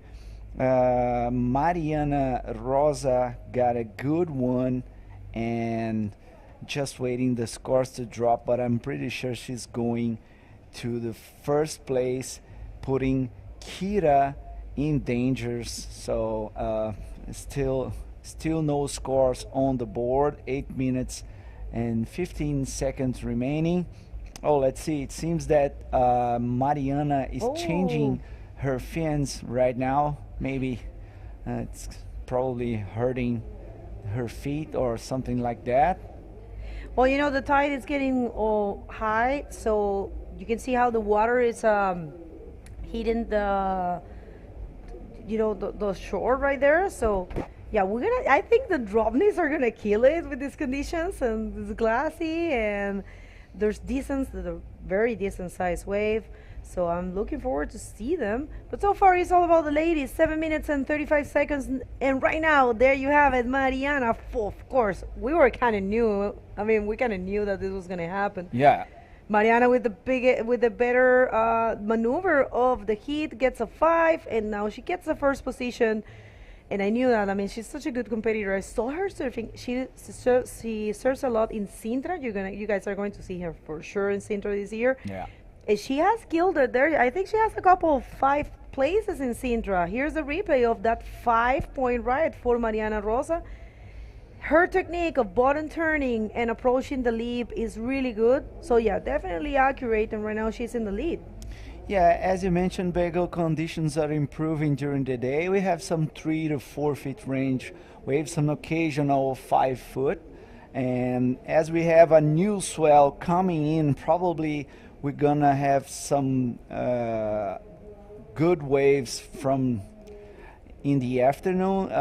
The tide it's coming up, so probably we're gonna have some backwashes and bouncing. But anyway, that's up to the men's division after the drop knee, and for sure there will be some great opportunities out there in the afternoon. For sure, yeah, we're gonna keep running. Remember, guys, we are finishing the women division right now. Jump into the drop knee. That's a first round for 4 heats, and then we are going to the men, which is a first round with 8 heats. In the men division, curious about the heats? Go to the live, click the live button at the IBC World Tour website, ibcworldtour.com. You can get all the information there. And also, if you're curious about the tour, what we're doing this year, what has happened this year, we have had a variety of stuff. Thank you very much. Actually, what you see on your screen is the official events, but we do have 2 specialty events this year before the Maldives. And between the Garden Island Boogie Classic and after the Garden Island Boogie Classic, we had the TAN Invitational. That was a great special event back in South Africa. And right now we're in the Maldives. We're jumping to La Salie Pro, our only junior event, going to Sintra Pro after that in Portugal. After that, the Walker Bay Pro in South Africa, only women event. And the IBC Moroccan Pro. Here comes a nice wave for the Namika Yamashita. Coming around section, nice speed, goes for the big bounce right there, and she just quit because, you know, it was kind of dangerous. It seems that she was very close to the rocks on that end section. And as you were mentioning, let's go for the replay. One more look at this one. Tons of speed, nice bottom turn, just waiting for the section, but unfortunately the backwash was really affecting the face of the wall, and Namika decided not to go to the roll. I think was a smart decision for Namika. And as you were mentioning, we're going to be followed up by drop knee, and in the first heat we're going to have Fabian Tazar up against Gary Thatcher, Ziggy Cavier, and Kainalu Shim. This is the first heat of the drop knees division. Meanwhile, we had some riding. We just couldn't see who was that. But anyway, heat number 2, drop knee division. Dave Hubbard against Ian Campbell against Oliver Marimotu. Heat number 3, we're going to have Semi Morentino up against Terry Brackman, up against Havana and Dawood Fazid. And heat number 4, Amory Levert up against Armid Salivers, Hein Vaturi, and Ali Kushwan, the Maldivian idol. How good it's gonna be, Begonia. Well, Ali is such a versatile rider. He's so good in prawn and so good in dropney. So I love to watch him, and the crowd goes crazy every time he Yeah. sees surfing. So yeah, that's gonna be very interesting. Yeah, the crowd is something here. These Maldivians are such a happy people and so supportive to those riders. They obviously have this Maldivian official bodyboarding team. They all have those uniforms, and it's amazing how the government here is working on the development of the tourism in the sports. As I was talking to Rish about that. Maldives is obviously known by receiving tourism for weddings and tourism and natural lovers, but now it seems that surfing, bodyboarding, and radical sports are coming strongly with the government supporting those activities. Begonia. Yeah, that's right. And well, guys, 2 minutes remaining, and this is almost over. And the situation in the water with fairly low scores for these ladies, and looks like probably haven't been found in those waves they need. But yeah, so far it's Mariana Rosa, Portuguese, with 2 waves actually. She has a 4 and a 1-point ride, and she's holding the first position with a total of 5. Namika Yamashita with a very small score for someone like her that we haven't seen her seriously destroying the waves back in Wahine this year. And Kira, first appearance in the World Tour. Unfortunately, if the things remain the way they are right now, Kira is going to be saying goodbye to this competition. But yeah, let's see if in this last minute, since the scores are this tight, probably she can change the situation right now. Kira is looking for a 2.66 to get that second position. Let's see what happens. Yeah, we have 1 minute remaining on this heat, and there's still some opportunities right there for some modification in the final result, as Mariana is leading with 5 points and Namika with a 3.9 and 2.4 for Kira. Very low scores in this heat. We had the kind of a low in this at this time. It seems that the tide is changing, starting to fill in right now, so we are supposed to be some variations. But up and riding in white, this is the heat leader Mariana Rosa. Nice spin of the bottom and goes for the roll. Can she pull that off? I really don't know. No, she wasn't able to finish this roll, but anyway, she's the heat leader. 5 seconds to go, countdown right now, and that's it. Mariana Rosa from Portugal, the winner of this heat. In second, Namika Yamashita from Japan. This is the end of the road for Kira Shirahazi from Japan. But congratulations to her. We're gonna hit quick hit recap, commercials, and we're gonna be back with Drop Knee. Don't go anywhere.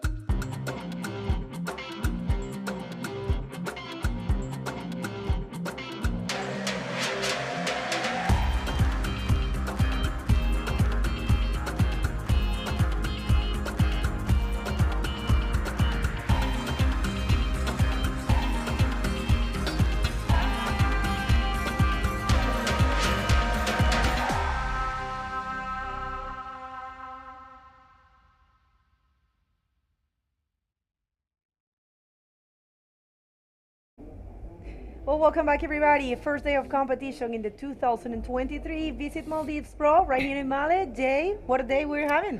Well, I'll tell you what, it is a steamy one outside. It's like a different planet in here in the broadcast booth.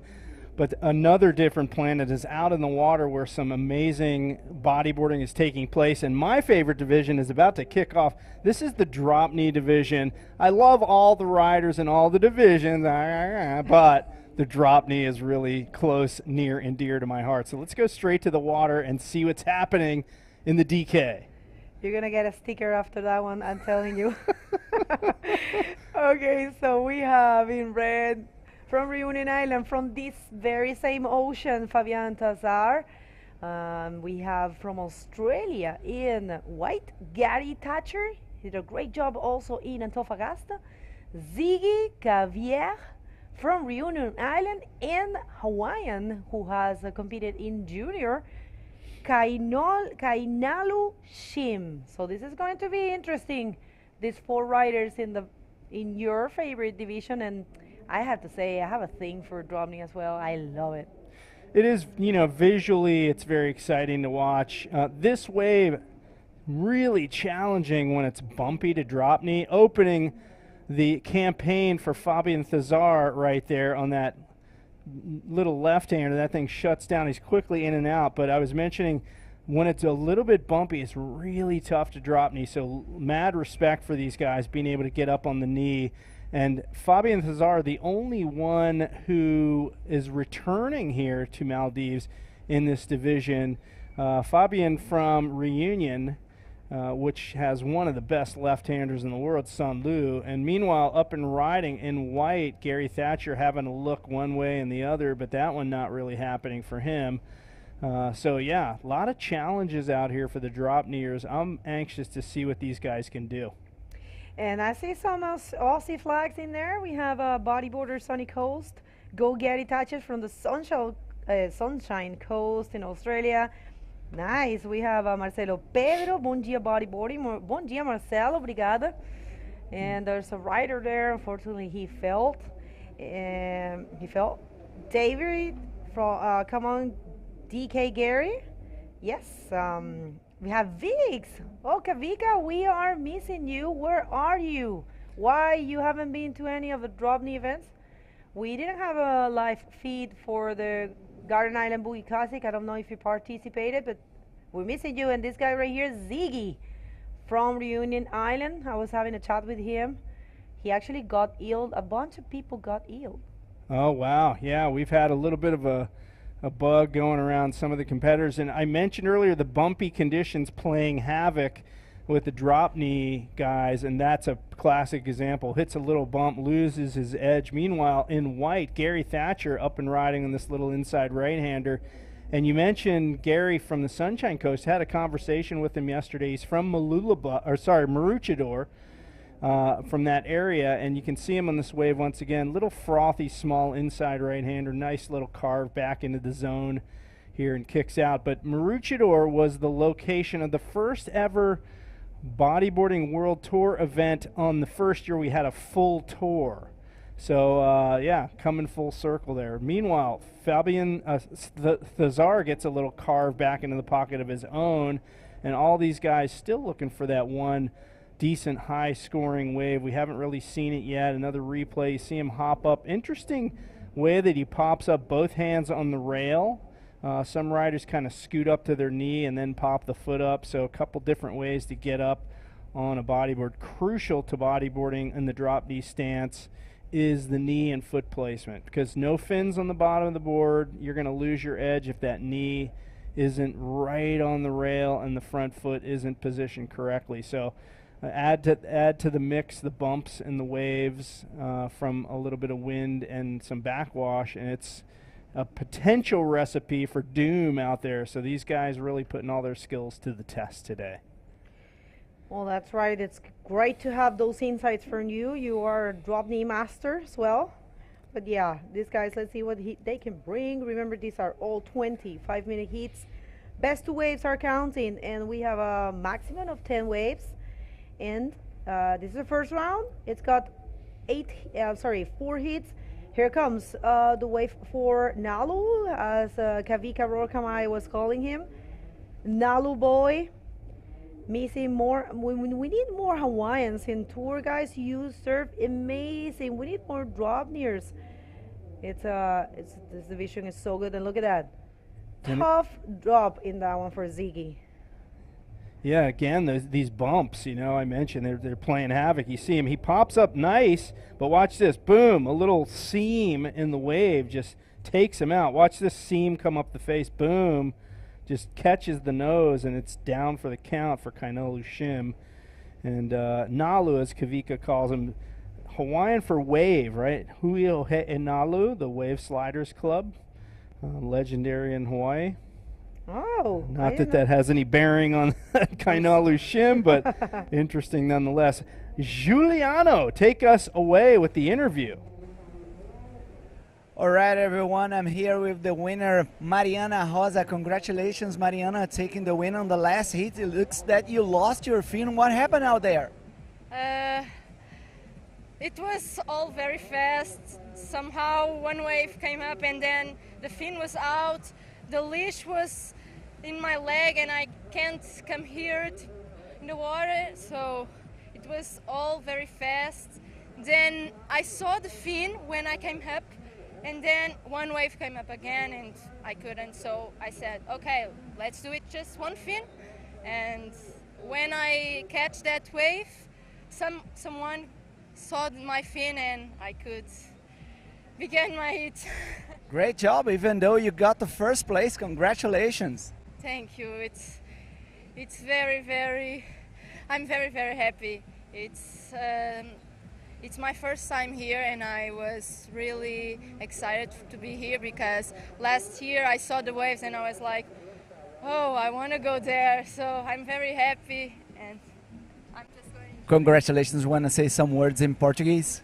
Sim, quero agradecer à minha família, aos meus pais, aos meus amigos e ao meu namorado que me estão a ver e também aos meus patrocinadores, à Uber, à Aquacarca, à FIT, ao meu PT que me está sempre a apoiar, ao Sair, à minha nutricionista que me ajudou quando fiquei aqui doente, a todos os que me apoiam e que me mandam mensagens. All right, congratulations. Thank you. Let's go, guys. It's up to you. Thank you very much, and well, congratulations to Mariana. Great effort there. I mean, just she actually thought about going back with one single fin. That's a tough task. But yeah, so far Gary is in the first position with a 4.10, the Australian in this division, and look at that.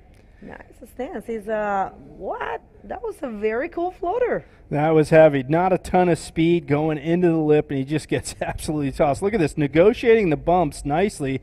Just halfway down the face, throws it on the rail, up into the roof, and down for the count. But enough to keep him in the lead at this point. Fabian Thazar chasing him down here, and Fabian looking for a 1.85. It's not going to take too much. Ziggy Cavier needs a 2.16. Kainalu Shim needs a 3.0. So you can see the scores pretty low so far in this heat. The score Gary Thatcher's posting on the board is a 6.5. That's his two best scores. So we're looking for some more out of these two. Let's take another look. Gary Thatcher gets a little more down the line speed on this one, negotiating the bumps, throws that snap reverse and a little check turn right here, waiting for something to happen, maybe get a floater off, but no, the backwash plays havoc with him and he kicks out for more.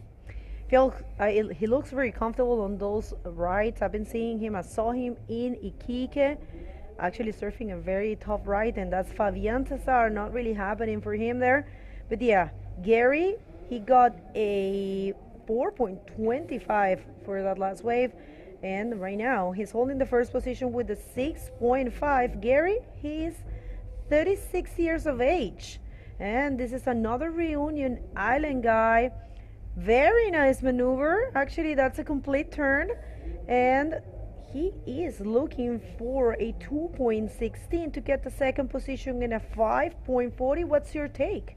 Yeah, so the first really pulled lip maneuver that we've seen, bangs it off the top, lands in the flats, and sort of just shows, hey, I landed this. And so kudos to him. Look at this bottom turn up into it, bangs it, grabs the rail, lands it smoothly, and nice little hammer there from the man in yellow, Ziggy Gavier. So 2 guys from Reunion Island. That's great. That was having a chat with him, and it's looks like it's his first appearance in the World Tour as well. And yes, he gets the second position. Ziggy right now holding the second position after that wave. That was this one's not updated. Yeah, it's getting there. You guys are going to get to see it. It's coming around the 5. I think it will be like 5.5 more or less. But yeah, he's gonna get that second position. Ziggy Cavier. But yeah, we have two riders from Reunion Island, one Australian and one Hawaiian. So interesting heat we have in our hands, and look at that beauty. Guys, would you like to be here? What do you think about this wave? Would you like to be surfing right there? If you're a drop knee rider, I would like to hear your opinion. We have a few people tuning in. Thank you. We have Frankie saying hi, Jay and Bego. Have a great time. We have Jaime Viera. Hola, buenas olas. Buenas vibras del Salvador. 1 a.m. at El Salvador, and Jaime is tuning in. Thank you, Jaime. We appreciate it. Keith, I think you're from South Africa, because I've been seeing you a lot in our streaming. We have home designers Panama, Kainoa McGee. Well, we have Stevie and Addison. Thank you guys for being there. I'm pretty sure, at least in South America, it's very late. So we are very honored that you keep pace with this event. And if you want to support us, it's very important for bodyboarding. Just scan that code. It's a QR, and it will take you to all of our socials. Everything, it's all together in one single place. It's easy for you and makes a huge difference, guys. This is a part. This is your part in this play. So Kainalu Shim, just a little bit of info on him. 17 years old. Home break is Sandy Beach, the mecca for bodyboarding, sort of where so much has gone down. Jack Lindholm cut his teeth over on that side of the island. Pat Caldwell invented the El Rolo at Sandy's, and really the sport came up in that zone. Kainalu Shim, the latest generation. Favorite spot, Pipeline. He likes to play ukulele, so good for you, Kainalu. Well-rounded young man, and he says that Jeff and Dave Hubbard kind of give him tips out in the water. Oh. So yeah, that's valuable. You can't get much better than having those two. We did see him at some of the California Bodyboarding Association events over there. He came over and did several of the events over the last couple years. So he travels around a little bit, but this is his first ever IBC World Tour event this year, and he's not sure, maybe thinking about going to Fronton King. Obviously, yeah, we'd love to see him there and get some representation for the USA, of course. Maybe I'm a little partial there, but stoked to have him here doing 2 divisions, like so many competitors are. Well, yeah, I mean, it's great to see a junior competing in the drop knee, and drop knee is part of the Hawaiian culture. So it's just amazing to have them. And here comes Ziggy. Actually, he's right now the heat leader. Good reverse spin there. He got a 5.75 after his last wave, and he changed the situation. Right now, I believe he's going to be changing. He's going to be ditching that 1.10. Tell us a little bit about that one. Yeah, nice little snap reverse. Well controlled, pulls it off.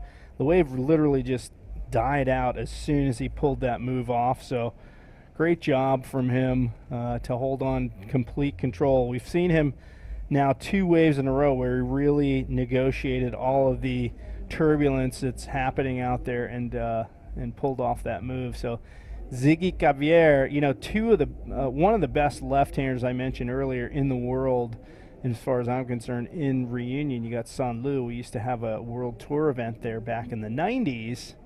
And then, of course, there was a lot of problems with sharks. You had Oh, one of the best in the world, Amory Laverne, who moved away from there just to be able to get in the water, really, because they shut down a lot of the beaches there. Pretty heavy stuff. But right now they're surfing again. They Yes. say it's pretty controlled, so that's great to know. We have a lot of reunionnais here. We have Capo, also Nicolas Caponi doing a great job. We have Olivier Marimoto, which is one of the first drop knee riders there, and one of the inspirations. Actually, Amaury told me he is his inspiration in to just perform drop knee, to surf in drop knee. So it's great to have him here. It makes sense, they're close to the house. Yeah, they got pounded there, and I think they're gonna be fine. But yeah, guys, this is the drop knee division, the very first day of competition at the 2023 Visit Maldives Pro. We are going to be looking at least 5 more days of competition and probably 8 hours per day. So fun is warranty. We're going to have a lot of bodyboarding these days, and we count on you. Make sure to follow us. For sure. A little inside left-hander shaping up. Fabian Thazar trying to get into that. And meanwhile, Gary Thatcher gets a backhand wave and absolutely smothered by Whitewater on the inside. But we talked about reunion. Drop knee legacy goes deep back there, all the way back to the days of Thomas Richard, who was doing the GOB World Tour back in the early days. And Olivier actually was around during those times. So, again, one of the older riders coming back. This event inspired so many people that watched it last year. We heard the heat interview from the prior heat where the heat winner said, I saw it online last year and I wanted to ride those waves. So a lot of people saw what went down here. And that just goes to show you the tropical dream is still alive. Everybody wanted to come here and enjoy this, and it's not disappointing. We have an insane amount of swell and beautiful weather yet again here in Male, Maldives for the 2023 Visit Maldives Pro. That's right. Well, yeah, I mean, Reunion Island with a huge history, as you were saying, and I was just taking here. Actually, we have Ziggy competing in the Pro division as well, so it's I just love when they double up, and I love to see riders competing in more than one division. So let's see. Last year, man, we had a milestone for our sport. We had Dave overtaking both divisions, and it was really impressive. And this guy right here, Gatti, he wants to take back that lead, and yeah, good. Well, yeah. Let's see what the judges think. I don't know if that's gonna be team completed. Let's see. Yeah, I think I was surprised he kind of lost his momentum on that one. I really thought he would carry that through and continue onto the inside. I think you saw him kind of dip his head after he went over the back. Like, he was surprised as well. So, but you mentioned last year Dave Hubbard taking out both divisions. Don't forget that Amory Laverne got second place in both divisions. So those guys did literally back-to-back finals. They had to give them a little break in between so they could, And Sammy, back in the day, man, he took Antofagasta, and there you have it. That's a current ranking that we have for this year. Dave leading. Wait a second, there's okay. So Dave leading, Amori in second position, Sammy third, Manuel Cepeda. Oh, you know what? I believe, guys, I'm gonna double check with our technical director and our head judge, because I believe this might be not updated after Garden Island Classic. Okay. Because I believe this was before Garden Island. I'm just gonna double check that. That's no worries. That might be an old graphic because Sammy took the Garden Island. Yeah. Sammy has been on an absolute tear this year, and really, we didn't see him on the tour last year to give Dave rubs at most of the events there. So Dave took out his 9th world title, matching the feat that Mike Stewart achieved with his 9 world titles. The question, will Dave become the winningest bodyboarder in the history of the sport this year by getting a 10th world title? That is the question. He will hold, if he does, the most world titles anyone's ever held in our sport, in drop knee, obviously specifically, but that would be incredible, you know, to have the two Hawaiians hold the most titles of anyone. I mean, so far no one has really achieved that, and this is a nice looking wave here for Fabian Tazar. He's a great drop knee rider, actually. What a great move there. Let's see if he can continue. That's a good technique, just to go back to prone to gain more speed. Gets back in his board in another turn.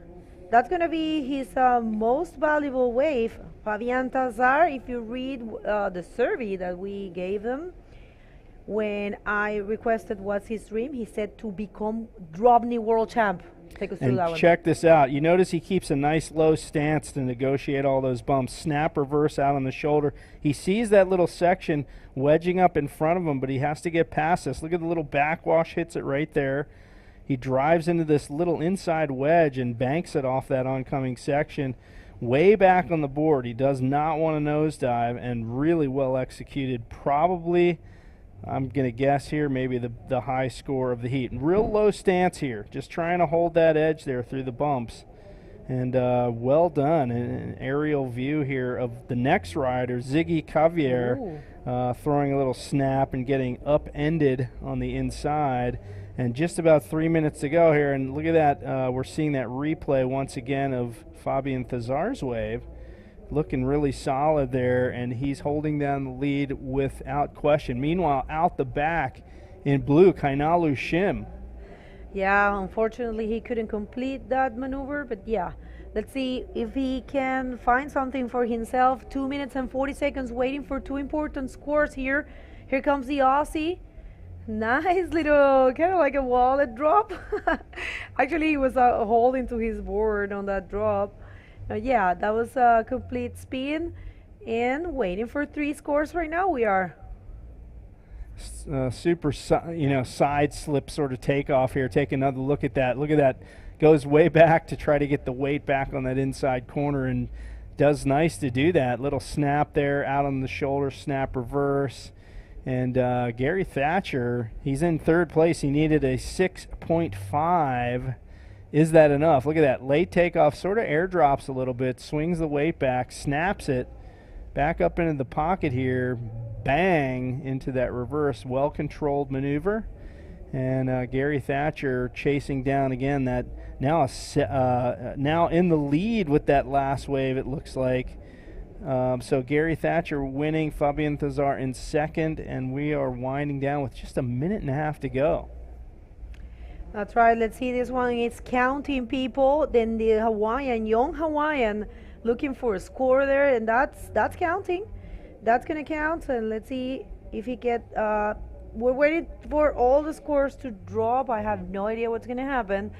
And this one right there, that was a very good one. I don't know. Also, what do you think? That's gonna be a complete maneuver? Well, yeah, the first maneuver, the snap reverse, well done, lots of spray, but then digs the nose. So really a heartbreak there. That could have ended up being his best wave of the heat, but the nose digger did not help. However, he is holding on to second place, just 50 seconds left. We have seen some changes in the standings here just in the last 5 minutes. So at this point, Fabian Tazar is looking to chase down only a 2.5. Can he get that here in the latter stages of this heat? Kainalu Shim needs a 6.2, so much higher mountain for him to climb. Fabian Tazar, can he get that last wave that he needs and move into second or first in the heat?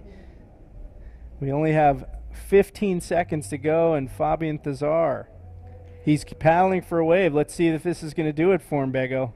Oh, well, yeah, looking for a 3.16. Nice first turn, completes, oh no, I don't know, looking for a 3.16. This one, it's not counting for Ziggy. Anyways, he's leading this heat. Great job for this guy. He actually started slow, but he managed to get that first position. So yeah, we're waiting for that last score. Actually, no, actually Fabian was looking for 3.16 to be first. Right now, he is second. So yeah, we're gonna see a quick recap and unofficial results is what you see on your screen. We're gonna wait for the last wait for Fabian and come back with you after the commercial break with those results. Don't go anywhere.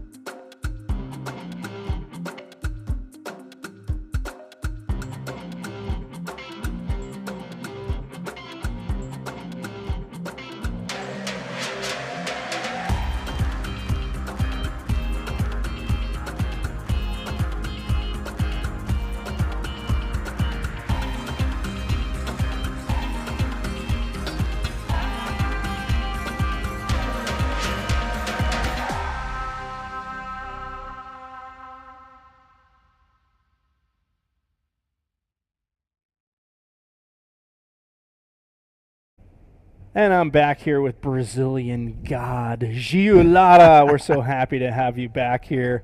And we just saw first heat of the drop knee division. We did have a change in status here. A lot of changes in the last 5 minutes. Talk about, oh, we don't have it on the screen anymore, but Ziggy Javier takes out the win. Fabian Thazar, second place. And that happened right at the end of the heat. And we're straight back into the water to see Dave Hubbard throw a fan big enough to cover the entire island. Yeah, definitely. Dave is going to put out his show. And with Ian and Oliver also in this heat, we're definitely well served with drop knee riders in this heat, Jay. I love the mix here. We have 9-time world champ and defending drop knee champion Dave Hubbard taking off, negotiating the bumps with ease, and just fangs the daylights out of the shoulder and pulls it with absolute control. He's up against former world champion, 2017 world champ in the men's division, and that is Ian Campbell. But check this out from this other angle, Gio. It's so beautiful. Knife in the session, buckets of water throwing out the back. That is Dave Hubbard wearing the red jersey. 8 points, J-Real, 8 points. Yeah, that's a heck of a way to start out the heat, man. Yeah. Ian Campbell got a wave in there. Hopefully we can catch some of that. We missed the beginning. And Olivier Marimotu, our old school drop knee rider from Reunion. Yeah, and there is Ian Campbell on this left one. A nice little cutback right there, but not too much there for Ian. Just a quick, carve there, but not even able to pull that off. So Ian Campbell back in the mix here on the World Tour after a year off, and actually a couple years off because we had the pandemic. Ian's been through a lot of life change. I spoke to him at length a couple of days ago. He's now living in the UK and down in Cornwall, and here we go. He's going to have a stab at this wave, snapping back into the pocket. And look at that great aerial view, quickly in and out of that. So Ian Campbell now living in the St. Austell region down in Cornwall. And check this out again. Yeah, one more look on this one. Just a quick check turn, but the wave went into the flats, and he just drives out this one. It's going to be a tough sell for any of these riders to take out Dave Hubbard with that 8-0 starting wave. And look at this wave for yellow, and that is Olivier Marimotu. That one not really producing for him. So a lot of scores on the board already. We're going to get the scores up for you. Looking like an 8.0 we already said for Dave Hubbard, a 1.5 for Ian Campbell, and Ian on another wave quickly in and out of that one. So these other guys are well behind at this point. But again, 21 minutes to go in the heat. Yeah, we got David Hubbard with that first solid score, and then some poor scores from the other riders. Actually, I was out there taking a look of the wave, and seems that the swell is starting to pick up, as we have seen some big sets on the last heat. And I had a chance to speak with Chico, the head judge, and he was telling me that it's kind of sensitive that the waves are coming. And we had Dave Hubbard on this right-hander, another wave for Dave, just a quick check turn, and the wave just closes out. Yeah, so a little slow moment here early on in this heat, but scoring coming up here. Ian Campbell, 3 waves in his scoring, 2 highest count, of course. That's going to be a 4.25 and a 1.5 for him. So he's in second place. Olivier Marimotu with just a 1.0 so far in his campaign to try to make it through this drop knee heat. Yeah, nice. 20 minutes remaining. Dave Hubbard in first, Ian Campbell in second, Olivier Marimotu in third. So, Jay, if you went out there, would you supposed to surf Jay Speak or Padang? So he's talking about this right that pushes under the bridge. I like to sit over there, and it's a chip-in takeoff most of the time, and then you get up and it sort of slingshots through the bowl. Hard to stay in position over there with the current, but I just like to avoid the crowd. Yeah, that's obvious. Everyone can see. If you go down the beach, you'll see Jay Real surfing almost under the beach, under the bridge. Meanwhile, we have Oliver Marimotu spinning this one, but not able to find the right balance. Just coming out there to find another opportunity. As we have seen some paddle action, that is Dave Hubbard.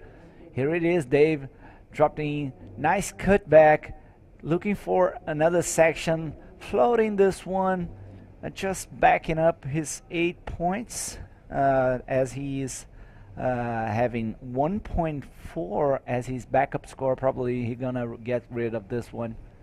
So the level of control Dave shows is pretty amazing. You can see the rail work happening here, redirects back into the pocket, foam ball float right here, and comes down and hangs on where a lot of people would have come unstuck right there. So absolute supreme control. Look at that, beautiful carving rail work, up into the lip, quick bottom turn, back down, and hangs on without grabbing rail, I might add. So pretty good. A lot of control from Dave Hubbard, especially in this conditions with bumps and ribs. He shows his skills, putting himself very balanced and controlled above his board. With 18 minutes remaining, and it seems that Ian and Olivier will have a lot of trouble, a lot of hard work here to beat Dave. We had some paddle back there. Yeah, they're both pretty much almost in combo land here at this point. In fact, Olivier definitely is. And right there, another wave for Ian Campbell. He needs a 10 to lead the heat. I'm going to step out on a limb and say that last wave probably not a 10. So yeah. Ian and Olivier, an uphill battle for these two guys. They're really swimming in Dave's wake at this point. And I got to say, you know, we talked about that peak under the bridge. You can actually, and I've done this last year and this year, you can actually take off on the other side of the bridge. Apparently the officials don't like that when people paddle under the bridge. They don't want them slamming into the pilings, but you can actually take off on a whitewater on the other side of that bridge, ride it under the bridge, and then it sort of like connects up with a peak on this side of the bridge if you get the right one. So really interesting dynamic out here with that structure, you know, kind of impacting the waves somewhat. Yeah, very unique site here at Varunulaa. This wave is great for bodyboarding, actually great for surfing and drop knee. As the tide changes, you have some hollow waves during the low tide. As we've seen this replay, this is Olivier Marimoto checking turn, going to the reverse spin, but had some trouble there with the foam. Looked like he went a little nose heavy on that cutback reverse, and when he came out of the 360, he just kind of buried the nose a bit there. So Olivier trying to move forward here and improve his current situation here. You know, again, he's comboed by Dave at this point, but I think the one to chase in his situation is Ian Campbell. Yeah, Olivier is looking for 2.76 to advance. It's very achievable. And Ian has a 4.25 backing up with a 1.5. Probably he's gonna get rid of this 1.5, improving his situation. But as you mentioned, he needed 10-point right to lead, and it's gonna be very hard to take Dave Hubbard from the driver's seat. No doubt. You know, I mean, I hate to, I'm not going to play favorites here, but you have to give Sammy Moratino the nod as the main challenger here for Dave Hubbard. They're both goofy footers. They're both drop knee world champs. They're both from the same island. Yeah. Different generations, Sammy being younger than Dave, but Dave's still at the very top of his game, as, by the way, is his brother Jeff. We saw him win Fronton King last October. So, you know, the lineage, the heritage of the island of Kauai, the Garden Isle, is deep. And here we go with Dave Hubbard. Yeah, dropping in on this right-hander backside, just a check turn, and drives out that one. It closes out, pedaling out the back as we see some waves coming through, but no takers on this one with 14 minutes and 30 seconds remaining on the clock. And all right, seems that we are ready to the interview with Begone Martinez down the beach. Hey Bego, how are you?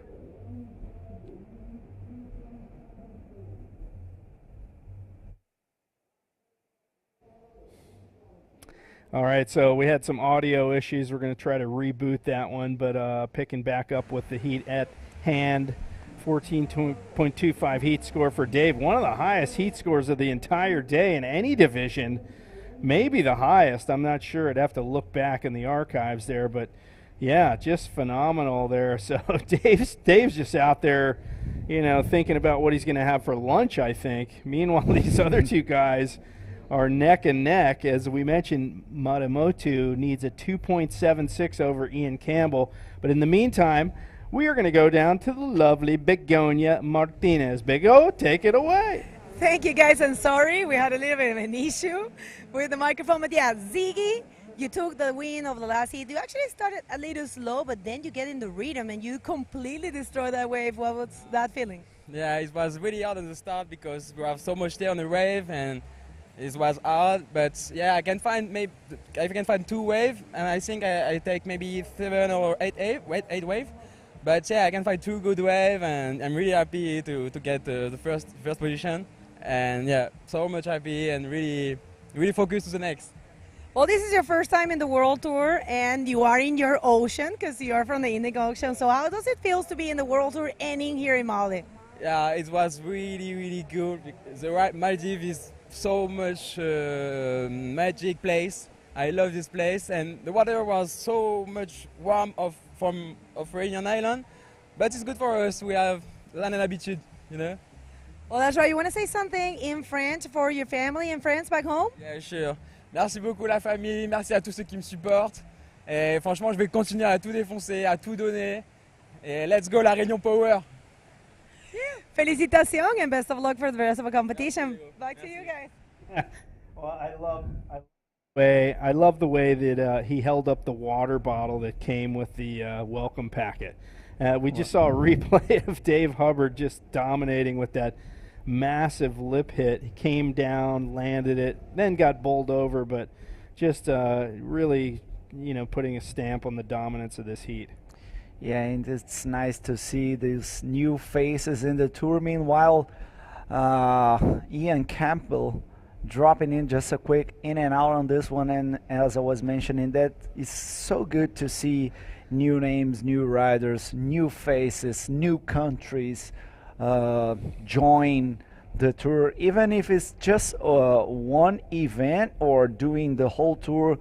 It doesn't matter at all, because there are new names, people that can spread bodyboarding in their countries and represent the countries in a world tour. That's so good for IBC, for the sport worldwide. I agree. We need fresh blood always, to keep the sport alive and growing. And a lot of young riders here showing that it is indeed just that, alive and growing. So stoked to see that. Meanwhile, the other side of the coin, the veterans also holding it down here, and 3 veterans right here. The youngest in this heat is Ian Campbell at, I believe he's 32 years old now. Ian, he's been very prolific in the last couple years building his YouTube channel. There's a lot of instructional videos on there, and he's just really embedded himself in just a short time into the UK bodyboarding scene now. Down there with the likes of bodyboarding legend in the UK, Rob Barber, and Ian, is working together with Rob doing some projects, and so his love for the sport is not just competition. It's helping the next generation to learn what they need to learn to be better bodyboarders. Yeah, big guy, Ian Campbell, 182 centimeters, 80 kilos. He rides a 42 board, so he's a really big guy, as most of the South Africans are, right? Yeah, I think big so. Guys. There are. You have. We have 3 South Africans on the tour at least at this event, of course, and an event on the tour that takes place, the Walker Bay Pro, coming up in September. That's winter time down there, so it's going to be chilly. Bring the full suits, competitors, if you're going to that one. Yeah, I went to check some highlights from the last year's event at South Africa, and I was really impressed how cold it looks. Yes. And I loved that the highlights was mixed with the animals and the fauna, the local fauna, of course. And here is Dave Hubbard. And Dave looking spry and light on his feet. Little snap turn on that backhand right-hander. Comes down to the bottom. So really just, adding to his legend here. Look at this. Nice takeoff. No real bumps on that face. Nice little snap turn. Trying to drive for speed, but that section falls in front of him and he has to go around it, which scrubs pretty much all his speed. Looks beautiful at the beginning here. Another angle here. Nice snap. Quick snap because he wanted to maintain that down the line speed, but just can't quite drive around that section. But Dave's thoroughly dominated this heat with a heat score so far of 14.25, and with 8 minutes to go, Ian Campbell still holding down second spot. Maramoto needs only a 2.76. Can he get it on this wave? And we have in yellow jersey Olivier trying to reverse spin right there, but could have caught by the bounce and couldn't handle it. So as we were mentioning, Dave Hubbard, 41 years old. He's 5.11 inches tall, 145 pounds. He's from Kauai, Hawaii, obvious. And he used to surf PKs. He's his daily basis surf spot. Also mixed with pipeline on the season, right, on winter season. And Dave is riding a 41.5 board for DK and prone. Dave, Jay, you also surf prone and DK. You use the same board? I use a 41, sometimes a 42 if the waves are smaller. Right. Kind of mix it up there, but right now I'm riding a 41, so it surprises me to see, you know, some of these bigger guys riding small boards. I know prone, it's good to have the little bit smaller board for control. Right. But, you know, for drop knee, for a guy his size to ride a board only 41.5, that's a little surprising to me. So I'm even more impressed than I already was. Yeah, I don't ride drop knee, but for me, it's more about the floating. Yeah. Or the size of the board. I think that maybe the floating is more important than the size of the board, right? Yeah, a little more buoyancy because your entire body weight is on top of the board, but part of that with the buoyancy is when you hit the lip and land in the flats, it's putting a lot of pressure on the board. If the board's really small, it's going to sink when you land. So I like a little bit bigger board for drop knee. You land and you have a little bit of buoyancy, a little more float to keep you from sinking. But, you know, to each their own. Everybody has their thing. I remember a little guy, Kyle Maligro, used to ride like a 43-inch board. And he was only 5'5", so for drop knee specifically. I do remember Kali Maligro on those tubes videos. Yes. He's very versatile. Oh, here we go. Dave Hubbard pulling in this one, but got pinched on the head. That looked like shades of last year's event right there with Dave taking off and popping up super quick to pull into the barrel. I was totally brought back to where we were last year. You know, it totally looked like that. And it seems that we're going to have more waves this year than last year, right, Jay? Yeah, I mean, it hasn't stopped, you know. Yes. I got here, what's today? We're at Saturday. I got here on, Tuesday morning, actually. Was it Tuesday? It's hard to keep track. It was Wednesday morning, actually, and it's just been throbbing out here nonstop. No break in the surf. In fact, you know, yesterday was maybe the smallest day. It was still overhead on the sets. Yes. And it's great. I've only seen one person on a surfboard, so the surfers seem to have said, "You guys can have it this week. We'll come back next week, man." It's just like overwhelming. But you know, the bodyboarders and surfers here get along great. It's like a very small surf community on this island, and of course they have amazing resources by way of boat, by just taking off either direction, and there's world-class waves within an hour boat ride in either direction. Yeah, this place is so amazing, and we do have a lot of waves in the forecast for the next few days. Tomorrow seems to be the biggest day in the event period. Actually, we don't know how does it gonna be, because for us especially, we don't know how this place will handle if we have more than 10-foot waves. But well, we know that these guys are capable to ride like 20-foot waves, as we have been seeing them in all the South American leg this year. Antofagasta, Arica, and Itacoatiara was like bombing. And they, well, I'm pretty sure they're going to handle a 10-foot wave at Varunulaa. You know, it's amazing. As we see Sammy Moratino enter the water for the next heat, we had an event in Reunion Island, speaking of Reunion Island earlier, Olivia Maramoto out there, one year where it got so big they had to actually rescue the women finalists with a jet ski. And we canceled the drop knee final. I was glad because I made the drop knee final that year, and I was so glad I didn't have to go out. It was like 20 feet solid, and there's no way I was going to be able to backhand drop knee waves that big. So we ended up splitting the prize money amongst. We had a 6-man final that year, so we split the prize money 6 ways, which was a relief for me. I didn't have to paddle out in those crazy giant waves. I don't think any of us wanted to drop knee or attempt to drop knee waves that big. So yeah, for drop knee styles, it's I think it's going to be very hard to ride very big waves. I remember Jack Landon on back in the day surfing giant pipeline in drop knee, also Kainoa, but anyway.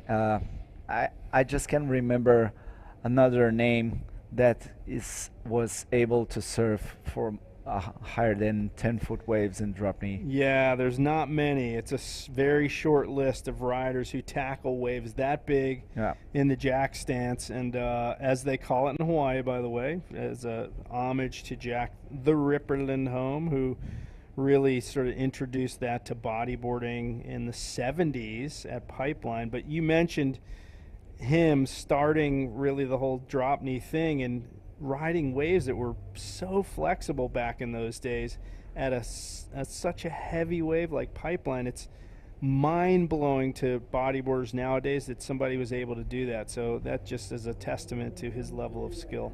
So here we go, live action. Dave Hubbard, kind of a victory lap here, and oh my God, what was that?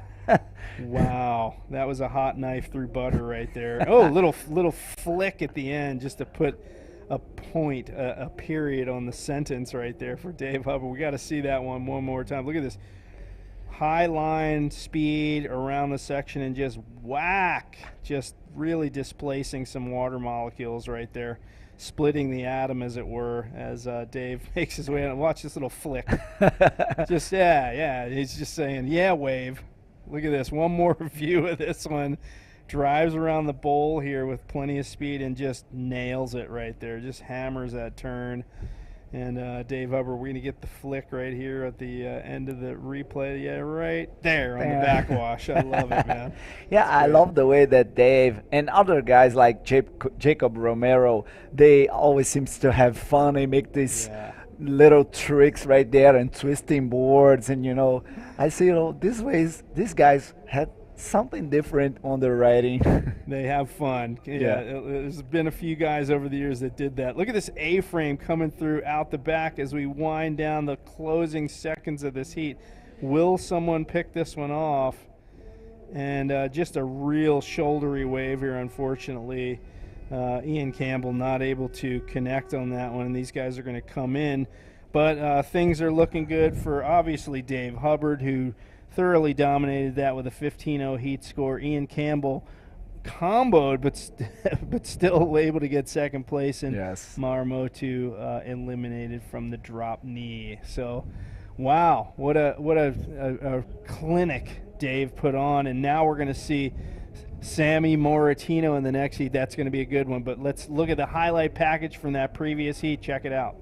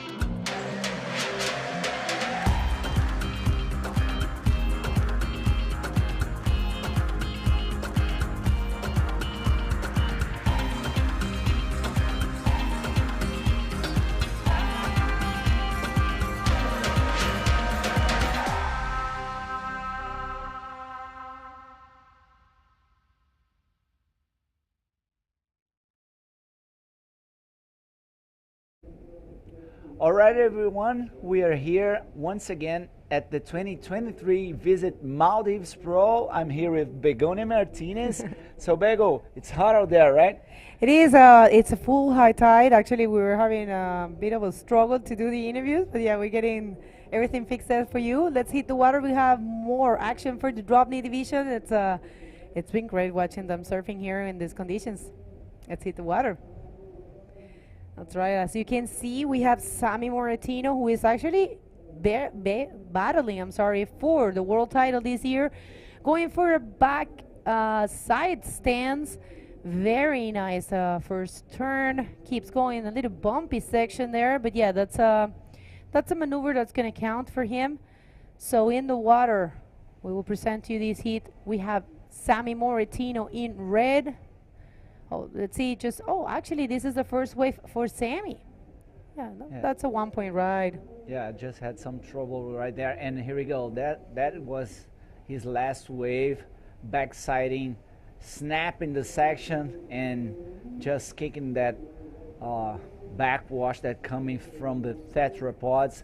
This is gonna be happening more often through the high tide, Begonia. This is very difficult for these riders to manage, especially in drop knee. Yeah, that's right. But yeah, this guy has a control that's very unique. He has a style very unique, and he can control his board very well. And there you have it. He gets a 4.50 right now in the lead with a total of 5.50. Sammy Moratino, who's coming from taking the win in the Garden Island Boogie Classic in Hawaii, in his island. And right now he's in second position in the World Tour rankings. And I'm telling you, these two guys, Dave and him, they're gonna leave everything in the field because they need these points. You know, after this event, the only event left for the drop knee division will be the Sintra Pro, and we will potentially will be crowning the world champ there, depending on the results here. I mean, no, regardless, I will have to say, regardless the results we have here. Yes.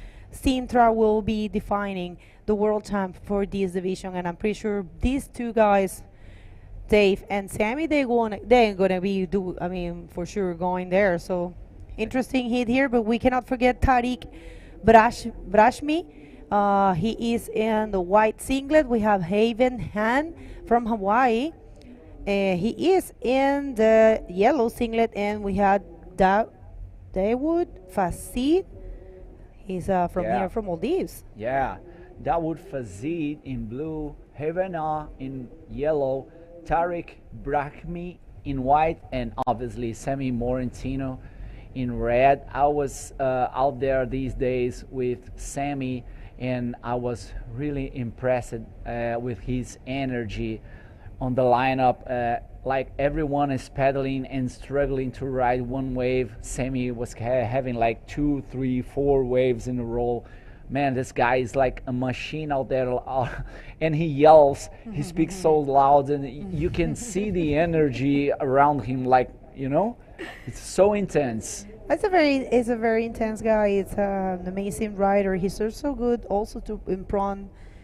There's a couple of free surf pictures that are really impressive in both stands. I mean, I would say the drop knee and the prawn. And here comes a wave for him in hand coming from Hawaii as well. Yeah, not really able to perform anything in that one. You know, the backwash is so strong. It's hitting the walls and it's getting everyone wet. But yeah, this is what happens here in high tide. Yeah, as I was mentioning just a couple minutes ago, as the tide is coming up, this bouncing waves and backwashes will be higher and higher, affecting the shape of these waves. And these guys will have to be very selective on the riding, especially the first section just after the bottom turn, and trying to perform a maneuver just in this first section, because the end of this wave will always be very effective. And see up and riding on this big one, Sammy Moratino, but there was not so much scoring potential in this one, just kicking out and looking for another one off the back.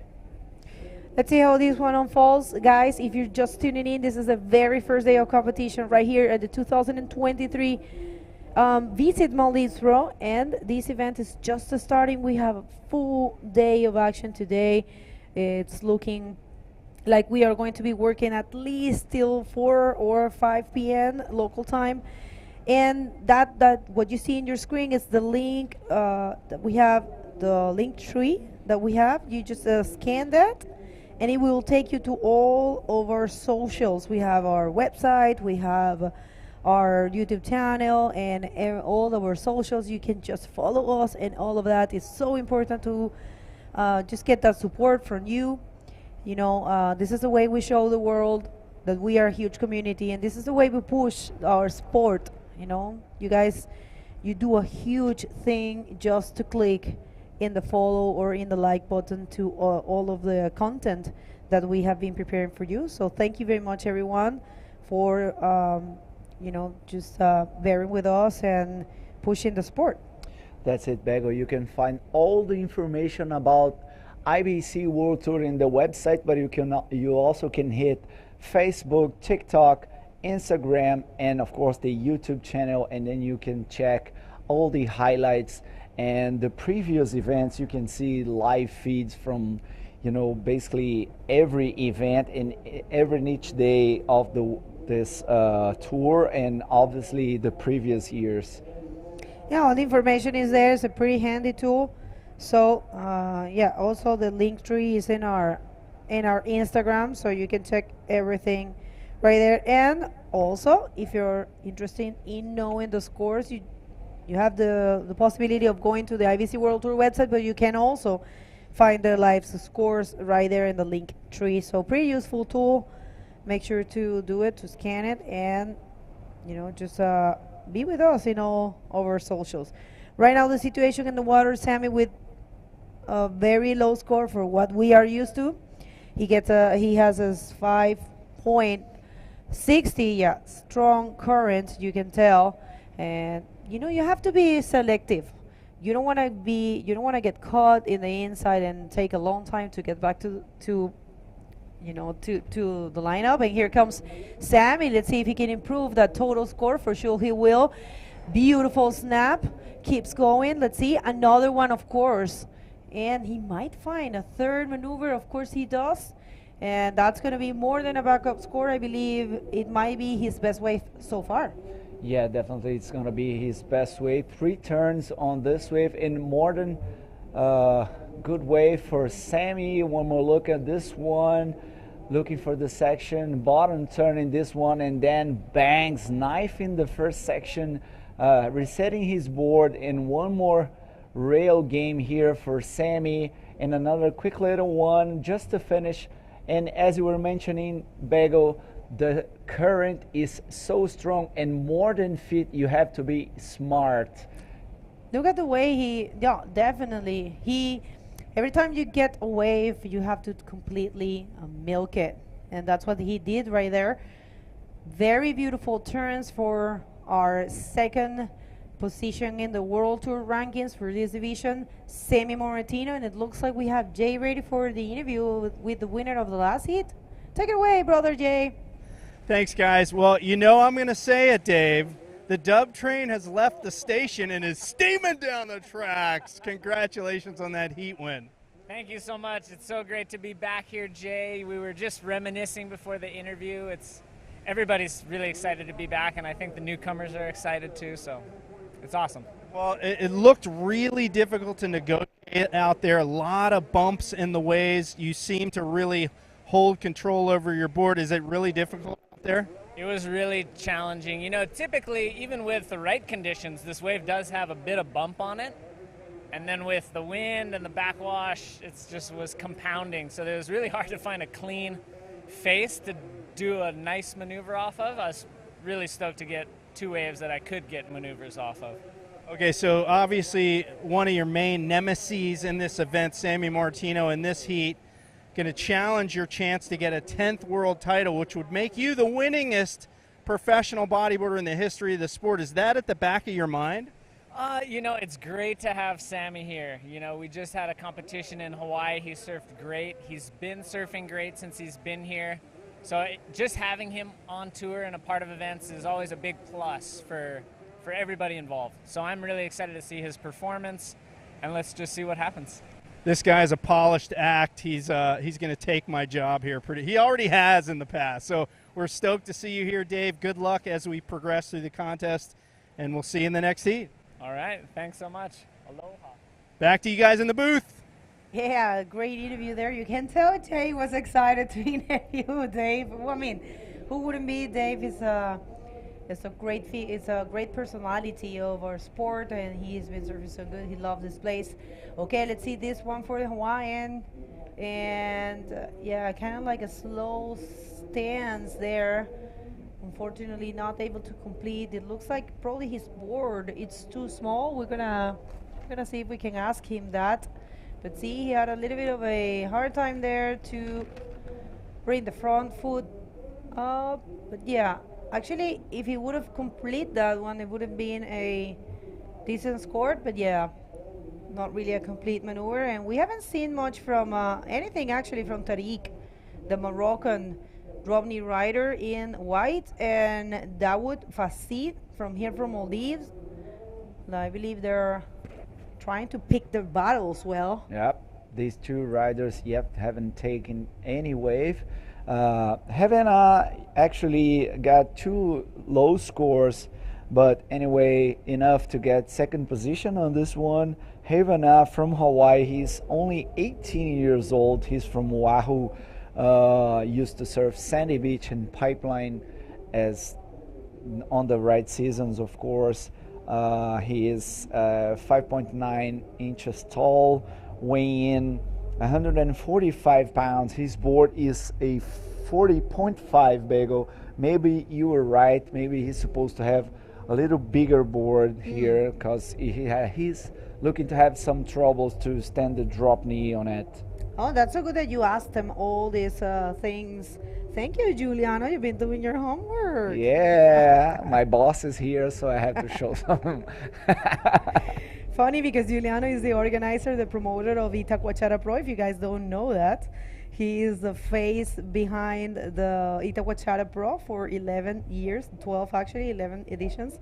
But here, he is my employee. No, I'm joking.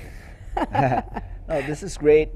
You know, for me, it's so good to be anywhere in IBC. You know, I have doing some technical directing in some events and commentating on the other ones and promoting Itacoachara, obviously. So for me, it's so good to have this overview about everything, and this this is always makes me feel more prepared to do a good job in your event. Yes, in my event. Well, they say that, you know, if you own a hotel, you should be working in every single department. You know, you should be working in the kitchen. Yes. Should be doing the rooms. Should be doing everything, so you get to know the business. I believe that's accurate.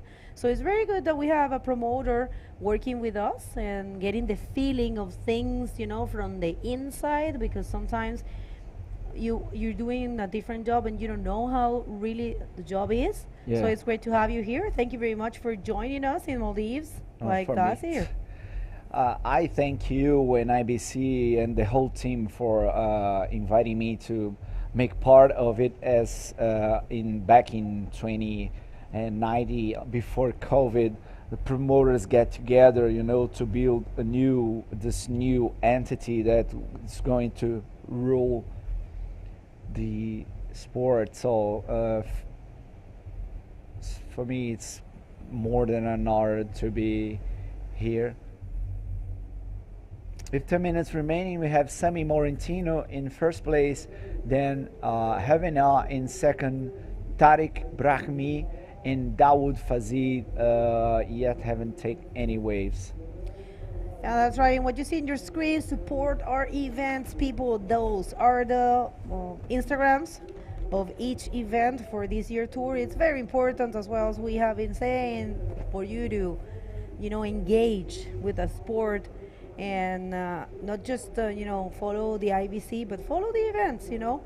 all of these people, it's working very hard to bring you an event, and you have them right there in order. Wahine Bodyboard Pro, the Antofagasta Bodyboard Festival, the Rica Chilean, the Rica Cultura Bodyboard, I'm sorry, the Itacoachara Pro, the Garden Island Boogie Classic, the La Salle Pro, this event.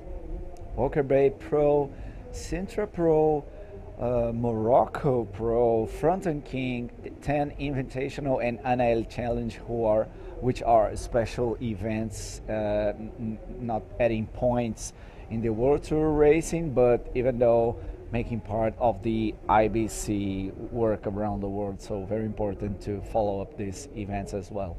Yeah, we had the 10 Invitational. That was an amazing event to watch. That's pure bodyboarding, that wave. It's a very technical wave and very difficult. Kudos to Dion Mayer for pulling that event alongside with a group of people that follow his, that actually worked alongside with him.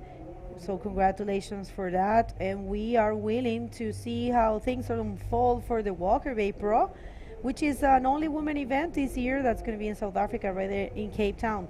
But so far in this heat is Sammy Moratino, yes, leading, as you just said. The scores a little bit slow this heat. We haven't seen anything from the Moroccan or the local boy Dawood Fazid. And we're gonna see how that one unfolds. There's still some time, Giuliano. It's a 7.50. I mean, if you're able to catch a wave and use it properly, basically you just need 2 waves. So if you can control your mind and you are, you feel confident on your performance, you can totally wait and pick. Yeah, it seems that the current, it's very strong right now, as you see the head of these guys pointing towards to the bridge. And as we were mentioning, more than fit, you have to be smart, because the current on the whitewash on the inside, it throws you towards the bridge. So if I could give a tip to these guys, get any wave and come to the inside, and the current will throw you through the bridge, and then you may paddle out and stay in position to get another wave. As in the outside, as you can see, they are battling on a non-stopping paddle to stay in position. But you see, even they are paddling, look, you can see how strong is it and how hard they are paddling to stay in position. They are almost out of our view here. See, Bego. I had the opportunity to free surf since I went here like 4 days ago, and this current is like killing us out there. So if they play smart, they have to ride a wave, come to the inside here in the whitewash, and then it's you almost can see in the screen that at the inside the rip throws you toward the bridge, and then you can paddle out easily and look for a better position out there.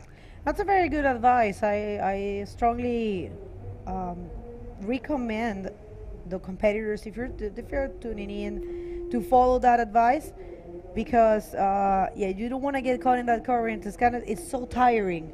Plus, tropical weather is really nice, but also I believe if it's too hot, you get very tired. I don't know what you feel about it, but yeah, probably, in the cold, if you have to paddle, it's, it keeps you warm. But in here, it takes a lot of energy. No, it's crazy because the weather is so hot and the water is also so hot that you feel like, kind of steaming out there. And as you keep, it seems that swell, it's really increasing out there. You see how big was this wave under the bridge? Yeah. I mean, when that happened, it's definitely that the swell's picking up. And yeah, oh my God, with my bad knee, I was hoping to surf after the contest. It's over, but I don't think today is the day. Yes, I don't know. It seems that the swell is picking up, and as it fills in, the tide filling in, seems that the current, it's getting stronger and stronger. It's going to be a big problem for these guys But as I mentioned, they must play smart and come to the inside whitewash and then gets the current towards the oh, that was Sammy Morentino throwing a huge snap, but unfortunately he got caught by that big backwash. You see, once again, coming around section, goes for the snap, wrapping the section, but there it is. A very strong backwash, and he wasn't able to finish it. Oh, it seems that Sammy understood that he needs to be more in the inside. Yeah. And now you see taking, whoa, a roll. How important is that body language?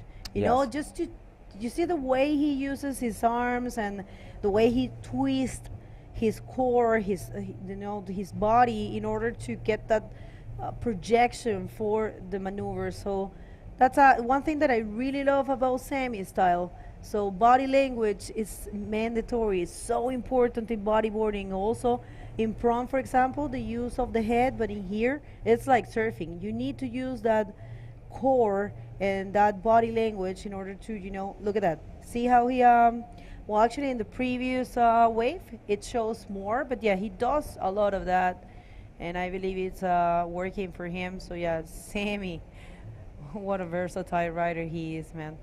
And we're gonna see him competing in the men division as well. And I'm telling you, he might have that. You know what he might have in his head? He not only wants to take the win here on the drop knee division, but for sure he wants to take the win in the men, and he is capable. He did it in Antofagasta. Actually, he was the only person, the first person to do something like that in the history of bodyboarding, of taking two wins, two divisions, I'm sorry, in the same event, and that was in Antofagasta Bodyboard Festival back in 2019.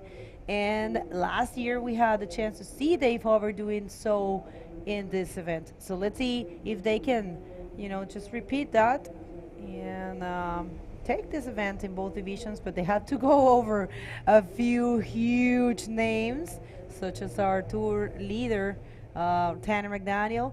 And you know what's very cool in the men division? We have Moises Silva in second position. It's the Chilean that has gotten further in the ranking. He actually broke Alan Muñoz's own, let's say, record, because Alan got third. He was he never, was above the third position, but right now Moises in the second position. So let's see. Moises Silva, only 20 years of age, and the second position in the men. But we're going to get to talk about the men when we get to that division. Right now, it's all about the drop knee. Yeah, you told about it, because Sammy will be competing in men's division, and actually Sammy is in 7th place in the men's ranking. So yeah, I have the ranking right here.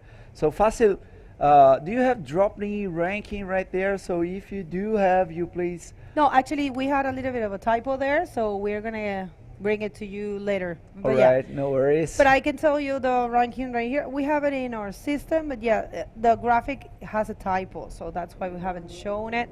And here, nothing there. No. All right, we have Dave Hubbard in first, Emery Lever in second, Sammy in third, Manuel Cepeda in fourth, Fabian Tazar tied with Jericho Rosero in fifth, and also Ricardo Soteldo, and then Leo Alar also tied in 5th place.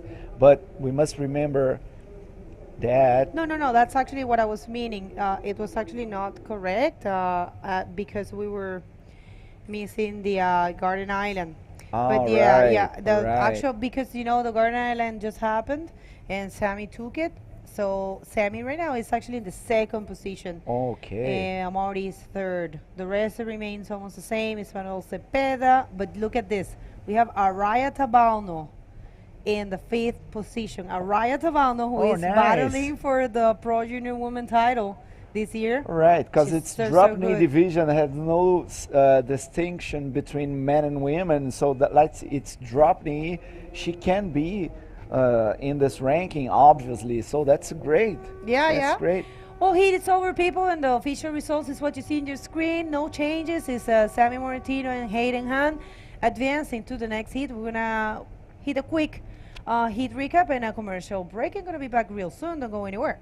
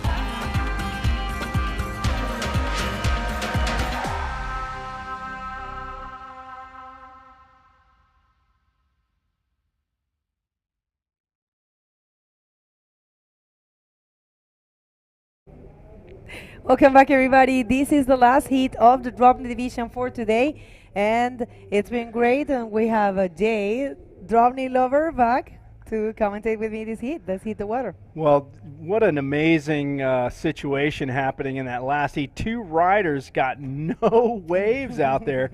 And during the break, after I interviewed Dave Hubbard, I was able to kind of watch the conditions. And, man, it is so tough out there for these drop knee guys. It's wild, bouncy, crazy. The swell's increasing. The tide's coming up.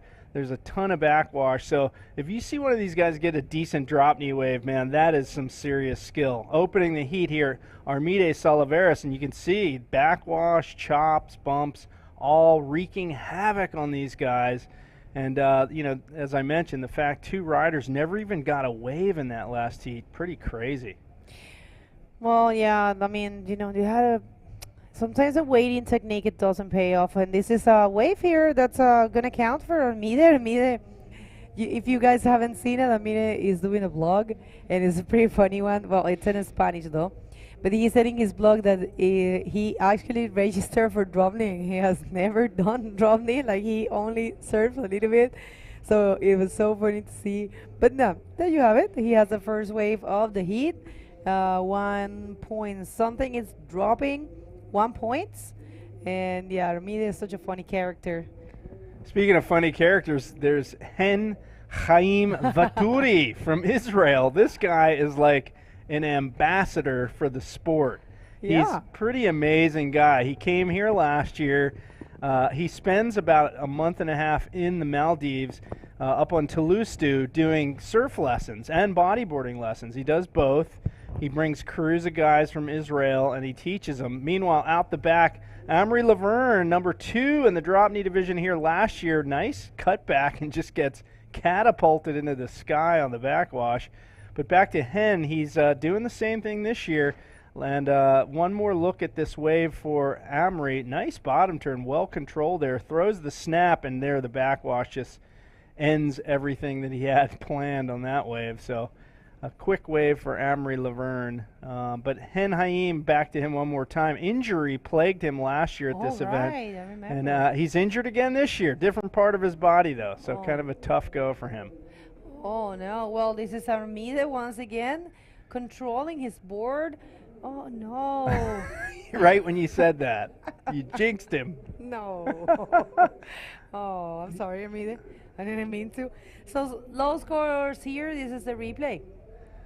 So you can see he drops down here. It looks good at the moment. He's going along. Watch this little chop take out the nose of his board. Right about here. Boom. Just right over the nose. And Armide Salaveras going down on that one. But anyway, Hen, another injury for him here this year. He's just here to, you know, participate and be amongst the whole stoke that's going on with this event. Amory Laverne, you can see a lot of backwash on this one. Nice controlled carve back into the energy zone here, and a little section to hit up here. Beautiful little floater from the 2-time world champion Amory Laverne, a tour veteran of more than 15 years, now residing in Canary Islands.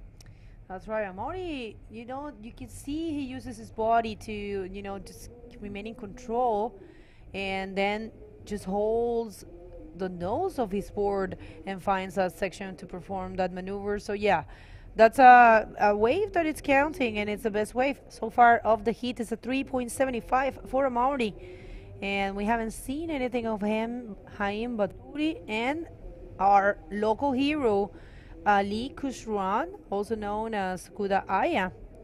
Let's see if we can. I mean, I believe, you know, because of the current and how difficult it is to get back to the lineup, and also because the waves are peaking, I mean the swell's picking up, I think the riders are, you know, being cautious, being careful on which wave they will be surfing. They know, you know, every wave you surf, you have to be confident and you have to milk it. Otherwise, it's going to take you a long time to get out there. So I believe they're very focused on peaking well. That's a really good point. Wave selection, super critical today. You mentioned how tough it is to get back out. We saw some riders really get stuffed into that pocket here at the north end of the break, which is to your left and out of view of the camera at the moment. But there's like a little pocket over there, and it's crazy how much energy is flooding in there with the big sets and then the backwash coming off the seawall over there. It's like a maelstrom over there. And look at this, speaking of maelstrom, Armide Soliveris just getting gobbled alive on that wave. I love Armide, man. Yeah, the vlog he's doing is so much fun. You guys just had to learn a little bit of Spanish and you would laugh all day. Well, we have a survey and we ask, what do you do? What part of bodyboarding? He said he trains, he is building his house. Building his house? Wow. Oh, no. That's actually a Maori. Oh, well, that's sorry. pretty impressive, a Maori. Yeah, Maori, I know he was building, Maori's building his house in Canary Islands. He cooks and he spent time with his family. So, yeah, well, I mean, there's another question. If he trains by himself, wait, they're not able to perform anything there. Yeah, he actually says he trains with Alex Orus, personal trainer in Las Palmas. So 2-time world champ, also great figure great personality in the drop knee last year, took the 2nd place here, and this year he's in the 3rd position in the World Tour rankings. I mean, 3rd position is really good. He has a chance to become world champ. Let's see how things unfolds in this one. But if he takes the lead here, he has a chance. We'll have to, we'll have to see what happened in Sintra. But yeah, we have the 2 main guys present here, very hungry, Dave Herbert and Sammy. So we'll see how that one unfolds. And when you think about Amory Laverne, and I know we say his first name a bunch of different ways, by the way, it's different in every language. Amory is the way he says to say it, but that's assuming you're speaking it in French, which is his native language. So he's okay with us saying Amory. He told me that. So I'm going to say that because it's easy. So I apologize, Amory. And but anyway, you don't think of him as a drop knee expert, right? Because his 2 world titles in the men's division and his riding are so impressive. And you don't see a lot of drop knee footage of him, but man, he blew my mind here last year. And look at these giant TPs out here, man. What is big happening? A-frames. Look at that wedging right, just barfing all over the reef. It's a little chaotic out there. And these guys, look at the backwash coming across. Boom, right there. So a lot to contend with out there today. And it is, as we've mentioned, supposed to get actually bigger as the day progresses. And look at this Armide Soliveris trying hard to get in that wave. It just doesn't want any part of him. And look at this one out the back. Amory Laverne, we just mentioned, a beautiful controlled bottom turn into the shoulder carve. Looking for a little hit on the inside. Nice little snap. Throws the tail out just a little bit and gets a little loose on the inside with a little reverse. So that shows the level of control that Amory has over his board in the drop knee stance, which got him into the final last year. That's right. Look at that. Stick to that bottom turn, first turn, and another one right there. So yeah, this is going to be probably his best wave, I believe, and the best wave of the heat so far. So yeah, lots of control for Amari. I wonder if do you remember last year, I believe he used the same board for prawn and drop knee, and I believe that's he does that. Yeah, that's he's one of these guys that likes to ride the same board, both prone and drop knee, which I admire. I like to do the same myself. That's kind of my jam as well. Oh yeah, you do? Yeah, same board. It's just easier that way. By the way, we do have our man Gilles Lara down there with an interview from our heat winner from the last heat. Gilles, take it away. All right, Jay, I'm here with Sammy Morentino, winner of the last heat. Conditions seems to getting tough out there. Sammy, tell us about it. The tide's pretty high right now, so there's a lot of reverb coming off this little seawall we got right here. The current's running straight through the middle of the peak, so there's a lot of bounciness out there. You know, kind of try to find the little inside ones and pick off a few scores to make the heat. Even though great job, my friend, you want to say some words for your friends and family? Yeah, just thanks to everyone for supporting me and getting me out here. It's good to be back on tour, and yeah, I just really appreciate all the support. All right, congratulations, Sammy, World Tour drop knee contender for this year. Good luck, my friend. Back to you guys.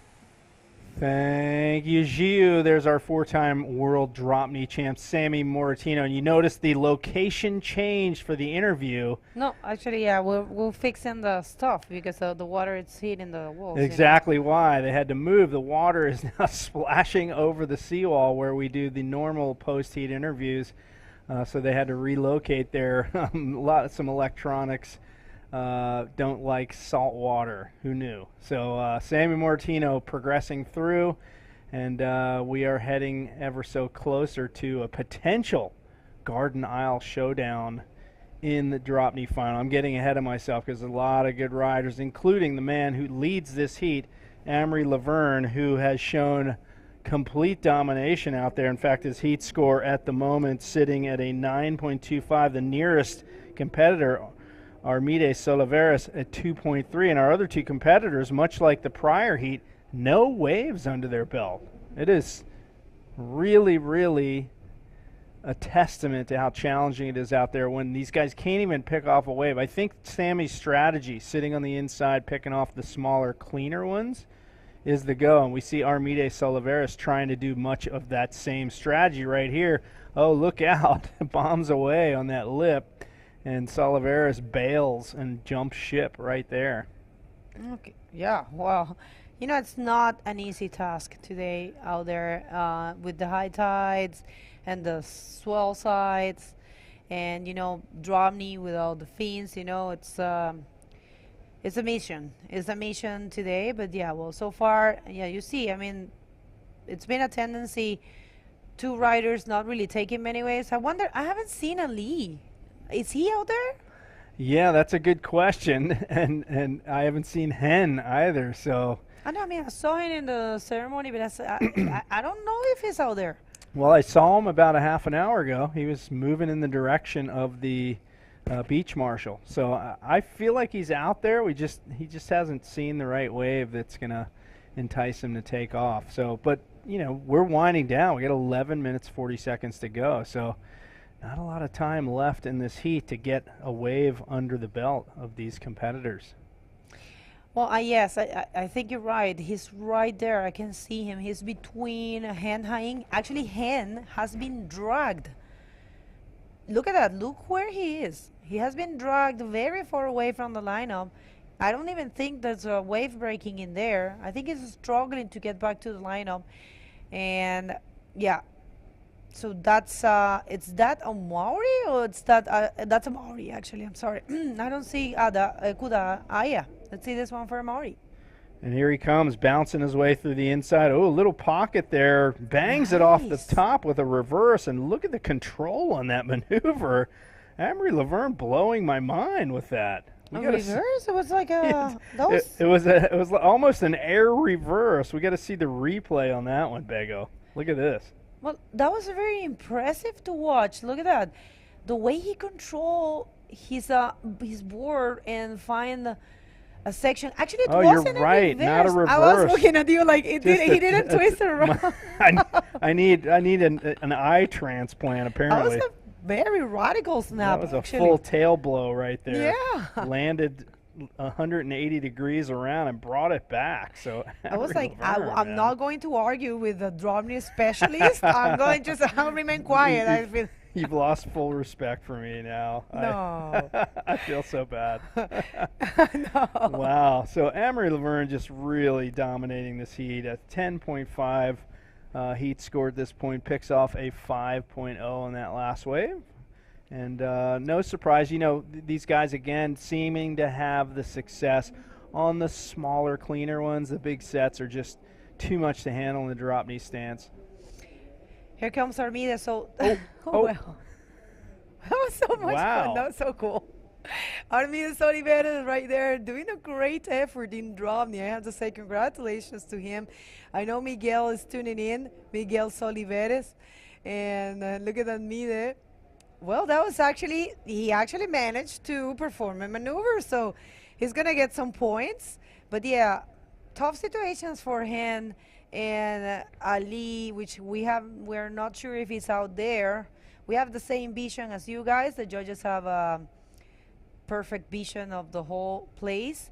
But yeah, I cannot see Ali Kushwan, and yeah, tough conditions for this heat. Well, you know, that was a legit athletic performance by Armides Oliveros on that last wave. He got unstuck, fell back on his board, got back up in the drop knee stance, and managed to make the best of that wave and milk it all the way to the inside with a couple little turns there. So he gets a 2.0 on that wave. Not a huge score, but here we go. Finally, trying to take off on this wave in the bounciness out there is our man Kuda Aya. He picks off this right-hander. Look at that snap reverse, and that thing just consumes him. So finally a wave on the board for Ali Kushwaran. And look at this bomb set pushing under the bridge right here. This thing's just going to steam right through the lineup. That's a nice looking one. Is he? Oh, no. Well, yeah, actually, Ali was there. And probably he doesn't want to get too tired. He knows he has to go out there again for the man division. But this guy, yeah, just diving in that one. And yeah, I don't know. There's a point in the heat that you just say, some people, you know, there's some people that never give up. But there's a point that others, or, you know, they just say, okay, I'm just going to take this one slow. You know, I'm just going to. Oh, wow, but that was a complete maneuver. Actually, that was pretty cool. So he gets a 3.5, and it's enough to make him jump to the second position. That's great. Good performance there for Ali. But yeah, I was just gonna say that there's a point that you have to know how to pick your battles. You're like, if I'm gonna go back, I need to be careful. I don't want to get too tired. His main division is men, so that's a nice wave there also for Amaury. But yeah, unfortunately he couldn't complete that one.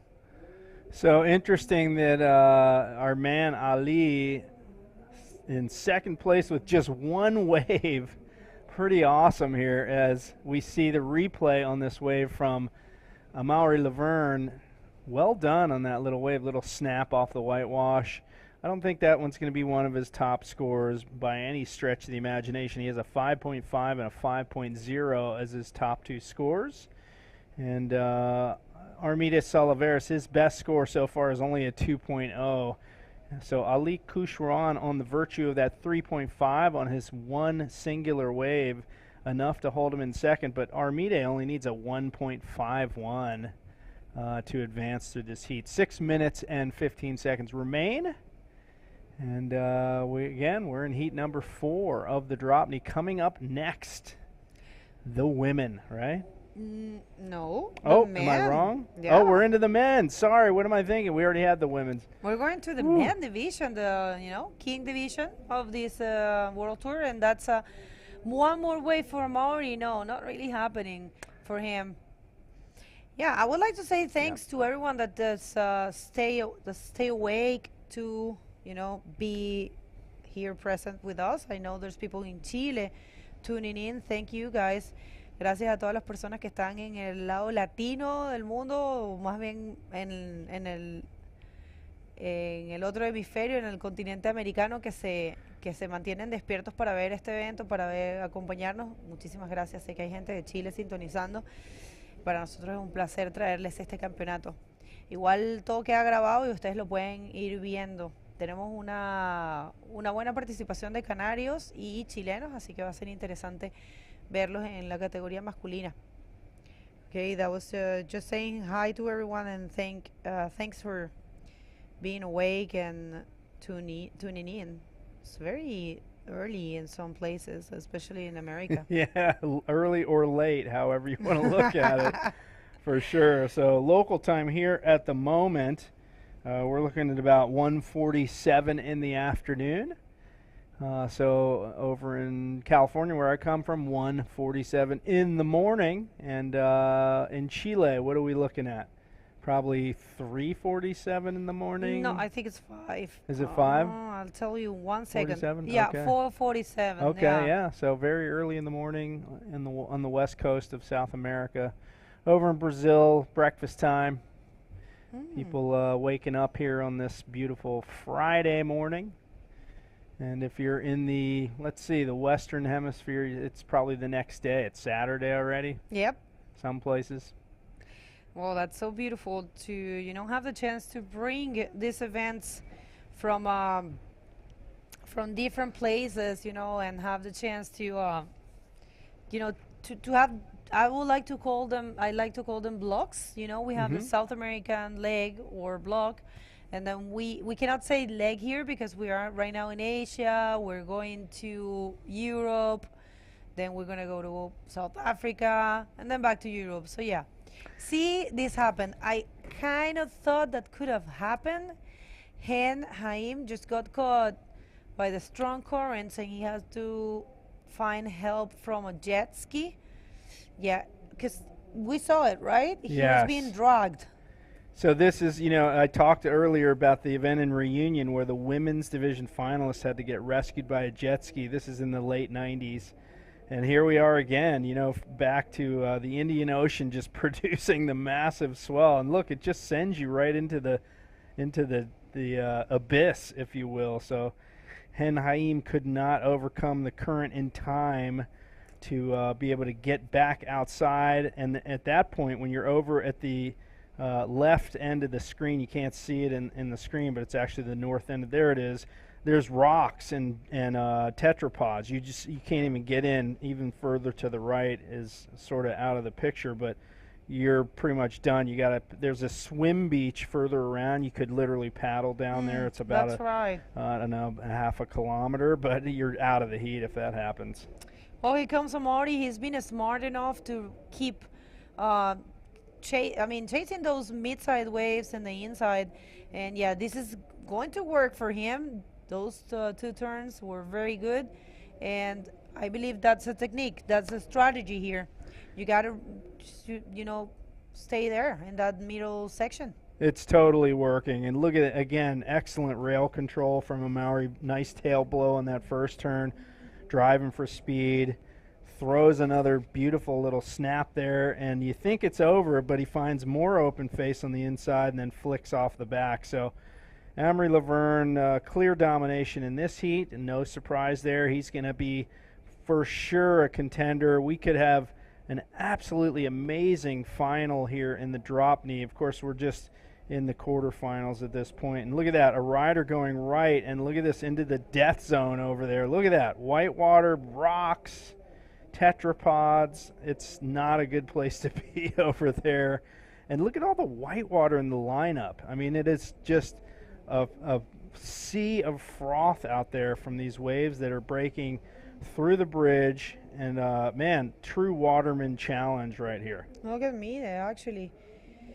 Well, you got to be well trained. I tell you, you got to be well prepared in order to face this type of conditions. I really would have liked to be over there. It's a lot of water moving, but yeah, these are things that happen. We cannot have the same tide throughout the day. That's a thing.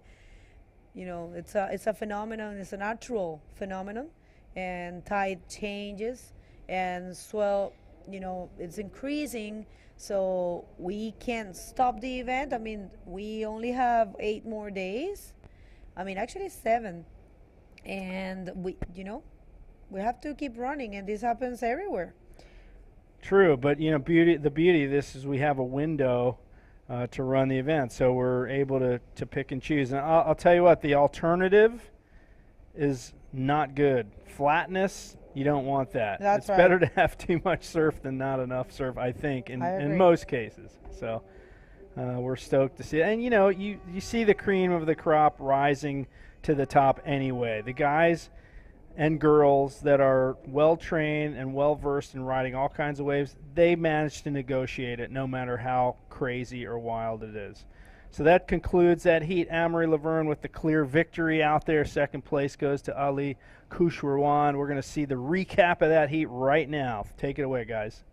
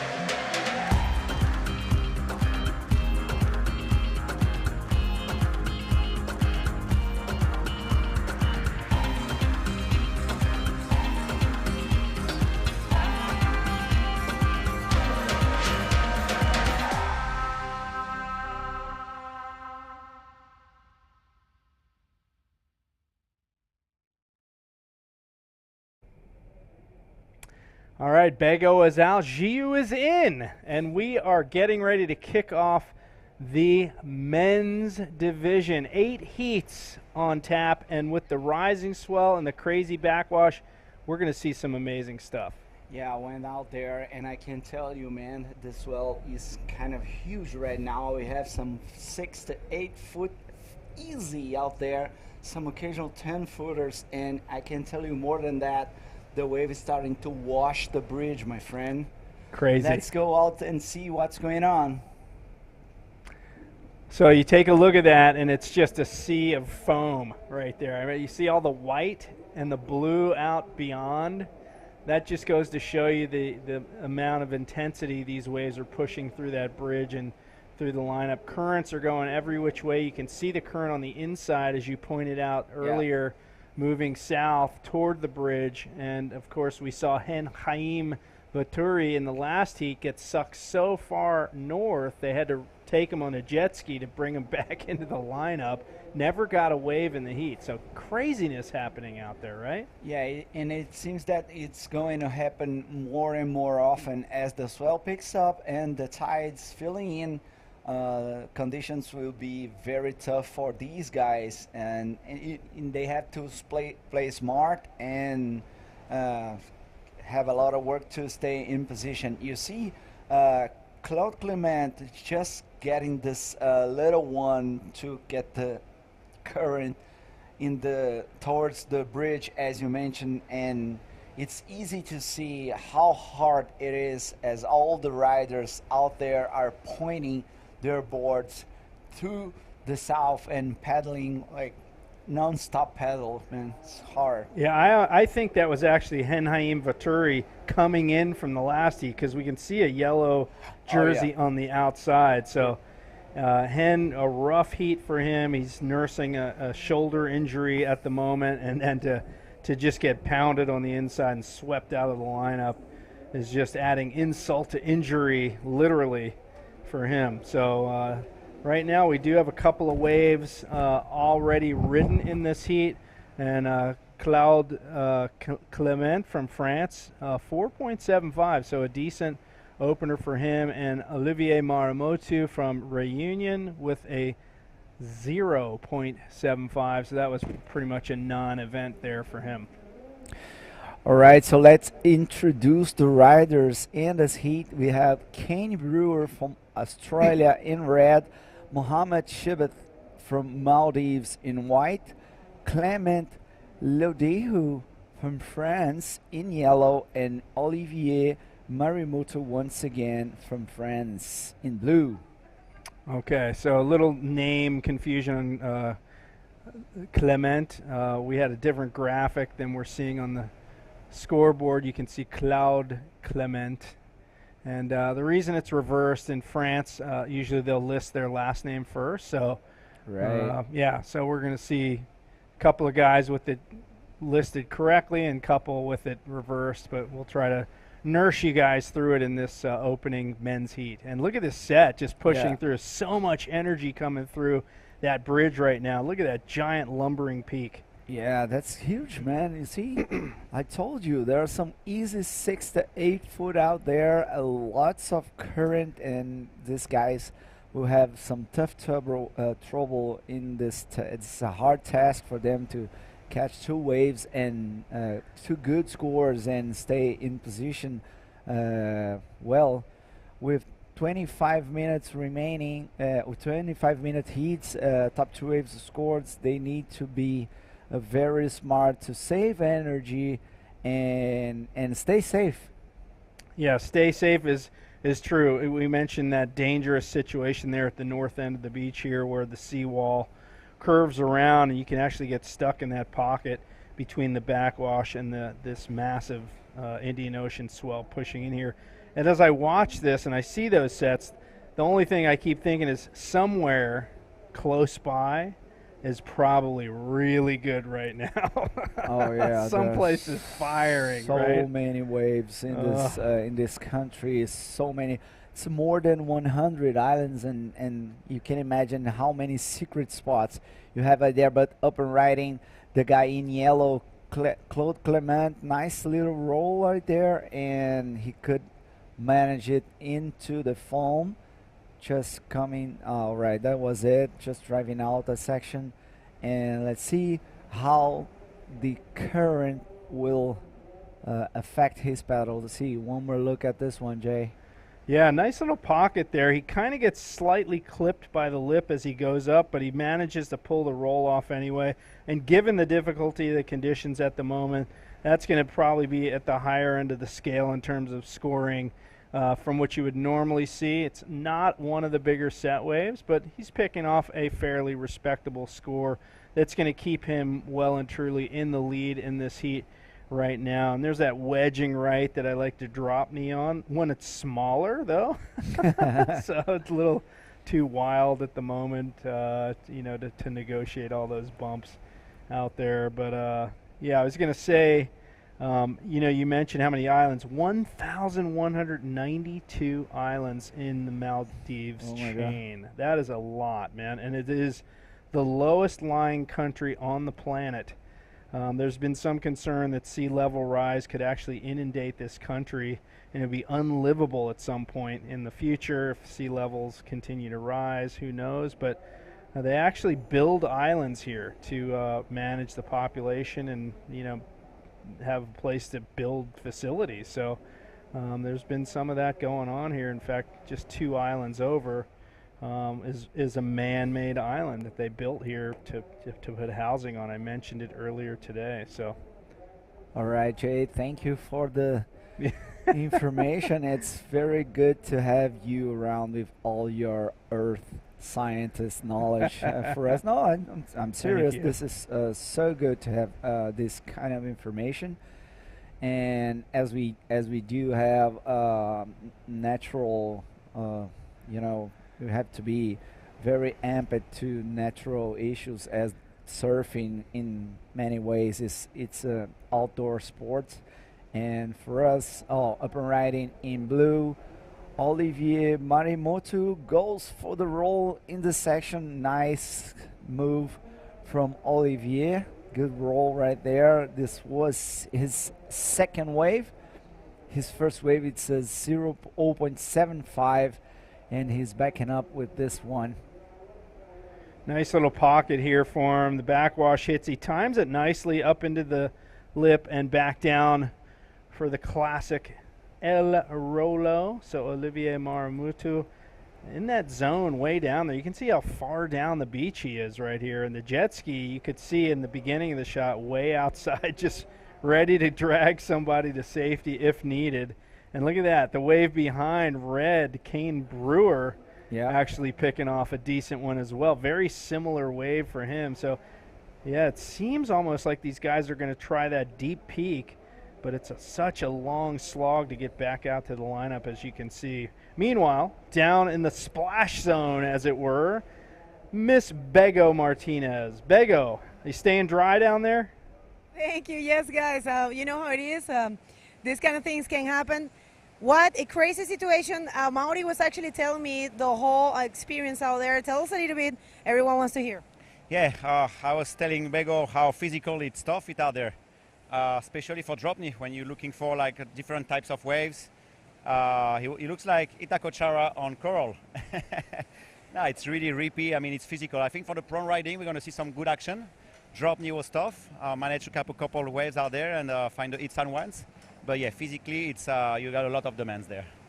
Yeah, actually, you've been taking the mid-side waves and you remain in the inside. Do you think that's probably a recommendation for, you know, these type of conditions for the drop knees?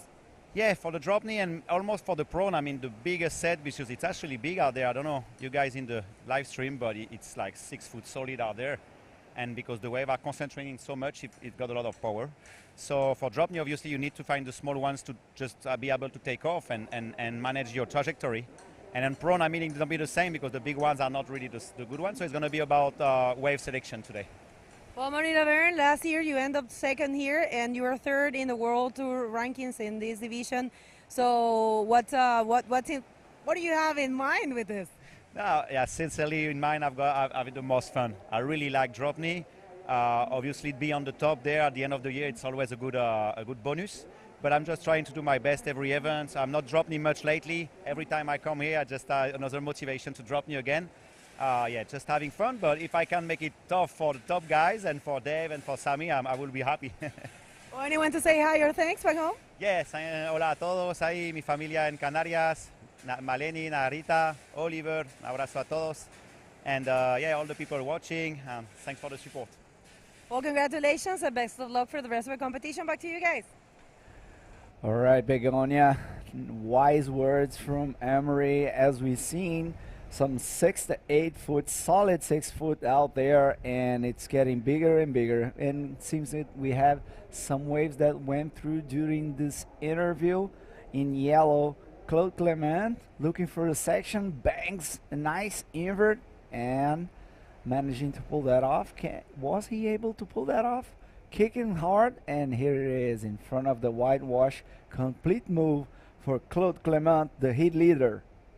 And yeah, one more look at this one, and he claws into that, barely gets into it, negotiates the inside section, and drives up for the lip right on this little closeout section and tweaks it and back down, and he's fighting it right now. Body surfing skills coming into play. He almost ran over his fellow competitor in red, and these guys are stuffed into that corner over there. It is amazing the level of athletic ability that takes them to get back to the peak here. And a good wave out the back there for another competitor. It looked to me like that was white. Pick this one up, though, in red. Meanwhile, Kane Brewer dropping in this one. Reverse spin, snap to reverse, actually, and find a little pocket right there, and coming out in this doggy door. A lot of struggle in the whitewash to finish it, but here it is.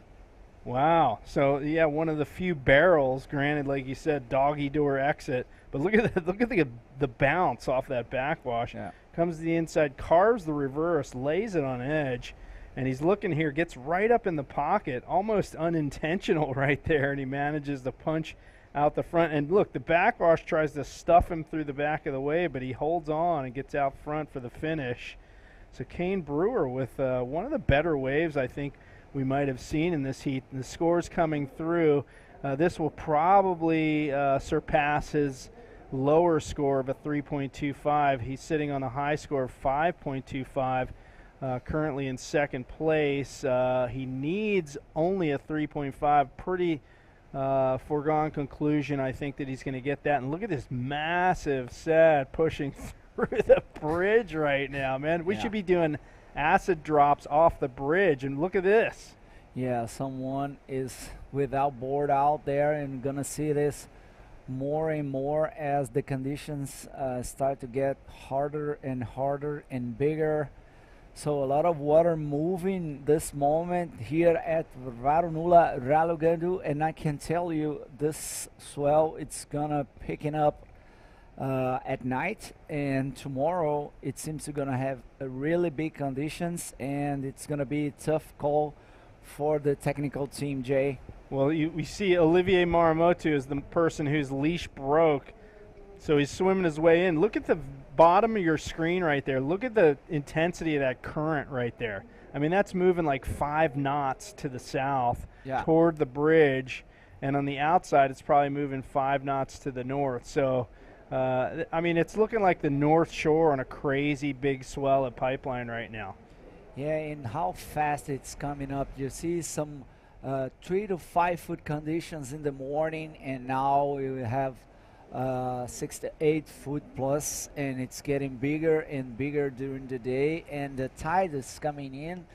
So it's going to be like chaotic in the next heats. Actually, seems that we have a lot of work to our jet ski driver pilot, sorry, on the next couple heats. I have to wonder if there's some misto spot on this island that only breaks on a really big swell. It might be worth renting a motorbike and taking a lap around the island after the event's over. Maybe there's some spot that rarely breaks. I don't know. That's what I always think when I see giant swells like this. There are some spots across the bridge there. There's a spot I think they call airports. I'm not sure if that's where it is, but who knows? You'd have to ask a local, and will they give up their secrets? I don't know.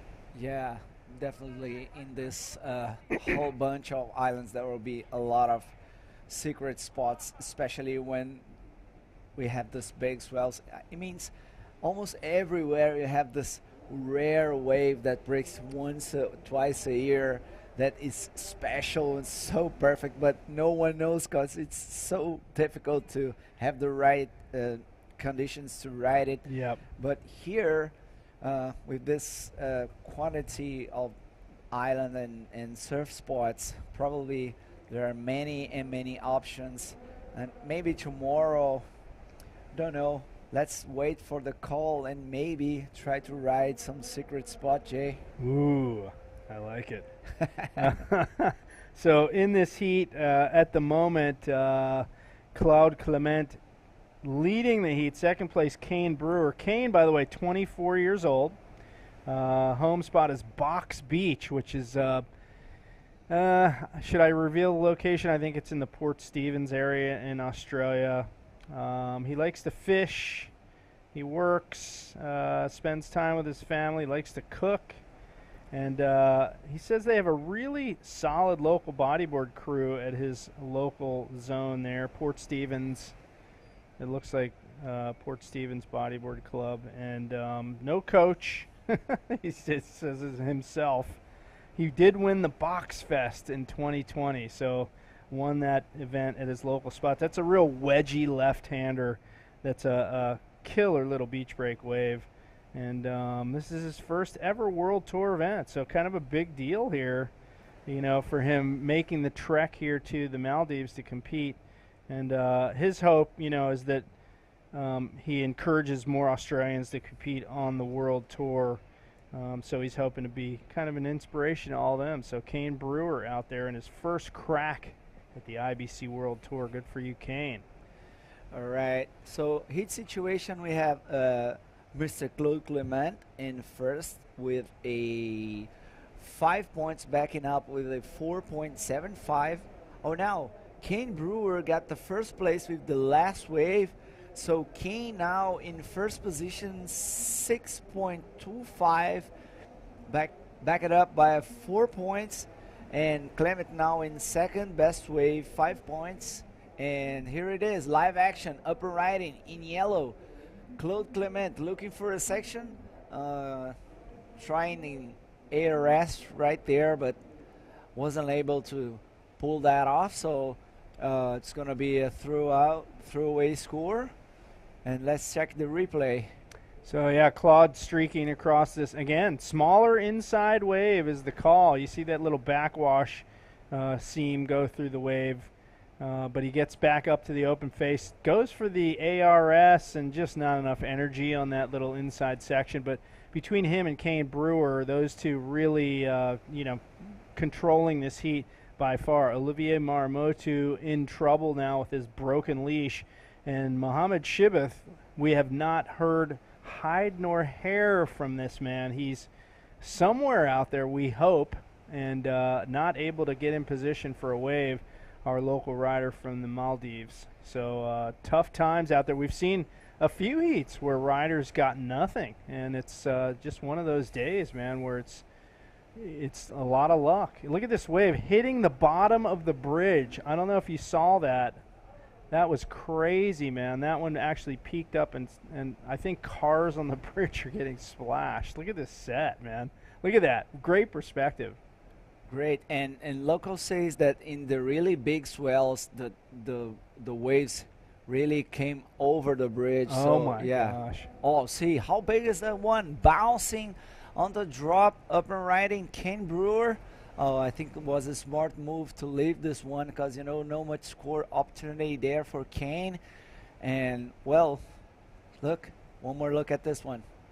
And that lip just chasing him down the face. He narrowly got out from under the guillotine on that one. So Kane Brewer doing well to get out from under that. And now he's paddling his way back out. He may actually have a lull and be able to make it back out without getting hammered if he's lucky enough.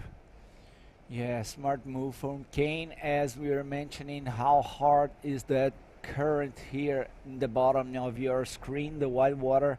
As you can see at that black spot right there, how fast it's running south towards the bridge. And for me, it looks that out there, it's going the same way north. So it's kind of a circle movement in this bay. It would be nice to have a drone shot to see how it's coming from the sky. But anyway, some big action out there, and guys, please stay safe. Well, yeah, we're at a level where it's the best in the world. They know what they're doing out there. I don't think anyone's in real danger, but it's certainly solid out there. And beautiful roll there from Claude Clement, who is looking really smooth in this heat, and he can't quite catch up to that second wedge and ducks out. But the nearest competitor to him, third place Olivier Maramotu, is basically out of commission at this point. He had his leash break. We're hoping he made it to the beach okay. And right now it's looking like a slam dunk here for Brewer and Clement, with just about 2 minutes 40 to go in the heat. And we have Kane Brewer up and riding, rolling out this little end section. And heat situation now, Kane is in first position as we are waiting the last score of Claude Clement. Basically, these two riders dominating this heat, as Olivier had his problems with his leash, and Mohammed Shbith, I don't know if he's out there. Maybe he chose not to go out. I don't know. Well, it's up to everyone, each one to choose if they want to go out or not. But it seems that's almost a done deal with Kane and Clement advancing to the next round. Yeah, I would say so. Look, another wave hitting the bottom of the bridge right there. So this swell is coming on strong. And look at this beautiful left bowl for Claude Clement on yet another wave, and launches up into the lip and projects out in the flats, but he's getting smothered in whitewash. And that's the end of that one for him. And look at this set pushing through. I know I keep saying it, but it's just so impressive right now. All right, one more look on this one. Nice clean bottom turn, goes through the roof, looking for a roll, but unable to hold a whitewash. So it's going to be a throwaway for Claude, even though in second place